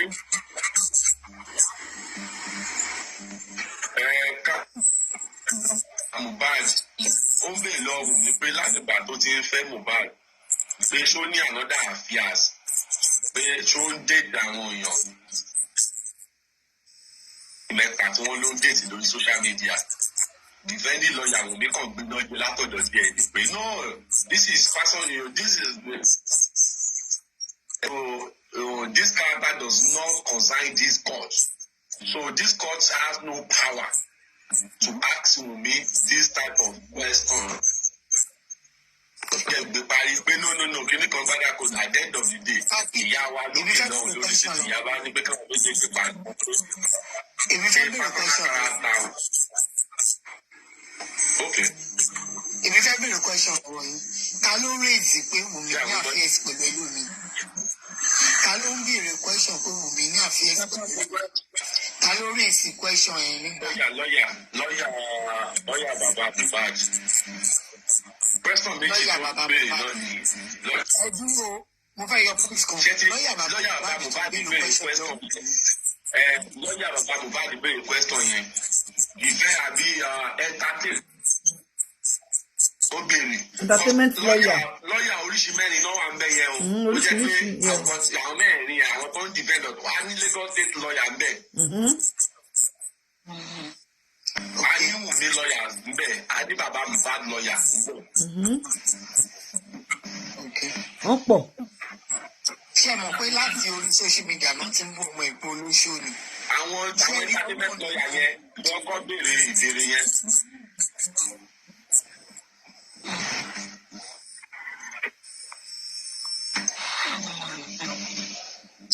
Ọlọ́run nìkan ló lè fún wa ní justice torí Mohbad kò ní àwọn good family àpọ̀. Ọlọ́run nìkan ló lè fún wa ní justice. Fún ara ẹ̀ kò ní àwọn àbúrò ẹ̀ yẹn. Ọlọ́run wa kó sùúrù. Ọlọ́run wa kó sùúrù. Bẹ́ẹ̀ni, Ọlọ́run kó sùúrù. Kò yẹ ká dúró Mohbad yẹn, kò yẹ kó sùn kó jí. Ọlọ́run kó sùúrù because Ọlọ́run máa wọ everybody báyìí ni pé bàbá ẹ ikú pa wọ́n wá ní kó wá ṣàlàyé ikú tó pa ẹ̀gbọ́n ẹ ó wá sọ pé ó rẹ̀ ẹ́. Ṣùgbọ́n ló náà fẹ́ lọ jẹun. Kiri níbi tó jókòó sí báyìí ó dẹ̀ mìírí ọdún bàbá yẹn ó máa sunkún sínú ni. Àwọn lọ́ọ̀yà ló máa ní kó ṣe bẹ́ẹ̀ kò ṣe pé bẹ́ẹ̀ ó ṣe láti mú ẹ̀. ìyá ọmọ bàbá ẹ̀ sì kọjá tó ní ìwọ wá sí kọ́ọ̀tù kó wá sọ̀rọ̀ ó sọ pé ó rẹ̀ ẹ́. Ó rẹ̀ ẹ́. Jọ́ọ̀jì yẹn tó wá rẹ̀ pé òkè ṣé bí pa ni ìyẹn wá ní òkè if cash be pé ṣé tán bá ro oúnjẹ fún kọ́ dẹ̀ fún ní 30 minutes kó fi sinmi pé ṣá lè sọ̀rọ̀ ní àbúrò bá dáwọ́ ojú ẹgbẹ́ lójú pé kí n rú òbúlùtù tẹ́ bá sọ nọ́mọ̀ òkú kò ní ìbá dáadáa òbúlùtù tẹ́ bá yẹ sọ́dọ̀ ó máa tún ká sí lọ. Wọ́n sún kọ̀ wípé ọmọ ìyá ọmọ bàbá ẹ̀. Kì í ṣẹ̀bi ẹ̀ wọ́n ti nǹkan tí lọ́ọ̀yà ní kó sọ ni ọ̀tọ̀ náà ní lọ́ọ̀yà. Ẹ jẹ́ sọ tẹnu mi o. Ní ìwọ̀n náà tó wá pè wọ́n tún pè é ní ṣùlọ́kà nígbà tí ta ló tẹ̀ tó wà wọ́n lọ pè wá láti ta ni. Wọ́n lọ wá ní wọ́n dìde lọ wá ní ó rẹ̀ wọn òun lè rojọ́. Ó ga o. Òun ló jẹ́ kó àjọ ìkéèsì yẹn sí 15th. That's it. Ó ga. Bó ṣe wáyé òun ló máa sọ̀rọ̀ ní next time báyìí sí àtọ́jọ́ tí ẹ máa sọ̀rọ̀ táwọn ilé bá tẹ̀ máa sọ̀rọ̀ pẹ̀lú ẹ̀. It is well. Ṣọmọ ìyá àti bàbá ẹ̀ ni. Ọmọ ìyá àti bàbá ẹ̀ ni.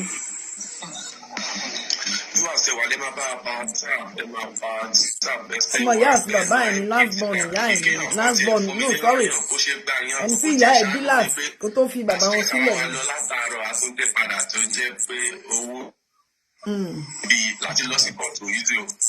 Ní tèmi opinion tèmi àfi èyí oge ó yẹ kó sọ̀rọ̀ nǹkan ó yẹ kó ti máa expect irú ọjọ́ báyìí pé yes màá sọ tẹnu mi ní tèmi o but gbàtí ọ̀rọ̀ lọ́ọ̀yà ti wọlé sẹ́mọ̀ lọ́ọ̀yà ló máa wà in charge everything. Wọ́n kọ́ mu lọ ọ̀tá náà kí náà mu lọ ọ̀tá fún kì í ṣe bèbí náà 22 ní kí wọ́n ní kì í ṣe ọmọ 15 years wọ́n ní 22 ní 22. Gbogbo ọ̀rọ̀ tí sọ nípa bàbá Wunmi èèyàn tí ò bá ní ọpọlọ ló máa bìlíìfù yẹn báwo lẹ ṣe máa ní èèyàn gbé ọmọ wá láti Ìkòròdú gbé lọ sí Lẹ́kì.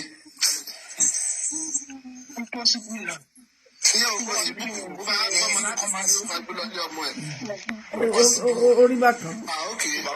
Bàbá lè fẹ́ lọ. Èmi à ń tọ́ Clinton yes o he has the same lawyer òun àti Wunmi náà jọ ní the same lawyer kan náà ni wọ́n jọ ń lò same lawyer. Àwọn bàbá kan àtọ́ máa ń fọmọ wọn yọ gan. Wọ́n máa dáhùn. Mẹ́tọ̀ mi nígbà tí bàbá yẹn wà láyé kó tó di pé ó kú. Ó máa ń gbé wa láti àyà òjò. Sísá Bùnmi ọmọ bu wa wàláì kí náà mú jáde kúrò ní courtroom fún ó sì kọ́kọ́ lọ ná wọ́n tó mú padà létà ní wọ́n ní kọ́ lọ mú wá ní o George ló pàṣẹ pé kọ́ lọ mú wá wọ́n dà ẹ̀ ní ẹ lọ mú wá ẹ lọ wá wá. Wọ́n rẹ̀ mọ̀ pé òun máa sọ̀rọ̀ lẹ́nìí ó mọ̀ ó kúrò nínú courtroom ó rìn lọ nígbà tí ẹjọ́ kàn nígbà tí Wunmi sọ̀rọ̀ tán ní ó yá kó wọlé kó wá sọ̀rọ̀ wọ́n rí wọ́n ní adájọ́ wá pàṣẹ pé ó gbọ́dọ̀ sọ̀rọ̀ pé ẹ lọ mú wá ṣùgbọ́n lè ṣe mú wọlé báyìí wọ́n ní kó sọ̀rọ̀ lóní òun ò lè sọ̀rọ̀ pé ó rẹ̀ òun pé ebi ń pa àwọn èèyàn ní àṣekọ́ lọ́rọ̀ oúnjẹ fún ṣékọ́ lọ́rọ̀ kiri fún ṣékọ́ lọ́rọ̀ oríṣiríṣi fún olórí ẹ̀ ń fẹ́ òun ò lè sọ̀rọ̀. So at the end of the day time dẹ̀ ti ń lọ wọ́n ní kán postpone ẹ̀ wọ́n adjourn ẹ̀ sí next week on the 15th November 15th. tó bá jẹ́ pé ó sọ̀rọ̀ lẹ́yìn ìbá ti dájú ìbá make sense kó sọ̀rọ̀ lẹ́yìn without any interruption kó sọ̀rọ̀ kó jẹ́ kó sọ tẹnu ẹ̀ kán question ẹ̀ dáadáa kán query ẹ̀ kó dẹ̀ sọ̀rọ̀ bọ̀ ó di next week kò sí wàhálà àánú Mohbad ló ṣe mí mo dẹ̀ mọ̀ pé torí àwọn pípù yìí láṣẹ máa try ẹ̀sẹ̀ àlè àwọn fámìlì ẹ̀ irú àdúrà gbẹ̀mí irú torí tiwọn lájẹ́ kó ṣe nǹkan eléyìí máa kọ́ ẹ̀yìn tẹ anyway sámi o ẹ má jẹ́ ń gbé ṣòwò tèmi wọnú eléyìí a máa ṣe ṣòwò tiwa lọ́sọ̀. wọ́n kọ̀ tún fìyàn kọ̀ tún fi tì í síwájú ni. ó jẹun kò jẹun ọlọ́run máa mú àṣebí nǹkan tó wà nígbàgbọ́ nìyí ọlọ́run nìkan ló máa ń dájọ́ ló máa dájọ́ ẹ̀ bí bàbá Mohbad ṣe ń sọ tiẹ̀ Wunmi náà ń sọ ti tiẹ̀ wọ́n jọ ń takora wọn ni bọ̀tí mo mọ̀ pé Mohbad wá láti good family tó bá wá láti good family gbogbo sí yìí ò ní ṣẹlẹ̀ ṣèbí wòlíì ni bàbá Mohbad ṣèbí wòlíì ni ẹni kílẹ̀ kan náà àdúrà we talk after Ọlọ́run ṣáà it is well. Ìwọ̀nba díẹ̀ ni bàbá lè ṣe lẹ́yìn ayé ọmọ tó ti máa rí. It's well.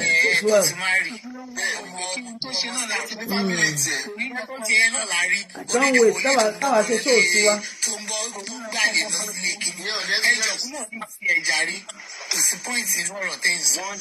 Bàbá yẹn náà ní títí. Bàbá Mohbad bá tún ṣe bẹ́ẹ̀ ní òní sọ́mọ́rọ̀.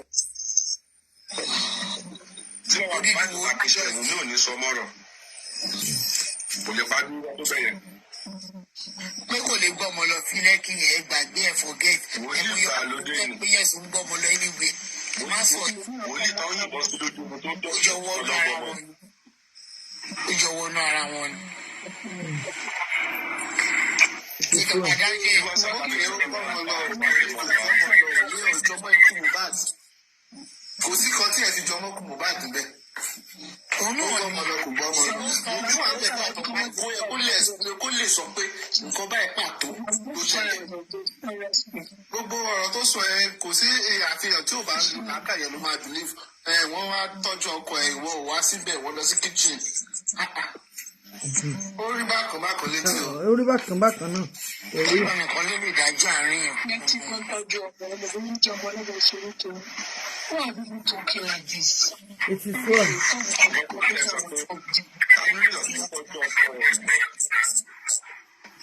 Àwọn èèyàn wà bẹ́ẹ̀ tó dáná fún ọmọ. Alẹ́ ni tó ti ń wá sílé wọn tẹ́lẹ̀ ní sanọ́dá tirẹ̀. Ẹ̀ka lọ. Because Ọlọ́run rí gbogbo ẹ̀. Ẹtí tó bá pé lóòótọ́ náà pa Mohbad, ó lè jẹ́ nọ́ọ̀sì yẹn ló pa lóòótọ́ pé ṣé nọ́ọ̀sì yẹn ló jẹ́. Lákìkì jáde sọ̀rọ̀. Kò tó pamọ́ ojú Olúwa lóko.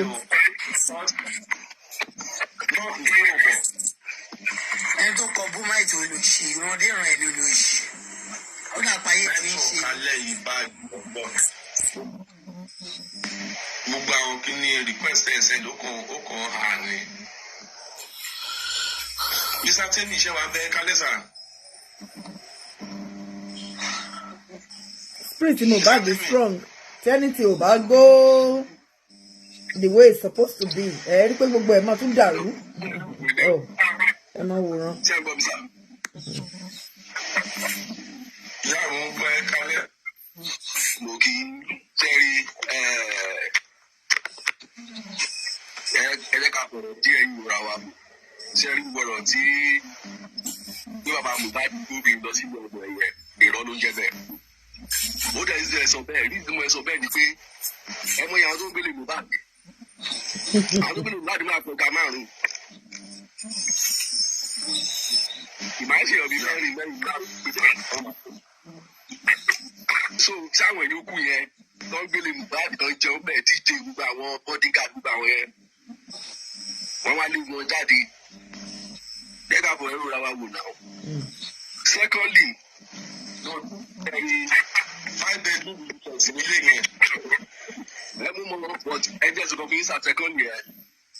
Sherry, nǹkan wà tí bàbá mi bá rí alẹ́ yìí pàǹtó tí Wùmí fúnra ló fúnra ẹ̀ ní style confam mi ni.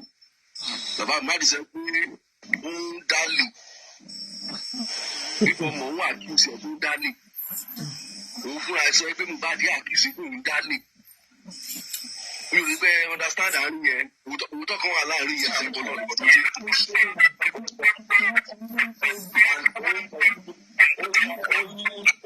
That guy push interview Nobody acquise. Yes, nobody acquise.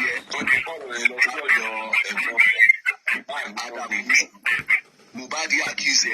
Nobody say nobody accuse. Ó ti jọra lọ díẹ̀díẹ̀. Ṣé ẹ̀rẹ̀ rí tọ́ọ̀dì ẹ̀? Mi ò lè gbẹ́ ẹ̀sùn lọ́ọ̀yà. Mo ní sínú àlòkìtì méjì ní family tó jẹ́ brothers mi. Ẹ̀gbọ́n tẹ bá lọ court especially corona court if you start that court tó ti lọ́ọ̀yà tó bá ṣe níta question sára. Lawyer will tell you what to say. Bẹ́ẹ̀ni. Wọ́n á sọ fún yín kan tẹ̀ máa sọ. Lọ́ọ̀yà ló mọ kọ́ gbogbo wọn bẹ́ẹ̀ni. Ẹni tí ó bá súnmọ́ kóòtù ló náà ní gbogbo kí ni ìmájọ ló. Ṣé ẹni tó bá parí corona case ẹjọ́ dé standard court gbogbo case máa change. Kí ni mo God bless you caller. God bless this current caller. The whole case will change. Oh my change, God bless you. Come on, one trial. One, two, say trial. Lọ́yà fúnra ẹ̀ gan-an àti sọ̀rọ̀ gan wá dáadáa jọ ń gbà mí ò máa dé ṣòro. Wọ́n fi kéèsì mi ṣeré because gbogbo tó ń sọ yìí ṣe àwọn ti sọ̀rọ̀ tó pa Yorùbá àti kò sí kankan tó ń sọ tó. Mo mọ̀ láì kọ́là tó ń sọ̀rọ̀ yìí. Because àwọn ọlọ́pàá wọ́n ní statement wọ́n máa gbé yẹn wá sí. Tọ́mọdé trial ọlọ́pàá máa gbé statement sí ọjọ́ sí wọ́n gbé jáde. Ẹ jẹ́ sọ sẹ́fù kíkú yín ẹ̀gbọ́n. Hospital kan wà lábújá máa bẹ̀ mí ń dárúkọ hospital yẹn gbà mọ́ sí mi bẹ́ẹ̀ kú. Wọ́n sí mi. Bẹ́ẹ̀ ni Sàtọ́lá ní. Wọ́n lè wà ní kíní hospital kíní center.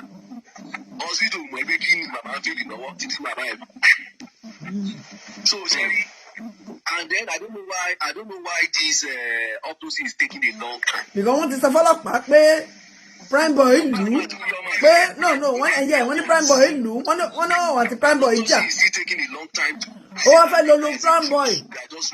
Ọwọ́ ẹ̀ wá wó gíláàsì wọ́n sọ ilé ní kóòtù lẹ́ni o àgbọ̀n nǹkan tó jọ. Because then nǹkan tó wà lẹ̀ nǹkan tí Wùmí ṣe lóògùn ẹ̀ ní bàbá ẹ̀ burúkú ẹ̀ jẹ́ burúkú bàbá jẹ́ nǹkan tó ń ṣẹlẹ̀ nìyẹn gbàgbé lóbìnrin lọ́bì kan kò gbóbìnrin lọ́bì kan. Ṣé àwọn ìyá tó wà nínú ọ̀gá yìí ṣé ẹ lè gbé boyfriend kan lé ọmọ yín ẹ̀jẹ̀ ká dúdú ara ká fi yẹn lọ ara wọn kò possible ọmọ tó lẹ́gbẹ̀ẹ́ ìṣe nìkan kì í ṣe nǹkan ló gbé dé kò possible ẹni kò sí ọ̀dọ́ lè sọ ọmọ wa ní títì ọmọ bàbá sáà ti bí ọmọ. Ní kóòtù lé ní àgbọ̀rìtì tó jọ Prado àgbọ̀rìtì tó jọ Prado pé Mohbad fọwọ́ gbá Prado. Kò sí kan tó jọ Prado kò sẹ́ni tó dárúkọ Prado lénìí. Story ti change. Ìlú ti yí orí ti change o. Ó ti change o. Ó wà obvious. Ẹ kọ́ síbẹ̀ ẹ má fi ìpè kò change. Tẹ̀rí ká ní pé mo jẹ́ ọlọ́pàá ni màá release bọ̀bọ̀ yẹn immediately after that after the news of màá release bọ̀bọ̀ yẹn. Because gbogbo kí ní sáà wọ́n máa fi káàdùn yẹn láìpẹ́ ògbọ̀ gbogbo ẹ̀ máa rán lórí nọ́ọ̀sì àánú nọ́ọ̀sì ẹ̀ dẹ̀ ṣe ní. Bẹ́ẹ̀ni náà ṣe ń wò ó dà pé nọ́ọ̀sì náà forí kó gbogbo ẹ̀. Because ọmọ ọlọ́mọ tó yẹ kó wáyé láìpẹ́ kò sẹ́ni tó mọ̀ pé nọ́ọ̀sì abẹ́lé tọ́jú èèyàn ní ẹ̀kọ́ ara bẹ́ẹ̀ jẹ́gẹ́tẹ̀ sá nọ́ọ̀sì abẹ́lé àti nọ́ọ̀sì la máa ń dùn ní àmúwà ní kẹrẹ́. Àgbọ̀ anything that has to do with Prado lẹ́ni àgbọ̀. Àti nọ́ọ̀sì kò ń pè wọ́n nọ́ọ̀sì Mohbad fọwọ́ gbá ó fọwọ́ gbá mọ́tò gba gbogbo gáàsì wó sọnù gbùrù báwọn ọlọ́pàá ṣe sọ kò sí kankan tó jọ lé ní àwọn the same ọlọ́pàá yẹn náà lọ lé wọn tó lọ gba statement.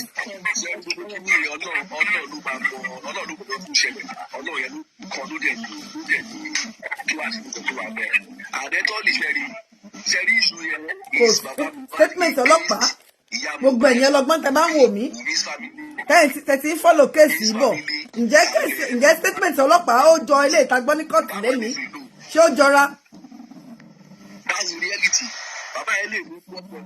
ohun tó kọ́kọ́ sọ fọ́lọ́pàá ṣé ó jọ ilé ìta gbọ́ lẹ́ni ṣé ó jọra ṣé a gbọ́ Prado jeep lẹ́ni ṣé a gbọ́ pé Wunmi Mohbad ó fún wíńdò ẹ̀ ó fún lẹ́sẹ̀ gíláàsì wó gbòòrò ọwọ́ ẹ̀ bẹ̀rẹ̀ sí ní ṣẹ̀jẹ̀ profusely ǹjẹ́ ẹ gbọ́ profusely lẹ́ni wọ́n ní ọwọ́ òṣèjẹ̀ rárá ọwọ́ òṣèjẹ̀ lágbọ́ lẹ́ni o wọ́n lẹ̀ ní ọwọ́ ṣẹ̀jẹ̀ àwọn ọ̀dẹ̀ sọ fọlọ́pàá pọ́wọ́ ṣẹ̀jẹ̀ gan-an pé kọ́ lọ mú kí lorúkọ bọ̀bọ́ ìmú mọ́ ń gbórúkọ wọn síra prime boy ẹ lọ mú prime boy ló kọ̀ sí ẹ̀ òun ní kẹ́ lọ mú the first statement tó sọ fọlọ́pàá nìyẹn pé nígbà tó máa fi délé ọwọ́ yẹn ti wú ṣùgbọ́n lẹ́ni wọ́n ní ọwọ́ ò wú ǹjẹ́ ẹ rí fọ́tò yẹn ṣé ọwọ́ ò wú ẹ wo bí wọ́n ní ó wà ní excruciating pain ní èní wọ́n ní kò ní pain kankan wọ́n ní kò tiẹ̀ ní pain any pain at all pé ọwọ́ lọ́wọ́ ò swell ní èmi tí mo rí fọ́tò ẹ̀ fúnra mi wọ́n lọ́wọ́ ò swell ẹ̀jẹ̀ ò yọ lára ẹ̀ pé even bẹ́ẹ̀dì tí ẹ̀jẹ̀ kán sí àbúrò ẹ̀ ṣì ń sùn sí. Yeah, Mr. Ola ṣe wà bẹ́ẹ̀ kálẹ̀ o. Wọ́n bẹ̀rẹ̀ kálẹ̀ ìwé kan tààrọ̀. ẹ̀yin tẹ́ ti sọ pé kò rí bẹ́ẹ̀ mo ń retí kọ́mẹ̀tì yín o. àwọn náà fún ọlọ́pàá ní statement ọlọ́pàá lọ lé Mohbad ó gba statement ẹnu ìyàwó ẹ̀ ó gba ti àdúrà ó gba ti spendi ó gba ti ṣé DJ ní àbí PA something like that the same thing ní gbogbo wọn jọ sọ the same thing pé prime boy ó gbẹ̀ṣẹ́ ó wú ẹ̀ṣẹ́ mọ́ mọ́tò gíláàsì ń rún ọwọ́ ẹ̀ bẹ̀rẹ̀ sí ní wú ẹ̀jẹ̀ ń ṣàn balabalabala ẹ̀jẹ̀ yẹn ń ṣàn pọ̀pọ̀pọ̀pọ̀pọ̀ ó tún dè ní wọ́n ní kò sí nǹkan tó jọ ẹ̀jẹ̀ rárá mò ń bọ̀ ní sí àtìṣe analysis o mò ń pe àkíyèsí yín sí ni èmi mi ò ní ever sọ nǹkan tí kò sí lórí mi ohun tẹ́ bá sọ òun la máa analyse I will never say something that doesn't exist that is not in existence ohun tẹ́ ti sọ exactly ìyẹn nìkan la àwa gbé tábà máa analyse show yìí lọ́la àgbé statement àwọn ọlọ́pàá àti bí ọlọ́pàá ṣe sọ pé òun lọ lé Mohbad òun lọ lé Mohbad àwọn lọ bẹ̀ àwọn nǹkan tán kó níbẹ̀ lélẹ́yìí wọ́n kó syringe ọwọ́ tí ẹ sọ pé kò sí nǹkan kan tó ṣe ní èyí mi ń bọ̀ ẹ má ti jẹ fún àwọn èèyàn míì ní expo ẹ jẹ́ kó dọ̀la. ọ̀dọ̀ mania ló ti pàdé kan bí mo ṣàlàyé fún yín náà nìyẹn ibẹ̀ ló ti pàdé for second time. so ọ̀rọ̀ ti parí ọmọ jẹ dájú nǹkan tó wà lẹ́nu sí so ọmọ Sami láì lọ fẹ́ pé fún Mohbad nìsín ẹ ti parí ọ̀rọ̀ ọdún ẹ̀ ṣe nǹkan tó. mo rí olùyàn life and direct níbi mo rí ọmọ yẹn life and direct ọmọ yẹn ó dà pé Sam náà ṣe ó pọ̀ ọmọ yẹn kalẹ̀ ní so.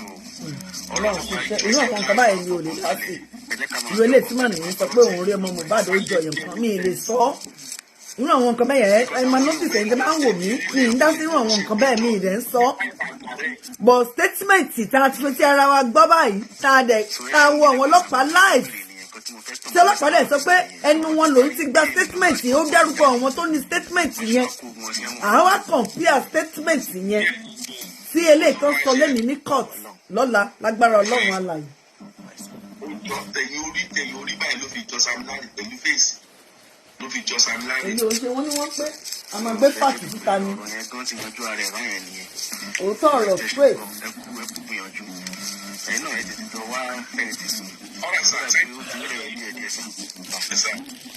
Sister Bumi Omobuwa, God bless you. They stated she was bleeding profusely. Thank God pé mo gbé gbogbo fídíò pé ó dé stage kan the pain became unbearable nísìnyí wọ́n ní kò ní pain ẹyọ kan wọ́n ní rọ̀bù lásán ló ní ìdìkan kan fi rá kò ní pain ẹ̀dẹ̀ pé nurse. You see, it's so contradicting.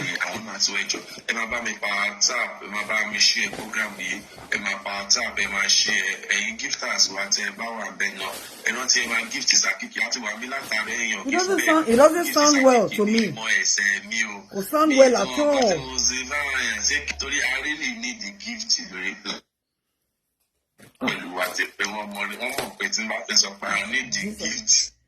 Tẹ̀mọ́ wá dé big court nǹkan. Tẹ̀mọ́ wá dé ọ̀dọ̀ wọ́n wá dé court gangan nǹkan. Ṣé àwọn ọlọ́pàá ò ní wá? Àwọn ọlọ́pàá máa gbé statement tí wọ́n wá náà. Wọ́n wá compare sí eléyìí. Mo máa ń sọ fún yín mo ní irọ́. Nìkan ló máa ń change. Sister Oluwakemi Ajani ni maybe that hand picture might be an old picture. No, sis. It's not. That was a live video. Wọ́n share pẹ̀lú nurse. Ẹ̀jẹ̀ ńkọ́? Ṣé ẹ̀jẹ̀ tó wà níbẹ̀ náà old ẹ̀jẹ̀ ni? Sister Oluwakemi Ajani. Mo ń bi yín ni o. Àbúrò ìyá Mohbad tó lòun lọ bẹ̀ òun pariwo pé àǹtí mi ẹ̀jẹ̀ yín máa pọ̀ o. Wọ́n dẹ̀ sọ lẹ́yìn wọ́n ní kò sí ẹ̀jẹ̀ ẹyọ kan. Tó o kí ẹ̀ máa take side, èèyàn máa jókòó èèyàn á rò ó. So that you don't lose your credibility. You know? Àwọn tí mo gbé wọlé lórí request section ló ní bóyá lórí pé bàbá Mohbad mọ́lẹ̀ ní alẹ́ kò jẹ́ kí àwọn ìjà gbére mọ́. What about the blood? Sí bàbá ẹ̀ rí? Yeah, that was the picture that was sent to the nurse. That was the picture that was sent to the nurse. Àbúrò ìyá Mohbad àti ìyá Mohbad wọ́n ní nígbà tán débẹ̀ the first time wọ́n yẹ wọlé báyìí wọ́n rí ẹ̀jẹ̀ tó àwọn rí àwọn aṣọ Mohbad tó soak nínú ẹ̀jẹ̀. Bàbá Mohbad náà sọ the same thing. Ẹ bá mi mute gbogbo àwọn ayé pàtàpàtà mú alálàáfíà. Ẹ ṣe Sister Oluwakemi Ajani, God bless you. So it's so confusing. Èèyàn gbọ́dọ̀ sọ̀rọ̀ kí á dẹ̀ bá bẹ́ẹ̀. In fact, mi ì fi pé anybody tó bá súnmọ́ Mohbad mi ì fi pé wọ́n need lawyer because ó easy láti sọ agbé Mohbad dé ó jà tó bá jẹ́ lóòótọ́ ni ó jà adẹ̀gbé wọlé ó dẹ̀ ṣe gbá tó má lẹ̀ tún pè yín nígbà míì ẹ̀ tún sọ the same thing. Nígbà tí àwọn ọlọ́pàá tí wọ́n sọ̀rọ̀ ǹjẹ́ ẹ gbọ́ níbi tó ti sọ pé Wùmí gbé ọmọ sílẹ̀ nínú mọ́tò ó ṣílẹ̀kùn ó lọ pé àwọn èèyàn tó máa wá dá sí ẹjọ́ yẹn. You know, tí nǹkan ò bá sound the same ìyẹn á sọ̀rọ̀. Mo ń retí kọ́mẹ̀tì ẹ̀yin tẹ́ sọ pé mo ti ń retí mo ń wo kọ́mẹ̀tì everybody látàárọ̀ látìgbà tí mo ti padà sí orí show. Àwọn ọlọ́pàá the only thing tá gbọ́ ni pé wọ́n ní ìyàwó ẹ̀ sọ pé ó ní kí prime boy bọ́lẹ̀ by fire by force pé ó dẹ̀ bọ́lẹ̀. Àwọn ọlọ́pàá sọ bẹ́ẹ̀ mo máa kà sí ti yín lọ́la ìfá fídíò ẹ̀ mo máa play ẹ̀ tẹ́ máa wò live. Wọ́n ní ìyàwó ẹ̀ sọ pé his wife said àwọn ọlọ́pàá ní nígbà tó ń lọ lé ẹ̀ his wife said ó lé ọ̀rẹ́ ẹ̀ sílẹ̀ wọ́n dẹ̀ lọ. And today again the wife said òun bọ́lẹ̀ nínú mọ́tò òun lọ pé àwọn èrò tó máa separate ìjà wọn wọ́n dẹ̀ tí wọ́n béèrè lọ́wọ́ pé ṣé wọ́n jà ó ní no ìjà yẹn ò ṣojú then how did you come out to go and bring people to come and separate them.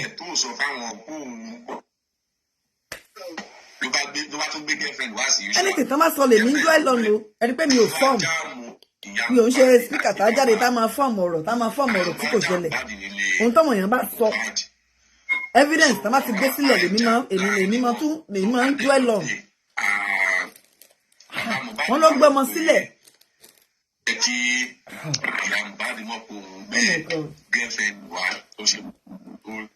Ọlọ́run arẹ́jọ́ bá yẹ ṣẹ́ ẹ. Bàbá Mohbad táwa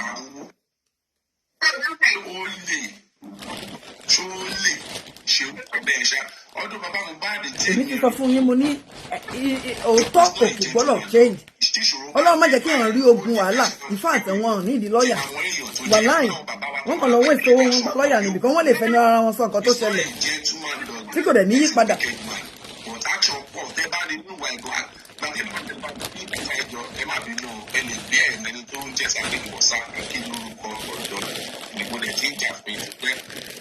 Àwọn fans ọ̀dọ́ mi wọ́n máa fẹ́ bá ẹni sọ̀rọ̀ lórí fóònù. Kọ́tà máa sọ fún mi pé kí n lọ bá PA. ẹni tó tún kọ́ kọ́mẹ̀ntì kan tó ń lọ gẹ́gẹ́gẹ́gẹ́ mi ìmọ̀ ní kọ́mẹ̀ntì lágbà tí mo ti ń dá sí sí kọ́mẹ̀ntì ti slow down. Kí ni Wunmi wí? Mo fẹ́ kí gbogbo London gbọ́. Everybody ní United Kingdom. À ń gbọ́ àwa ń bí. Ẹni yìí ó wà ní court mo dẹ̀ fẹ́ kó máa gbọ́ tó jẹ́ tó ṣàgbọ́. ta ló ń bá wàrà UK sọ̀rọ̀ yẹn a fẹ́ gbọ́. Captain tí Wunmi tún sọ ní court tó tún jẹ́ ọ̀rọ̀ ẹ̀ wà láàrin lórí show tó lọ ṣe wọ́n lọ Wunmi pé ṣó ti máa ń tẹ̀lé Mohbad lọ sí show tẹ́lẹ̀tẹ́lẹ̀ rí yàtọ̀ sí èlé ó ní ẹ̀ ó ti máa tó bẹ́ẹ̀ méjà bẹ́ẹ̀ mẹ́ta tóun ti máa ń tẹ̀lé lọ ṣùgbọ́n wọ́n dẹ̀bìlẹ̀ pé àwọn show tó ti máa ń tẹ̀lé lọ́yànjà ní irú bẹ́ẹ̀ yẹn rí ó nínú wọ́n wá ní òkè kí ló ṣẹlẹ̀ ní show yẹn gangan ó ní Mohbad arrive àti 7 ló dé sí show yìí bó dẹ̀ ṣe dé àwọn wà nínú gbádù mọ́tò nígbà tó di Mohbad àtàwọn ọ̀rẹ́ kúrò nínú mọ́tò nígbà tí sèjì wọn lọ pàfọ́ ó yà ní pàfọ́ mẹ́rin ṣàtò ìbá 2 hours tó fi padà dé so sàṣàṣàm tó dé àwọn ọmọ ọ̀tá àmọ́ lọ́wọ́ ń bèrè lówó lọ́wọ́ Mohbad ṣàfún wọn ní 100,000 so still náà àwọn bọ́ọ̀sì yẹn ṣe ń parí pé owó yẹn ò tó so Mohbad struck àbúrò ẹ̀ pé kó lọ ṣẹ́ owó wá so ìpèsè ìpàbúrò ẹ̀ lọ ṣẹ́ wá àbúrò yẹn wá tètè dé òun ni prime boy fi bọ́lẹ̀ tó wá ọmọ yẹn lọ tó fi máa rí wọ́n ṣe wá jọta ò síra wọn ìdá so àbúrò ẹ̀ sọ̀rọ̀ pé tó bá jẹ́ pé àbúrò tù ló ṣe nǹkan tí àbúrò Mohbad ṣé òun mọ nǹkan tóun máa ṣe fún àbúrò òun so Mohbad wá sọ fún òun pé okay now tóun bá tiẹ̀ máa bá àbúrò òun kò lè jẹ́ ibi pé káwọn délé náà so ọ̀rọ̀ ẹ̀ ṣáà ní prime boy yìí ń sọ tí Mohbad náà sọ bàbá gbẹ ìlú tó agreement wà nǹkan tó wá dà láàrin ni pé Mohbad pé kó ṣọ̀tọ̀ so ṣọ̀tọ̀ kò yẹ òun ni Mohbad tó bọ́lẹ̀ nínú mọ́tò ọba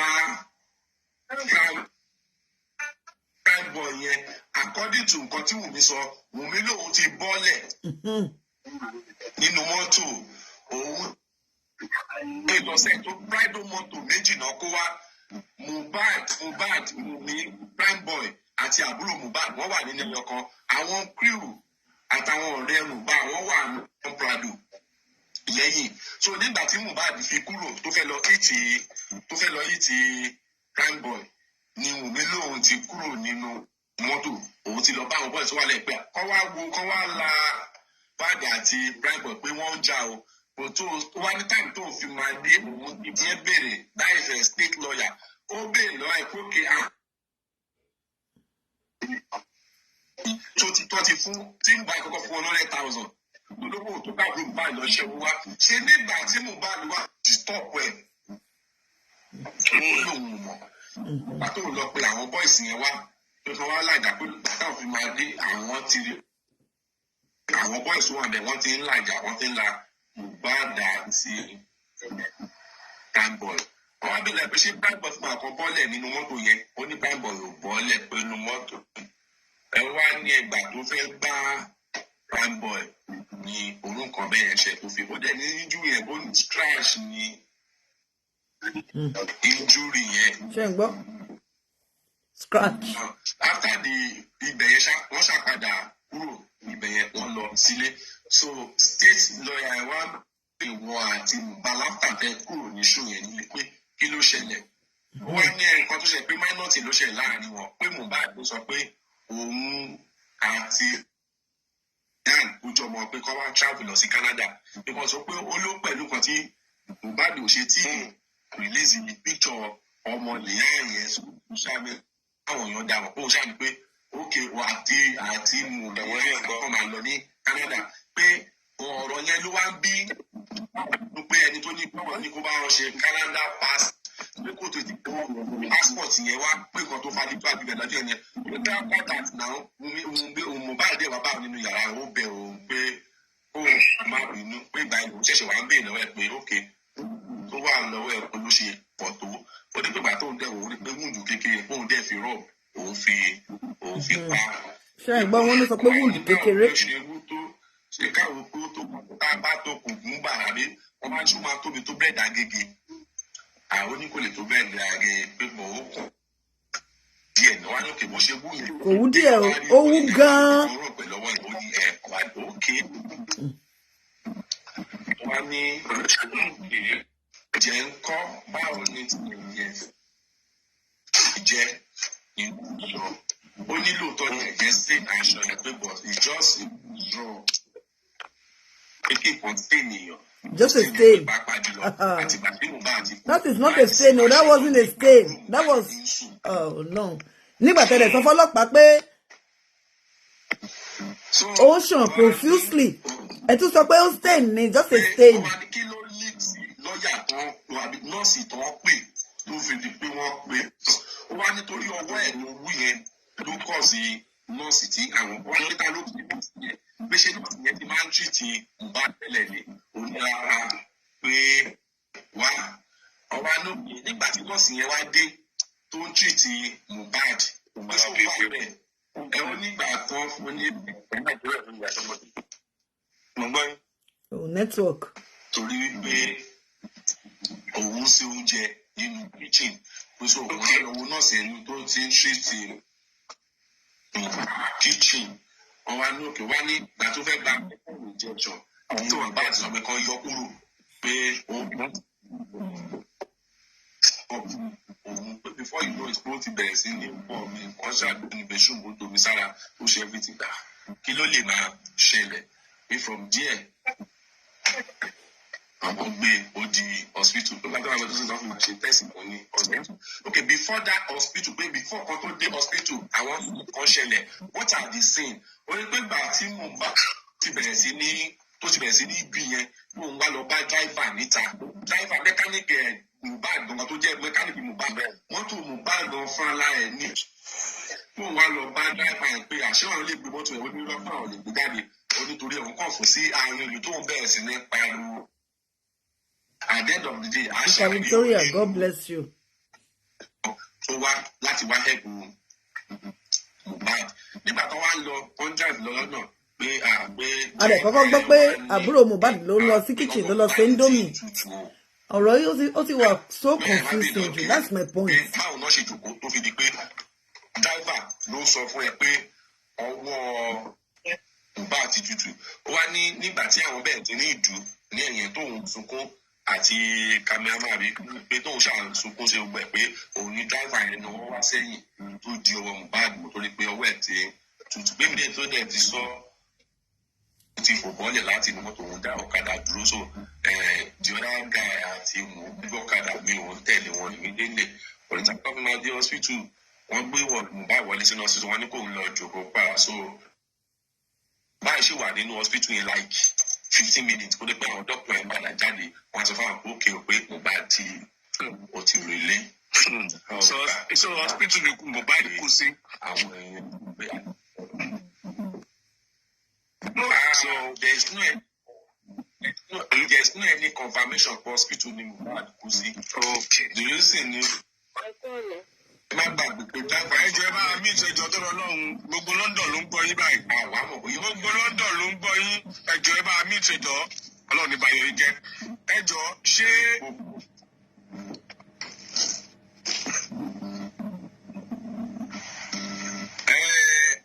ẹ kú àlàyé a rí pé ẹ wà ní kóòtù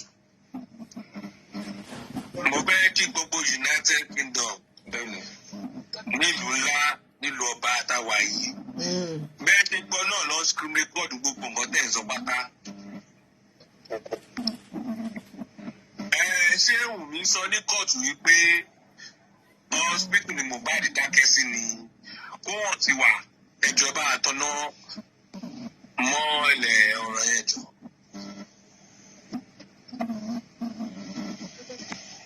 Kò sọ̀rọ̀ nípa nǹkan tó jẹ́ brought in there. Nǹkan tó jẹ́ ká mọ̀ ni wípé àwọn hospital yẹn náà confam ẹ̀ fáwọn pé Mohbad ti kú. Okay, ṣe ti ra sáwọn. Àwọn bọ́yá ó ti wá ọ̀dì ó létí tó express lọ́nà tó jẹ́ kó padà kúrò nínú mọ́tò torí tráfíkì wà lọ́nà lọ́jọ́ ìgbà tó ń lọ sọ́spítù. Pé bọ̀tì ìbílẹ̀ tí dábàá yẹn sọ pé ọwọ́ Mohbad ti kú lòun ń bọ́lẹ̀ làwọn tètè gbé ọ̀kadà. Ẹjọ́ bóyá gbogbo everybody ọ̀yẹ́bíbó ẹjọ́ ara yẹn ẹ̀jẹ̀ bá a ṣe sùúrù. For the people that's in the United Kingdom, please, I want you to share this live to everybody.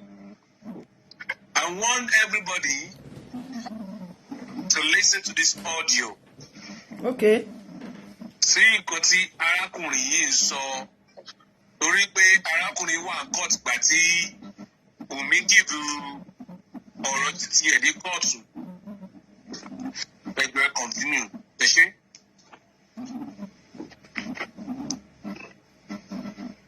So there's no any confirmation to the hospital yẹn ló ti kú. But the only thing tí Wunmi sọ pé ó ṣẹlẹ̀ lọ́nà ni pé driver yẹn di ọwọ́ ẹ̀ mọ́, driver yẹn dẹ̀ ní ọwọ́ ẹ̀ ti tú. Ọwọ́ yẹn bá gbé ó ti pa yín. So ó ṣáà nígbà táwọn gbé Mohbad dé hospital yẹn wọ́n tẹ́wọ́ gbà lọ́wọ́ ó sì wà lọ́wọ́ wọn off to fífò. Wọ́n sọ fún wa pé Mohbad ti kú. Wọ́n wá bèèrè lọ́yẹ̀ pé ta ló pè pé tó pè àpamọ́ olóhùn pé bàbá Mohbad. Wọ́n dẹ̀ bèèrè lọ́yẹ̀ pé bàbá Mohbad. Ìyẹn ló fi gbé ọ̀rọ̀ placenta wọlé tó ní nígbà tó ń bímọ bàbá Mohbad. Àdìrẹ́ placenta lọ́wọ́ tó ń dẹ̀ pé ọmọ ẹ̀ tó bá tó ọmọ sọ pé kó fún pé placenta lè fún bàbá Mohbad. Pé torí pé ìyàwó sí bàbá Mohbad dé pọ̀ pé tọ́jú ọmọ nǹkan mi. Bí ẹ ṣe ń sọ̀rọ̀ lọ lẹ́ẹ̀kan yẹn, ẹ ń sọ wípé Wunmi sọ wípé bàbá Mohbad ń ṣe ṣìnà bẹ́ẹ̀ lẹ wí àbí bẹ́ẹ̀ kọ́.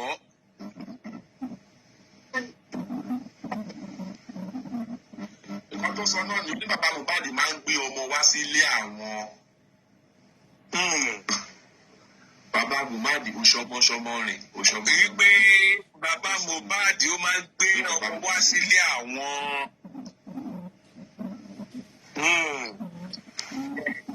Ó dẹ̀ ní ẹ̀wọ̀n níbi bẹ́ẹ̀ ni wọ́n ṣe ń sọ ìyá Mohbad náà dẹ̀ wà lórí ìjòkó.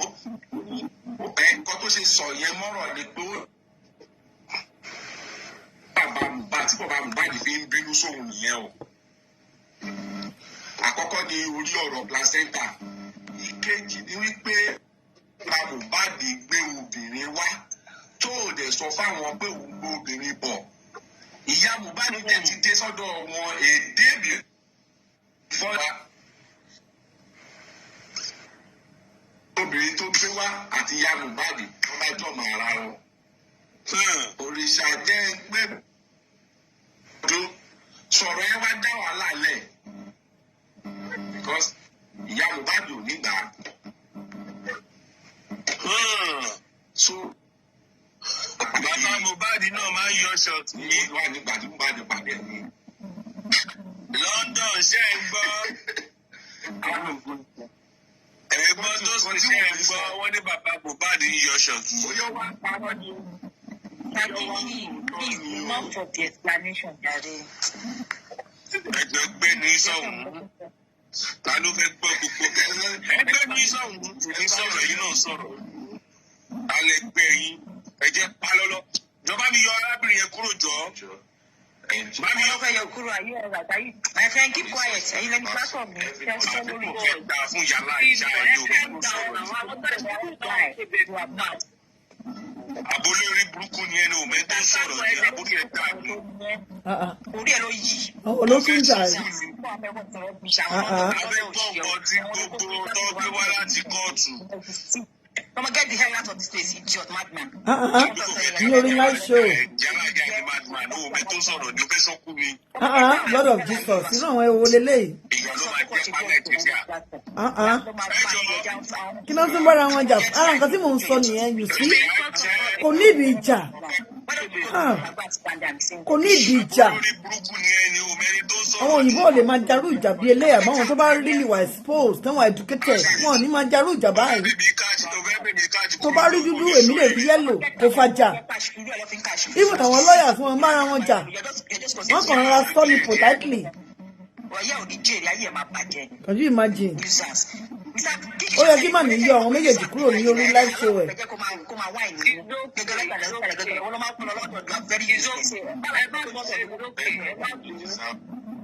Ẹ bá rí àwọn tó wà lẹ́nà wọn ò ní máa jà bí eléyìí. Téèyàn kan bá sọ pé èmi rí ó yẹ́lò, ok ìwọ rí ó yẹ́lò bọ̀ ní tèmi ò èmi rí ó green, ok ó tán kò fàjà. Hello. Hello. Ẹ kálẹ́ o. Ẹ má bínú my sister, ẹni yẹn ti yó, ó kàn fẹ́ máa gbọ́ gbogbo nǹkan tẹ́ ẹ fẹ́ sọ. Káyọ̀ ti kọ́ tẹ̀ náà, ó kàn waste time àwọn èèyàn, òun nìkan ló wà lórí ìpínlẹ̀. Ẹgbẹ́ bó ṣe wọlé tí mo kí ẹ gbọ́ reply fún mi tó sọ pé kí n dákẹ́ náà gbogbo London ló ń sọ̀rọ̀. Ṣé mo fi fẹ́ kálukú tí ń sọ̀rọ̀? Ẹ kú ṣẹ́gbàre, Ọlọ́run ní ọjọ́ ti di ẹnu kó ti wà lórúkọ Jésù.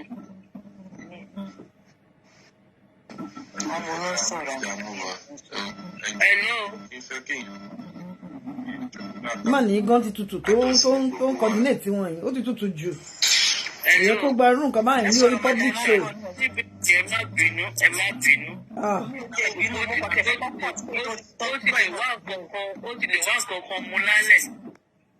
Ẹ̀wẹ́ wèrè Bíbélì sọ pé aṣiwèrè lọ sí wáyà. Nǹkan tó pè é nìyẹn. My brother ẹ kú ṣẹ́gun Ọlọ́run àwọn yìí lọ́wọ́. Àní ti bi tẹ́lẹ̀ lẹ́ni kó ti wá lórúkọ Jésù. Àti Wunmi àti bàbá Mohbad àwọn ológun kan tó jọ di papọ̀. Ṣé àwọn tó ń dárúkọ tẹ́lẹ̀ bá wọn ò dárúkọ wọn mọ́, ìjà yìí ti bọ́ sáàrin ilé sílé. Ṣé ẹ̀gẹ́ pẹ̀tì àárín ilé sílé ìjà yìí ti ń wá wà? Immediately ló yẹ kó ti yẹ kó tẹ̀ ní láti sọ wọn kàn máa yọ wọn kúrò ní.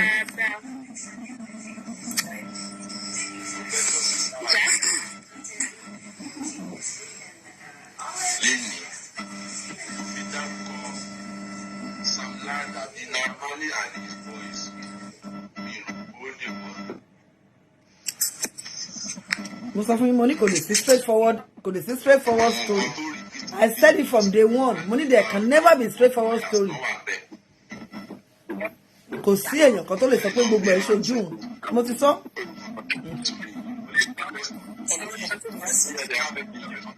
Jẹ́ ká fi at this stage bí a kọ́ lọ sí Mohbad. Wọ́n jẹ́ kó lọ rest. Wọ́n máa ti parí autopsy ẹ̀ kán lọ sí kán kúrò lórí ẹ̀ kán fi everything lé Ọlọ́run lọ́wọ́, that's it. Kò ní di dragging of anything, kán fi gbogbo ẹ̀ lé Ọlọ́run lọ́wọ́.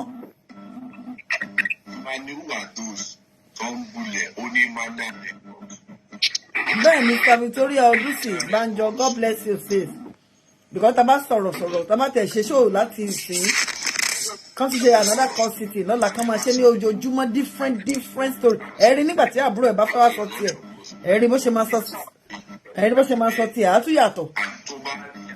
Tí nọ́ọ̀sì bá dé á tún sọ tiẹ̀ á tún yàtọ̀. Tí prime boy bá dé tó bá sọ tiẹ̀ á tún yàtọ̀. Tó máa pe spendy á sọ tiẹ̀ á tún yàtọ̀. Photographer ti sọ tiẹ̀ ní last week 2 weeks ago rather, ó sọ tiẹ̀ ó tún yàtọ̀, gbogbo ẹ̀ ló yàtọ̀. So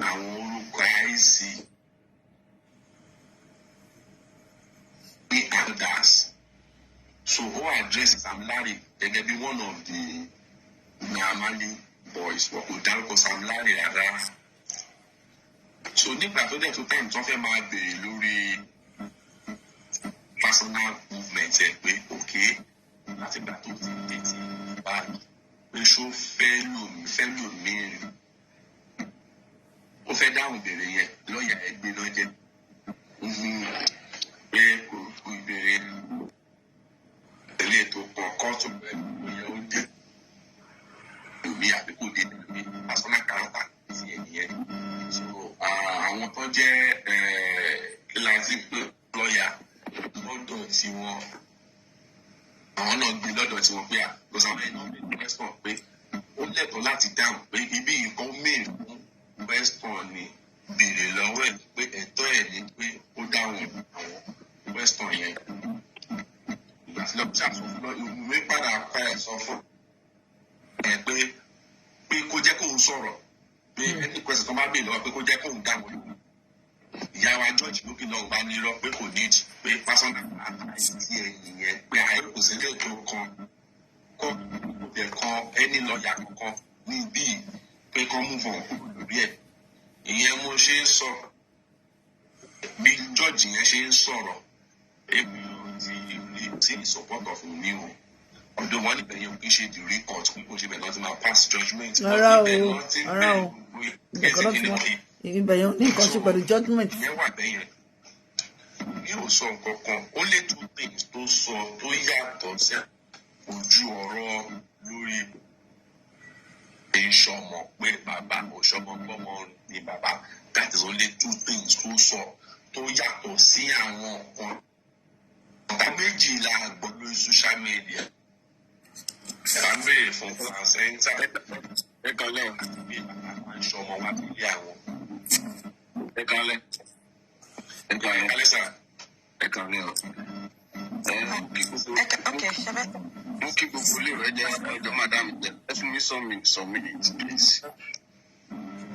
mo kí gbogbo ilé rẹ mo dẹ kí ṣàkíyàn Ọlọ́run rẹ lọ́wọ́ àmì jẹ ní sùpọ̀ mọ̀ wá lágbára Ọlọ́run mo dẹ fẹ́ number one ṣe rí tẹ́ bá ti accept àwọn èèyàn ẹ máa tẹ̀ láti máa wo àwọn tẹ́ máa accept especially máa tẹ̀ accept tí tó ṣèpè fún woman kan ní platform yẹn doesn't make sense ìyẹn kan máa ṣèpè fún àwọn báyìí ní republic ó ṣe bàbá. gbogbo ẹ̀ tí ń sọ̀rọ̀ tó ti sọ pé gbogbo London ló ń bọ̀ ṣé London nìkan ló wà lágbàáyé Amẹ́ríkà wà bẹ́ẹ̀ Canada wà bẹ́ẹ̀ Europe wà bẹ́ẹ̀ Nàìjíríà ńkọ́.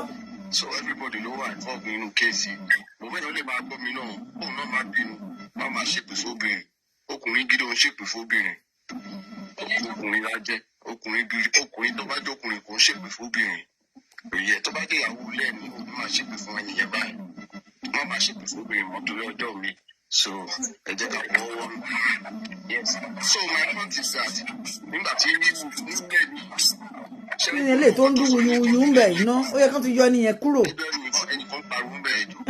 Kí ni mo sọ ń sìn yín.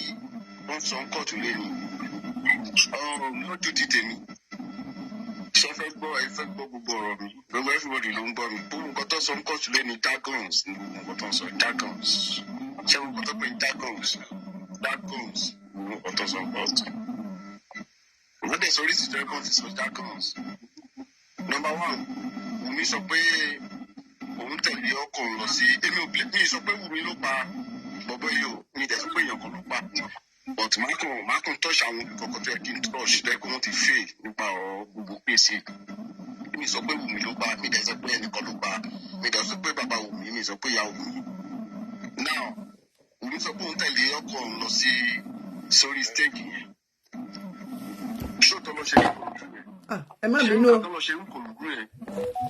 sí fídíò kankan tó jáde lẹ́yìn stage yẹn títí tí fìjà rẹ̀ fi ṣẹlẹ̀ tó fi padà sílé báwọn ọmọ ọ̀tá fi ń na tó ní wọ́n fi ń jà tó fi ń ṣe. kò sí fídíò. láàrin fídíò kankan. ẹ ṣé bàbá. anything like that but a lè rí fídíò ìgbà tó ń búlẹ̀ a lè rí fídíò ìgbà tí. nǹkan tẹ́mi náà sọ nìyẹn gbogbo incident tó ṣẹlẹ̀ ní Kòròdú yẹn kò sí just one person tó record ẹ̀. táwọn ọmọ ìta tó ní wọ́n ń kíkọ́ lọ ṣẹ́wó wá níbi tó ti ń jà á rí fídíò ẹ̀. gbogbo ibi tó ti jà yẹn pátápátá kò sí fídíò ẹyọ kan. tó ní òun lọ sílẹ̀kùn pé prime boy àbí kí ló pè wọ́n jọjà àárí fídíò ẹ̀. Ibi tó ti ń wáyàn tó mọ lọ sẹ́tù wọn kọ́ kò sí fídíò ẹ̀. àárí fídíò ẹ̀ ẹ má jẹ́ ká máa tan ara wa jẹ mo fínú mi mo mọ̀ jẹ òwe Yorùbá náà ní má fínú mi mo mọ̀ jẹ. bọ̀ fídíò àwọn tó kù a lè rí ààbọ̀ tá a lè rí fídíò láti orí stage yẹn títí tó fi délé àárí fídíò kọ̀ọ̀kan sọ pé this is proof of the video àárí fídíò yẹn. especially ibi tó ti jà Nàìjíríà kí ẹ máa jà lórí títì kan má rìkọ́ even ní London níbí gan ní UK níbí wọ́n rìkọ́ọ̀dì ẹ̀. ẹ jọ mọ́tò tó ń bọ́lẹ̀ yìí ṣé ọmọ Wùmí wà lọ́wọ́ ẹ̀ ń gbà yẹn àbí ta ló gbọ́mọ ẹ̀ fún ṣọmọ Wùmí wà nínú mọ́tò yẹn àbí ta ló gbọ́mọ ẹ̀ fún ta ló di ọmọ ẹ̀ fún Wùmí that's point number 2. ìgbà tí Wùmí jáde nínú mọ́tò yẹn ṣé Oṣòdì ló ti lọ sọ fún àwọn onímọ́tò yẹn ni àbí Mushin because mọ́tò yẹn tẹ̀lé àwọn ni ní gbogbo tó fi lọ sọ pé òun fẹ́ lọ bá àwọn kan tó wà ní mọ́tò pé ọkọ̀ mú jà yẹn tí lè ju 2 minutes kò lè pé 2 minutes síra àwọn tó nù fún ìgbà tó máa padà dé ibi mọ́tò yẹn pé ìgbà tó máa padà dé mọ́tò tí ọkọ̀ ẹ̀ wà wọ́n ti ń jà ṣé ó possible kí ọkọ̀ ẹ̀ máa jà kí wọ́n má lè pariwo kó má lè ṣe fídíò ìgbà tí àwọn díẹ̀ ní wá sílé ẹ̀ ó pariwo nípa agbọ́fọ́ìsì ẹ̀ agbọ́fọ́ìsì ẹ̀ pé òun pariwo wọ́n ti yẹn òun pariwo wípé mọ́tò tó wà lẹ́yìn tó ló lọ pè wọ́n yẹn báwo ni distance mọ́tò yẹn ṣe jìnnà sọ́kọ̀ ẹ̀ tó ń rìn bí 5 minutes lọ́bẹ̀ yẹn kó tó padà dé ìyẹn kọ́kọ́ tẹ̀ is out of it dípò bọ́lẹ̀ fún mọ́tò òun tó padà dé òun ti lọ ṣe. Number 2 nígbà tó wá padà délé ó padà délé Wùmí sọ̀rọ̀ pé ó ní òun bí òun ó ní òun lọ sínú yàrá òun pé létà ló wá gbà ó ní létà ló wá bá òun pé ó rí pé inú ń bí òun ṣé ìgbà tó ní inú bí òun tó létà tó wá bá òun yẹn after gbà yẹn ó ní nǹkan tó dìjà àwọn bẹ̀rẹ̀ kí ló kílẹ̀ sọ wá pé àwọn ìyá wa wá. Hello, are you talking to me? Bàbá ẹ continue. Okay, ó ní ọtọkù oníwà bẹ òun nínú yàrá sáà ó nígbà tó wá bẹ òun nínú yàrá ó nígbà tí nọ́ọ̀sì dé wọn kọ́kọ́ kùnà bẹ̀rẹ̀ ó ní lẹ́tà òun wà nínú kíṣìn kò pọ́sibú kọ́kọ́ ẹ̀ sick ṣé inú kíṣìn yẹn ṣé other side ní sílé kẹta ní sí kíṣìn sínú ní flat yẹn gbogbo àná làkọ́lé náà làmọ́ flat àdìmọ́ kíṣìn bó ṣe líkì sí yàrá tó tí ọkọ̀ ẹ̀ fi ní problem ó wà ní kíṣìn yẹn ṣé oúnjẹ èèyàn mẹ́wàá ló ń ṣe nínú kíṣìn yẹn ni àmọ́ oúnjẹ tó ń ṣe dẹ́gbẹ́ ọkọ̀ ẹ̀ sí kí nǹkan ṣẹlẹ̀ sọ́kọ̀ ẹ̀ ó wà mọ́ nǹkan tó ń ṣẹlẹ̀ ní that moment ó dẹ̀ ní ọkọ̀ wa bẹ ṣé ìgbà tọ́kọ̀ wa bẹ after yẹn ló ṣe lọ sí kitchen yìí àbí ìgbà wo ló ti wà ní kitchen yẹn ṣé after tó bẹ̀ẹ̀ tán àbí before kó tó bẹ̀ẹ̀ wọn ò béèrè question yẹn wọn ò béèrè question pé ok ó wà ní kitchen títí tí náà ti fi dé èmi ò rẹ pé mo lè ní problem sí kí àwọn sọ pé òun wà kitchen kí nọ́ọ̀sì dẹ̀ wá bá mi kó wá máa tíìtì mi ní second kan kó sọ pé òun ò ní mọ̀ nípa nọ́ọ̀sì nǹkan tó máa dúró tiẹ̀ kò possible oúnjẹ wo ló fẹ́ jẹ ṣé oúnjẹ ní ìtẹ́ ọ̀dà sáà ní oúnjẹ tó ń ṣe ní kíkì yẹn number that is another thing okay àti wọ́n ní owó ó fẹ́ yíwọ́ wọ́n fẹ́ gbé bọ̀bọ́ yẹn lọ sí hospital wọ́n ní kò sí mọ́tò ó lọ bá mẹkáníìkì ẹjọ́ ṣé mẹkáníìkì tó ní mọ́tò wà lọ́wọ́ yẹn ṣé àdúgbò yẹn ní mẹkáníìkì yẹn ń gbé ni mẹkáníìkì tó ní òun kọ́kọ́ rí pé òun bẹ́ẹ̀ ṣe mọ́tò yóò dá ní kí mọ́tò yóò dá mẹkáníìkì yẹn ṣé àdúgbò yẹn ló ń gbé ni àdẹ́gbẹ́ ní Mohbad ló ń gbé tó jẹ́ pé so far kíákíá ó ti sáré yá rí mẹkáníìkì tó ń ṣe mọ́tò yẹn ó ti yá sáré rí kíákíá nígbà mọ́tò pé wọn lè gbé mọ́tò lọ kẹlòmíì tó wá gbé mọ́tò ẹ̀ fún wọn mẹkáníìkì yẹn ó ní láti question ṣáàdúgbò yẹn ló ń gbé ni àbí ìgbà tó rọ yẹn ti ṣẹlẹ̀ tí mo bá di wà ní tara ìyá yẹn tó ń ti ń treat ẹ̀ náà ti sáré mẹkáníìkì tó ti dé torí àdúgbò yẹn mi rè pé mẹkáníìkì wà ń bẹ̀ ló ń ṣe mọ́tò mẹkáníìkì pé mẹkáníìkì ẹgbẹ́ wọn ló wà ń bẹ̀ níbi yẹn o out of it ni kò gbogbo nǹkan tó ń sọ yẹn èmi ò lè sọ pé rọ́bì ẹ̀ ṣe kó tọ́pọ̀ tí lójú ti tèmi èmi kàn try láti point out question again now ẹ wá gbé bọ̀bọ̀ yìí ẹni ẹ lọ lọ́nà traffic wà lọ́nà àti traffic wà lọ́nà ṣé ẹ ń gbé Mohbad sórí ọ̀kadà wọn á gbé lọ sọ́ọ̀sìtì ìgbà tó ń gbé lọ sọ́ọ̀sìtì yẹn lórúkọ tó gbé lọ sọ́ọ̀sìtì yẹn ó wà nínú mọ́tò wọn ti ń ṣe fídíò pé Mohbad is dead ta ló sọ fún wọn àwọn tí gbé dọ́sìpìtì nígbà tó ti ń kọ́mẹ̀tì pé ló ń ṣe fídíò pé Mohbad is dead later everybody mọ̀ pé black man jẹ́ ká mọ̀ pé ọrùn bọ̀bọ̀ yẹn tẹ̀mí kan dẹ̀ ní fídíò yẹn pé ọrùn ẹ̀ ṣèkì omi later ló kọ́ ti fídíò yẹn later wọ́n tún wá gbé bọ̀bọ̀ yẹn wọ́n gbé dání ó wà lọ́wọ́ wọn nínú mọ́tò yẹn right Now, when Mohbad is dead, Mohbad is dead. But what to share dreadlock here, kilo factor to every kilo deco to a got a punch, like a very long punch to do a wound in video. Kilo factor to every who sent to pay now, on people by the show, then no, it's a prime boy calling Muso. Prime call you do or Boto she drill or don't need video. Mohbad is dead. You know what to hear. And who's that boy? Kilo for to do a few. Kilo for let go do no look by go do now. A bit of a hospital. Dr. Wani Otiku, Kiniko. Saying that on the hospital, the doctor gives to Otiku and it was be pada sile. Being a popular, no one be pada sile. Egbe padà sílé ìgbà tẹ́ gbé padà sílé yẹn tá jẹ́ ẹni ẹ̀ pé bàbá ẹ̀ òun sọ pé ó jẹ́ ká mọ̀ pé òun ò pè bàbá ẹ̀ òun pè fámìlì ẹ̀ òun ò pè bàbá ẹ̀ òun pè fámìlì òun ò pè bàbá ẹ̀ now nígbà tí ẹ máa pè ta ló pè bàbá pé ọmọ ẹ̀ sick pé ó wà ní a tún wá pè pé kó padà sílé pé ara ẹ̀ ti yá ta ló pè wọ́n padà pé ara ọmọ ó ti yá pé kán padà sílé ta ló pè wọn béèrè question yẹn kò síbi tí question ti point out pé ok ẹ sọ pé bàbá yẹn pé ara ọmọ wọn yá later ta ló pè bàbá yẹn pé kán padà sílé now ìgbà tó ń pè bàbá Mohbad pé ara ọmọ ẹ̀ ò yá wípé kó máa bọ̀ lọ́sítù later nígbà tí bàbá Mohbad ń bọ̀ lọ́sítù èèyàn kan pè pé kó padà now bàbá Mohbad padà olùsọ̀lẹ̀ kò bá ọmọ ẹ̀ ó wá ń bọ̀ nílé ìgbà tó dẹ̀ ní òun máa dílé òun bá more than 100 people nílé yẹn níwájú ilé yẹn òun wọlé òun lọ sókè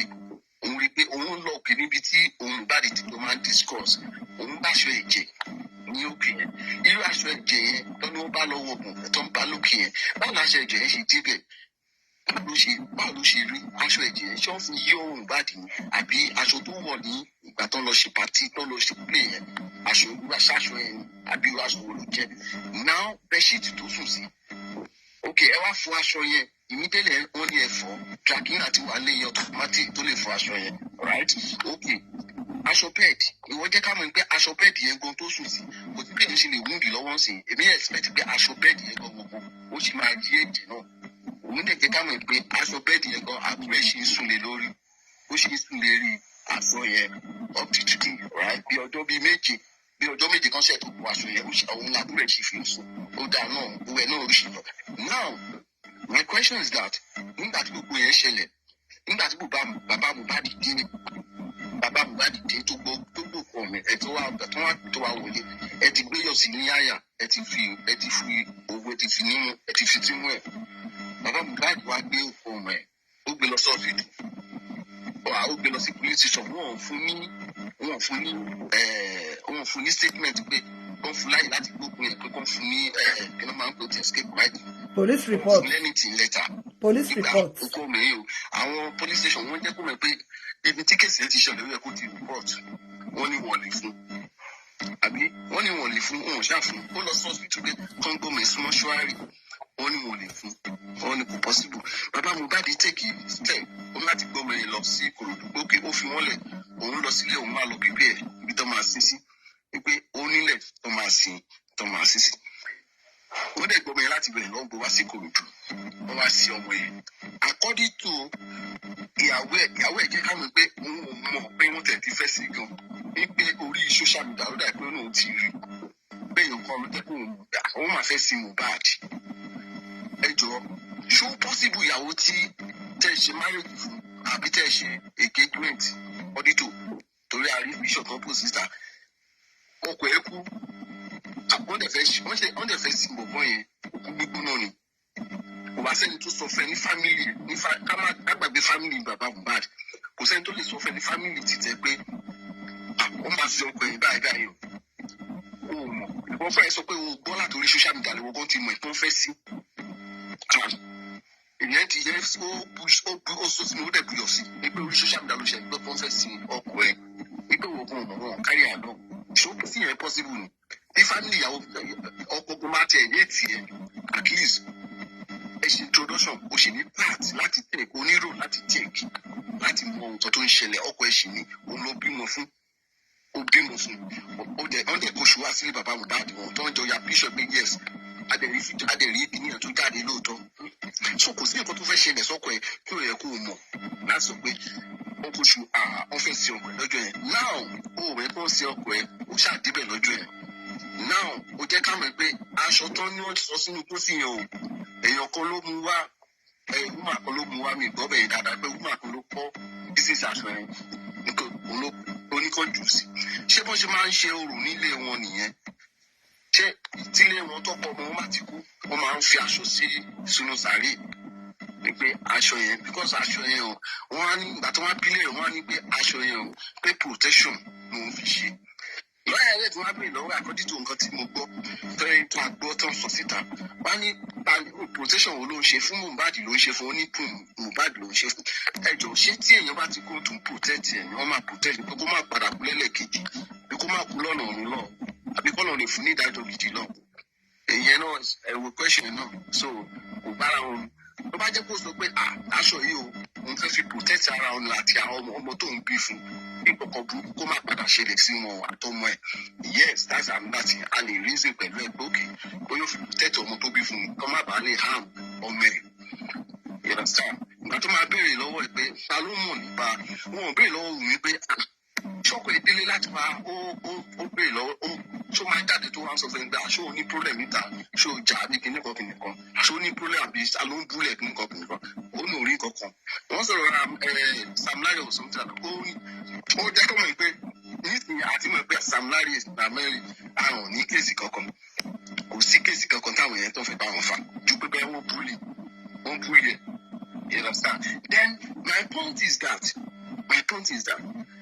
ọ̀rọ̀ tó wà nílẹ̀ ilẹ̀ yìí kò ti sọ justice máa difficult láti gbà ìdí tó dẹ̀ fi máa difficult ni pé number one òun sọ̀rọ̀ pé placenta bàbá Mohbad ń gbéyàwó wa ní ṣé gbogbo yẹn distraction ni gbogbo yẹn kì í ṣe nǹkan tó ń tà ń wá nìyẹn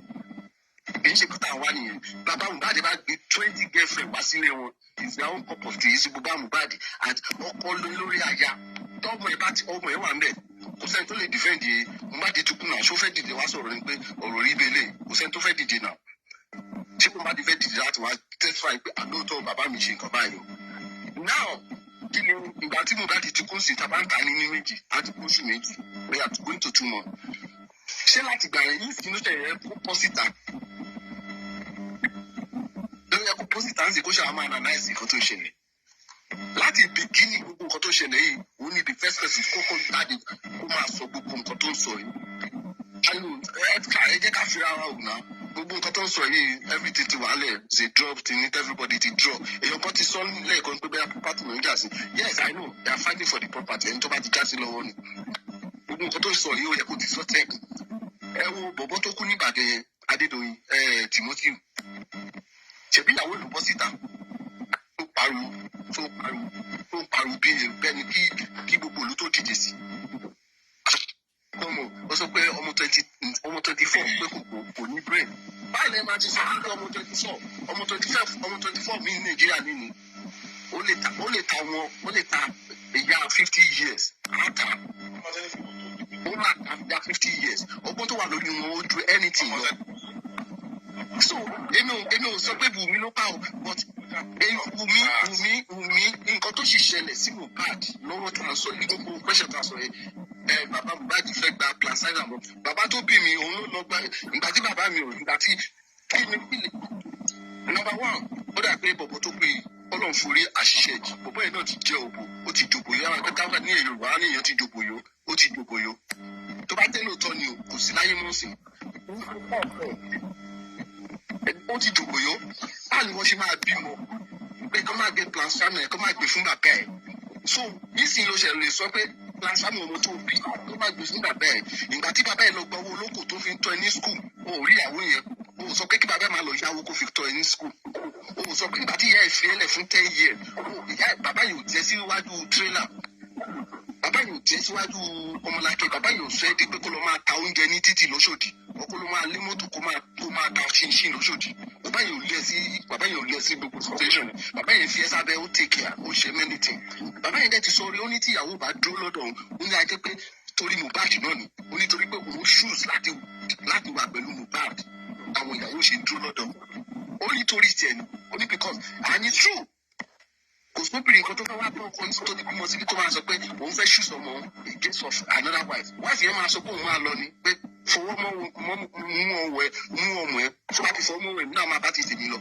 ẹ jẹ́ ká orí wa dáadáa náà so platform yìí mi ìfẹ́ ká máa pé nígbà ní pé àwọn kan fún wa máa ṣe àwọn fún wa tẹ́ pé distraction wọn wá nínú platform yìí wọ́n wá láti distract wa láti mú pé òkè nǹkan tó gbogbo nǹkan tó ń sọ ní kóòtù lẹ́nu yẹn pátápátá jargons lèmi rí sí jargons nọ́mbà èèyàn tó ti sọ lórí platform yìí èèyàn kó sínú ilé yẹn kan ó ṣe wáyé ó yẹ kí wọ́n ti sílì rẹ̀ pa wọ́n ti sílì ilé yẹn pa ọjọ́ tí Mohbad ti kú yẹn àwọn tó yẹ kó arrest number one ìyàwó ẹ̀ àwọn tó jọ wá láti club lọ́jọ́ ẹ̀ tó ní ibi ẹ̀ ó yẹ kó fún wọn sí separate tó bá fẹ́ ṣiṣẹ́ wọ́n á fún wọn sí separate police station wọ́n á dẹ̀ lọ́ọ̀kì wọn wọ́n á dẹ̀ máa gba statement lẹ́nu wọn one by one wọn ò ní ríra wọn wọn ò ní collect ara wọn papọ̀ wọ́n ṣe ń ṣiṣẹ́ nìyẹn ìlú òyìnbó táwa wà bó ṣe ń ṣe nìyẹn ẹ fi lé náà láti jọ ẹ láti oṣù méjì àwọn tẹ́ ẹ̀ ń ṣe verification fún wọn ríra wọn wọn lè pera wọn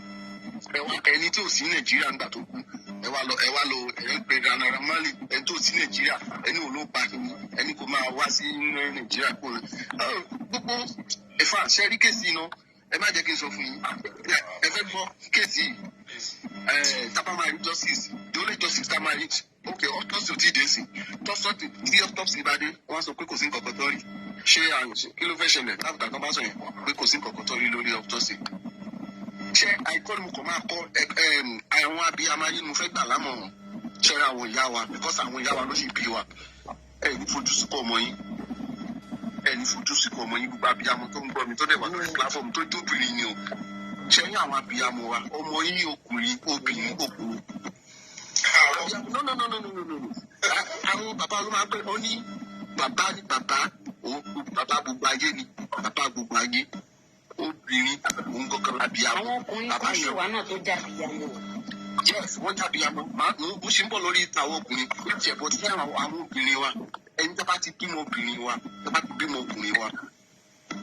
ti bímọ ọkùnrin wa ẹ jọ̀ọ́ ẹ máa jẹ́ kán ru lágbára lò mọ́tà ibi tó bá ti lọ fẹ́ yàwó téèyàn kan máa mú kéèsì bọ̀bọ̀ kan tó ń play ball ní France bọ̀bọ̀ yẹn ti mọ kéèsì bọ̀bọ̀ yẹn jáde tíyàwó ẹ̀ fẹ́ divorce ẹ̀ níbi 2 years ago bọ̀bọ̀ yẹn gbogbo property ẹ̀ ó wí ẹ̀ fún ìyá rẹ̀ gbogbo even tí bọ̀bọ̀ bá fẹ́ jẹun bá fẹ́ lọ club ọwọ́ ìyá ló tún máa gbà ó ìgbà tí kẹ́hìn máa divorce ẹ̀ tó máa gbé lọ sí ó ní gbogbo nǹkan tó ní ó wà lórí orúkọ ìdáhùn ó ní òní kankan gbogbo ayé ló parọ́ nígbà ẹni máa tẹ̀ tó dájú kẹ́ o tún dájú kẹ́ gbogbo pọ́pátì ògbé sórí ìyá yìí so ẹ̀yin abiyamọ ìyá wa kò fọlọ́ bẹ̀yìn ẹ jẹ́ ká fojú kó tó àwọn ọmọ wa ṣe ẹni nǹkan tẹ́lẹ̀ kò rí sí ni pé Mohbad ti kú sí Mohbad ti kú gbogbo ilé tá a sọ láti jọ tó ti ṣẹlẹ̀ ẹ máa tẹ̀sẹ̀ bí Nàìjíríà la wà nígbà tí ọ̀rọ̀ Adédoyin ṣẹlẹ̀ nígbà tí ọ̀rọ̀ bàbá Ìjẹ̀ṣà ṣẹlẹ̀ gbogbo TV ló ń gbé àwọn Yorùbá gbogbo ẹ̀ náà ń gbé àwọn mélòó ló ń gbé sí tó bá jẹ́ ti àwọn disma tó wà lórí àti fẹ́ràn àti àwọn bíi mẹ́ta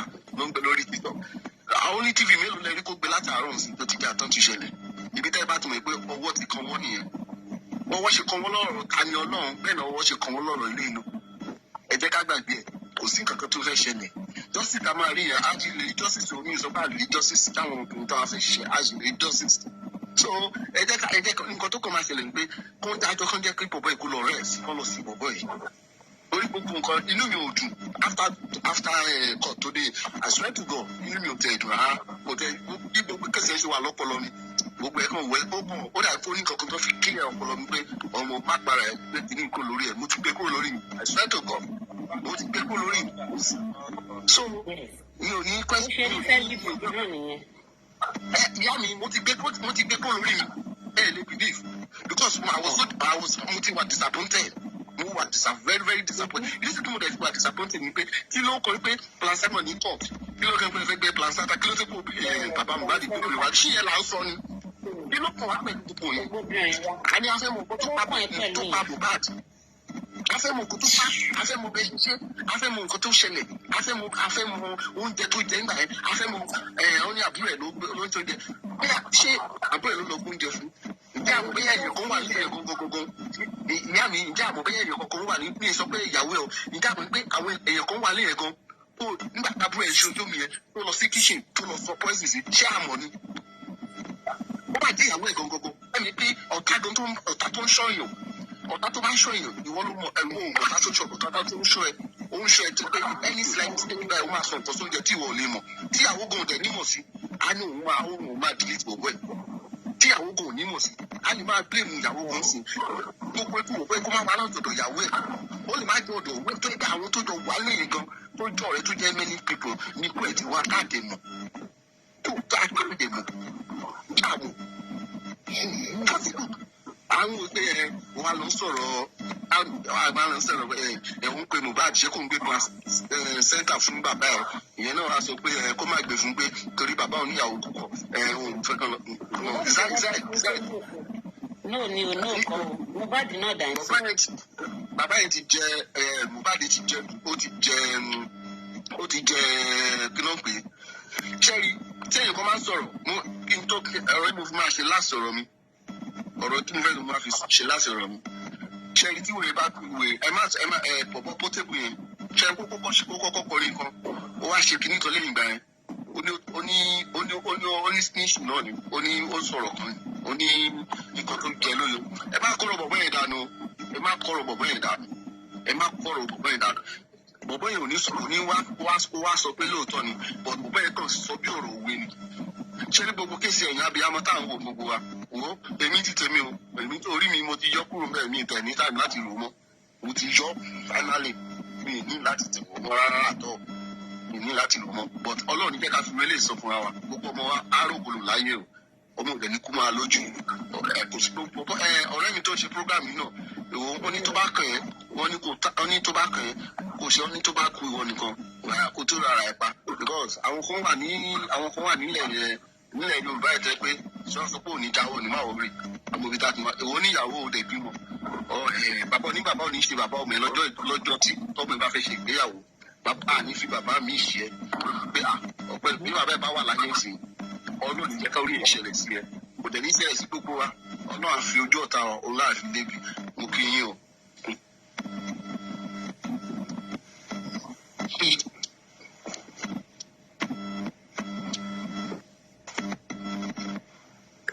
Ẹni bá fẹ́ sọ̀rọ̀ ó lè sọ̀rọ̀ mo ti parí ọ̀rọ̀ mi o.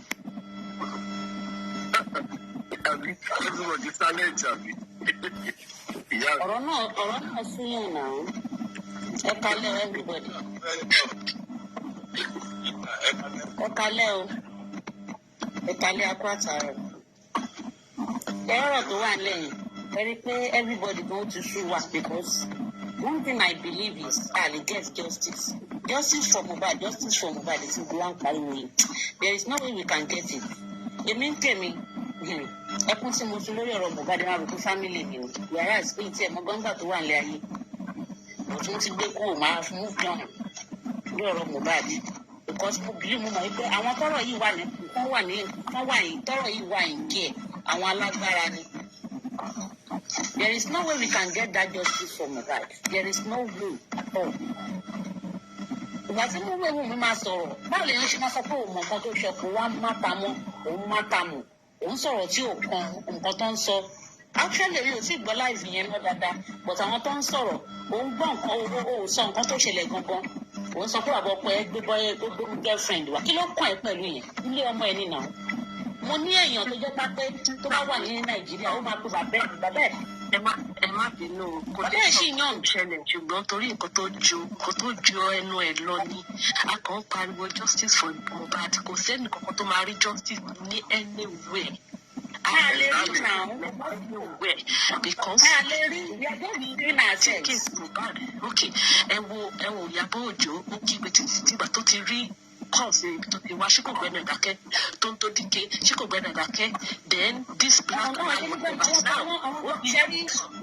ẹ má bínú mà ṣe ọ̀rọ̀ yẹn ti ń fẹ́ affect tó díke àti Ìyábọ̀ Òjó tó bá gbọ́ Ìyábọ̀ Òjó dáadáa Ìyábọ̀ Òjó ó ti ń fi style ó ti ń fi ọpọlọ ṣe sọ ọ̀rọ̀ yẹn and ẹ̀gbọ́n Wunmi tó bá lọ gbọ́ interview tó kọ́kọ́ ṣe tó kọ́kọ́ jáde tó kọ́kọ́ ṣe ní bíi the second day tí ọmọ tí bàbá yẹn kú ẹ máa gbọ́ nǹkan tó ṣẹlẹ̀ gbogbo akọ́la daft náà ok oní ọjọ́ yẹn gangan ni birthday 5th month ti Liam ó ló pe Mohbad ó pe ìyàwó ó pe àbúrò ẹ̀ ó sọ pé ọkọ ẹ̀ ń sùn lókè ìyá ẹ̀ náà dẹ̀ tún confirm ẹ̀ wípé òun pé lọ́jọ́ yẹn ó sọ pé ó ń sùn lókè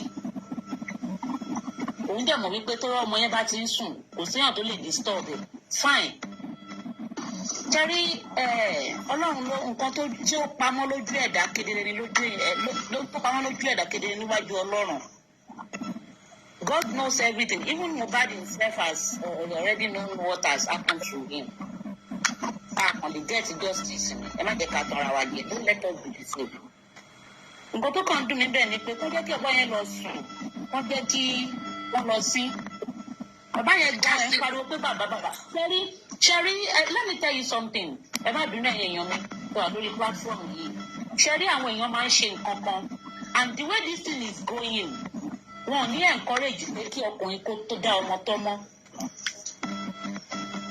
wọn encourage àwọn ọkùnrin tí wọ́n tó yẹ pé ìyàwó wọn bọ́mọ sílẹ̀ wọ́n dẹ̀ pé ọmọ yìí sá ló gbọ́dọ̀ ṣoríire lójú mẹ̀mí mi sẹ́ they are not encouraging them how can you be saying wípé ọmọ téèyàn fi agbára tọ́ tó fi ẹgbẹ́ orin tí bàbá yẹn kọ ọmọ tí èèyàn fi ìpọ́njú tọ́ ọmọ yẹn ó dẹ̀ lólógo kó tó kú fáìn lóòótọ́ kò sẹ́ni ọlọ́run jẹ́ tó gbówá rí kú ọmọ lógo kó tó kú ìyàwó kan wá jẹ wá ní pé tó ló bí ọmọ 5 months kan fún kò lè sọ̀rọ̀ òun ló lógún ẹ̀ òun ló ní property ẹ̀ bàbá ò ní rí bàbá tó ti ọmọ tó yẹ pápá òun ló lè lọ bàbá yẹn nínú ìyà àti ìṣòro òun nìkan ló lè yọ bàbá yẹn kó nínú ìṣòro àti ìdààmú àìríjẹ look at that man is not healthy the man is not healthy ẹ̀rí wípé even ìsìn ní fúlẹ̀dì bàbá yẹn ṣe ń jáde skin bàbá yẹn ṣe ń jáde the man is not is a very poor man wá kí ló máa ń ṣe àwọn èèyàn tó pa máa rí òótọ́ lè àrílè sòótọ́ mo rí àwọn tó because of this Mohbad issue àti bàbá ẹ̀ yìí mo rí àwọn èèyàn àwọn parent ọ̀hún single father tó ń fẹ́ tó bá kúkú dàgbà náà ìyá yín náà lè wá kúkú mọ̀ ìyàwó yóò ní jẹ́ ká jẹ oúnjẹ. Yes, now.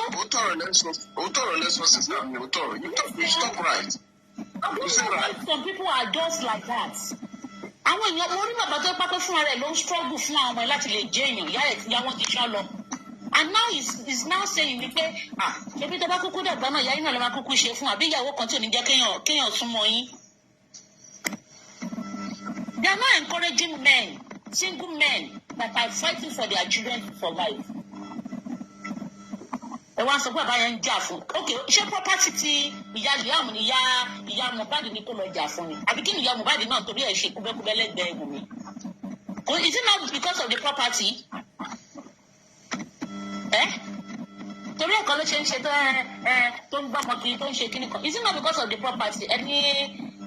Sherry, when I go to Ikorodu some months ago, about 1.5 months ago, wọ́n láti máa sọ pé Mohbad is a very bad boy that died a painful death, a good death. Fine, everybody mọ̀ bẹ́ẹ̀.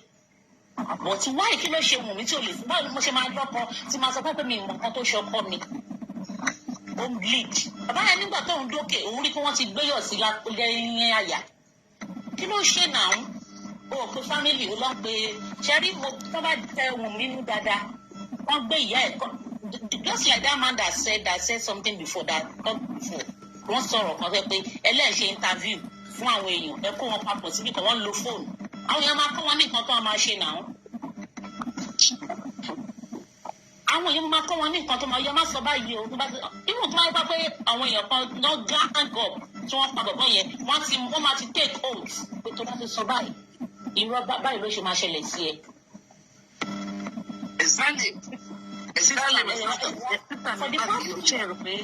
ṣe rò pé àwọn ọlọ́pàá daft láti sọ pé wọ́n ṣe dárò káwọn yóò papọ̀ definitely there is something underneath this thing ọlọ́pàá ò daft. ẹ wo bàbá tó kú níbàdàn yẹn tó kú sí ọ̀dọ̀ Adédoyin. Adédoyin ṣé àwọn ọlọ́pàá ṣé wọ́n ti fẹ́ ṣe. wọ́n bá ṣe kọ́ Oríyọmí bó ṣe máa dá ọ̀rọ̀ yẹn náà dáhùn nìyẹn. Oríyọmí ẹmu bó ṣe ń fi kú wá máa yẹn kiri kọ́lọ́n kó bá a lọ́rọ̀ ẹ̀mí ẹ̀. Olúyọmí ló jẹ́ kọ́ mú ìyìn kéèsì yẹn. Olúyọmí ló jẹ́ kọ́rọ̀ yẹn le tó yìí ló jẹ́ kọ́. If not, wọ́n ti dé sweep it under the carpet. If not because of Olúyọmí. Ẹ jẹ́ ká máa wo ṣẹ́rí tí máa yẹn nìkan ló kàn dùn mí jù. Everybody knows what happened.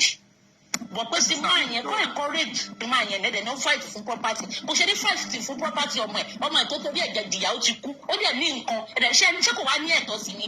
Ẹ wá sọ wípé ọmọ ìyàwó egbére òṣì kan ẹni tọ́kọ ẹ̀ tó ní ọkọ ẹ̀ ó mọ̀ ọ̀nà ọkọ ẹ̀ ló yẹ kó ṣe ló ń put on weight every day. Look at her.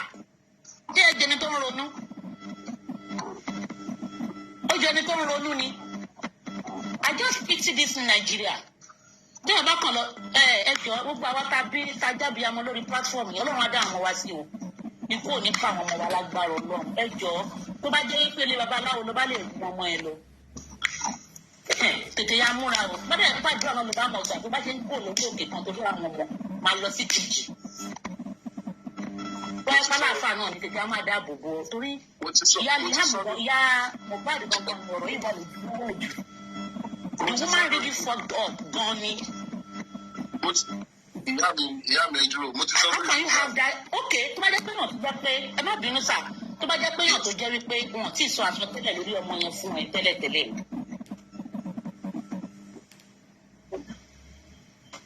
Tó bá jẹ́ pé èèyàn tó pé wọn tí ì sọ àsọtẹ́lẹ̀ fún wọn tí ì sọ fún ẹ ní prophecy lórí ọmọ yẹn. Ó ní first born ló ń tọ́ lọ́wọ́ tí àbúrò bàbá ẹ̀ kan fi wá láti Ìgàndò àbí nǹkan kan tó dẹ̀ ń sọ fún mi pé ọmọ tó fẹ́ bí yìí tó bá ti lóyún ìjọmọ bẹ́ẹ̀ o má ṣe o. Ó dẹ̀ gbọ́ yẹn ó dẹ̀ wá lóun dẹ̀ wá fún ẹ lọ́mọ yẹn tán. Ó wá fi tàfàlà ó fi ta káìt ó wá gbé sílẹ̀ irú ogun ló lè jà nílé ọkọ tó lè gbé irú ọmọ yẹn dání. Irú ogun wo ló fẹ́ jà ẹ́ nínú ilé ọkọ yẹn tó lè máa di ọmọ yẹn mẹ́rù kiri. Wọ́n ti sọ fún ẹ pé báyìí lọmọ yẹn ṣe rí. Single mother at least àṣà láwọn single mother tó ẹ pákó rí wọ́n sì pé. Ọmọ tí wọ́n ti ẹ̀ fihàn ní prophecy gan wa máa jí mọ́ra kiri ni. Because you don't know what will happen. Wọ́n ti fún ẹ ní prophecy ó wá fọkàn fi ọmọ yẹn tàfàlà. Ẹ rò pé ojú lásán ni Wunmi tó fi àtàwọn fámìlì ẹ̀ tó fi ń bá bàbá yẹn lò ní. Ó ń ṣojú lásán náà. Ó ń ṣojú lásán àtàwọn fámìlì ẹ̀ wọ́n fi ń bá ẹgbẹ́ yẹn gan ìka ní. Tọ́ba gbọ́ conversation nígbà tí ó yẹ káwọn àwọn ọlọ́pàá kí wọ́n ṣe investigation lórí audio voice note tí tó ń wà lórí social media yẹn kọ́ bèrè lọ́wọ́ Wunmi dáadáa. Kí ló what actually brought that voice note? Ó yẹ kọ́ bèrè lọ́wọ́ ẹ̀ tọ́lọ́pàá bá fẹ́ ṣiṣẹ́ wọ́n bá pé dáadáa. The police are not doing anything concerning this issue. Wọ́n ní ìyàwó ẹ̀ ọlọ́pàá ní so what? Ọlọ́pàá kì í ṣẹ̀wọ̀n ni. Ẹ jẹ́ kí n come out lórí pé nípa ọlọ́pàá máa ń ṣẹ̀wọ̀n náà. I don't know why they are just sentimental. They are just sentimental concerning this issue. They are just sentimental. Méjì kí tó gbàgbé. Ṣé rí ọlọ́pàá Nàìjíríà wọ́n ṣiṣẹ́? Ẹ má jẹ́ ká gbé ọlọ́pàá ṣiṣẹ́. Ọlọ́pàá Nàìjíríà ṣiṣẹ́ tó máa fẹ́ ṣiṣẹ́. Kí lẹ sọ sà? Ọlọ́pàá Nàìjíríà wọ́n ṣiṣẹ́ ẹgbàgbé. Màá sọ fún nísìnyí pé ọlọ́pàá Nàìjíríà wọ́n ṣiṣẹ́. Tó bá fẹ́ ṣiṣẹ́ wọ́n ṣiṣẹ́. Ọlọ́pàá Nàìjíríà ṣiṣẹ́ ẹgbàgbé. Because mo ti rí iṣẹ́ tó ṣe tó pé ìyẹn ìwà ọ̀. Mo fọ nìkan ọlọ́pàá ṣiṣẹ́ má jẹ́ ká blame ọlọ́pàá. But ṣe rí problem tó wà bẹ́ẹ̀ ni pé àwọn ọlọ́pàá gangan ti mọ ọ̀pọ̀ tó ṣẹlẹ̀. Àwọn ọlọ́pàá gangan ti mọ ikú tó pa bọ̀bọ̀ rẹ̀. Ṣé rí Ìyábọ̀ Òjó tó ń pariwo yẹn? Ẹ rí pé Ìyábọ̀ Òjó ò pariwo mọ́. Ìyábọ̀ Òjó gbọ́ fún ara ẹ̀ ó ti mọ nǹkan tó ṣẹlẹ̀. Ẹ rí pé bó ṣe dá Ìyábọ̀ Òjó kò ṣe sọ̀rọ̀ mọ́. Ó ṣe nǹkan tó pàdé mú nǹkan tó jẹ́ nǹkan tó dùn. Ìyábọ̀ Òjó mọ nǹkan tó ṣẹlẹ̀. Ẹni sùn nǹkan tó dùn fún Ìyábọ̀ Òjó ni pé ìbá máa drag àwọn tó kọ́kọ́ drag lákọ̀ọ́kọ́ ẹ̀ ní first time. Ó jẹ́ kí àwọn Nàìjíríà tó ń gbójú síbò míì pé èèyàn báyìí ló ṣiṣẹ́ yẹn ó ti gbà fáàtì gbogbo àti ṣáàmì yẹn everybody ti gbójú síbẹ̀ pé àwọn ìlú pa gbogbo ẹ̀ wọ́n búlì ẹ̀ lóòótọ́ kò ṣé wọ́n búlì president yìí Nàìjíríà ẹnì kan búlì president yìí lọ́tẹ́ kó tún kú lórí stage. Àṣìbí sọ̀rọ̀ fà mí máa sọ̀rọ̀ yìí lónìí. ẹ má bínú èmi máa sọ̀rọ̀ yìí lórí platform yìí lónìí. If not because of the bullying here and there, tí Sam Larry àti Naira Marley they have nothing to do with Mohbad's death. Àwọn kan náà pa. Ẹ má sọ bẹ́ẹ̀ o, ẹ má sọ bẹ́ẹ̀. Èmi sì ń sọ o. Ẹ má sọ bẹ́ẹ̀. Àwọn tó pa náà Sam Larry àti Naira Marley lọ́nà. Ẹ má sọ bẹ́ẹ̀.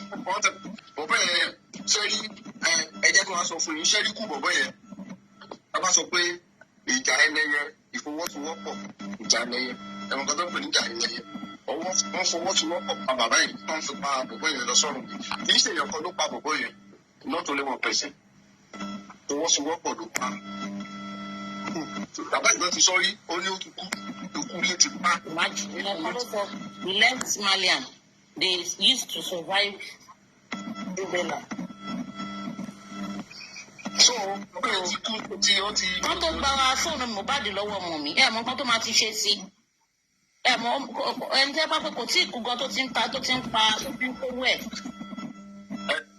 Ẹ jẹ́ ká tẹ̀ gbàgbé nípa Wunmi ẹ jẹ́ ká gbàgbé nípa Wunmi ẹ fẹ́ sọ̀rọ̀ ní court. láti ẹ̀ náà ti búrì ẹ̀ náà. àbúrò ẹ̀ tó dọ́mọ ìyá ẹ̀ tó yẹ kó testify sí court òun sọ fún court pé ibi ń pa ẹ̀ gan báyìí. Hello, ẹ̀yin èèyàn mi.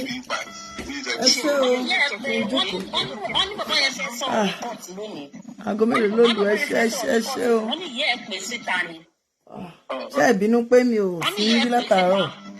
Ẹ má bínú o. A máa ṣe lè tó kù lọ́la. wọ́n ní bàbá yẹn fẹ́ sọ̀rọ̀ lónìí. Tó fi yé yín bìkọ́ mo sì ní iṣẹ́ kíní láti ṣe. wọ́n ní bàbá yẹn wọlé báyìí wọ́n sọ fún wọn ìgbà pé ó ṣe é. Digital business ni mo fẹ́ lọ attend sí. Yes, kẹ́. I still have to do some things on my laptop. Kitchen ni mo wà látàárọ̀ ẹ má bínú ṣe ìbínú bí mo ṣe ń wọlé ni mo ń jáde mo ń ṣe a lot. So ẹ pàdé wa lọ́la. A ṣẹ̀ṣẹ̀ wá ṣe ṣé òtún wa lọ́la lágbára Ọlọ́run àti wo a lot. Àti gbọ́ bí gbogbo ẹ ṣe ṣẹlẹ̀. So tomorrow we will see tomorrow. Ẹ ṣé God bless you. Ẹ̀yin ará digital business yes kẹ́ kí wọ́n attend sí ìsìn ẹ̀jẹ̀ ń gbé laptop mi. Mo sọ fún pé mo máa ń pẹ́ sùn. That is why ni mo ṣe lè ráyè máa play lè fún yín nígbà tí mo wà kitchen, you know. Tí ò bá ṣe pé mo ṣẹ̀ṣẹ̀ máa bẹ̀rẹ̀ iṣẹ́ mi mo fẹ́ ka laptop mi sùn and I need full concentration. So I'll see you tomorrow everybody. Thank you for coming. Oníyàn ṣe ọlọ́bẹ̀ ṣe ọlọ́kà ṣe gbogbo yín pátápátá ẹ ṣe. At least everybody ti ní idea ohun tó ṣẹlẹ̀ ní court. Everybody ní idea ohun táwọn ọlọ́pàá sọ pé ó ṣẹlẹ̀. So tó bá di lọ́la a tún máa sọ̀rọ̀. Tẹ́ ẹ bá fi like page ẹ like ẹ o. If you want to see more updates, you know, follow and like this page. Yeye Ogeto Glamorous. Share this show. Mi ò tẹ̀sán pé ká share látàárọ̀. Ẹ̀yin tẹ́ bá ti wò ó àtẹ̀yin tẹ́ tún máa wò later ẹ bá wa share. Káwọn èèyàn lè ní idea ohun tó ṣẹlẹ̀ ní court. God bless you all. I'll see you tomorrow. I want to start attending to my business. Yes, sir. My digital business gangan nìyẹn níbi tí gbẹ̀mí tó ti ń jáde. So màmá rí yín lọ́la. Stay blessed. Bye everybody. Bye.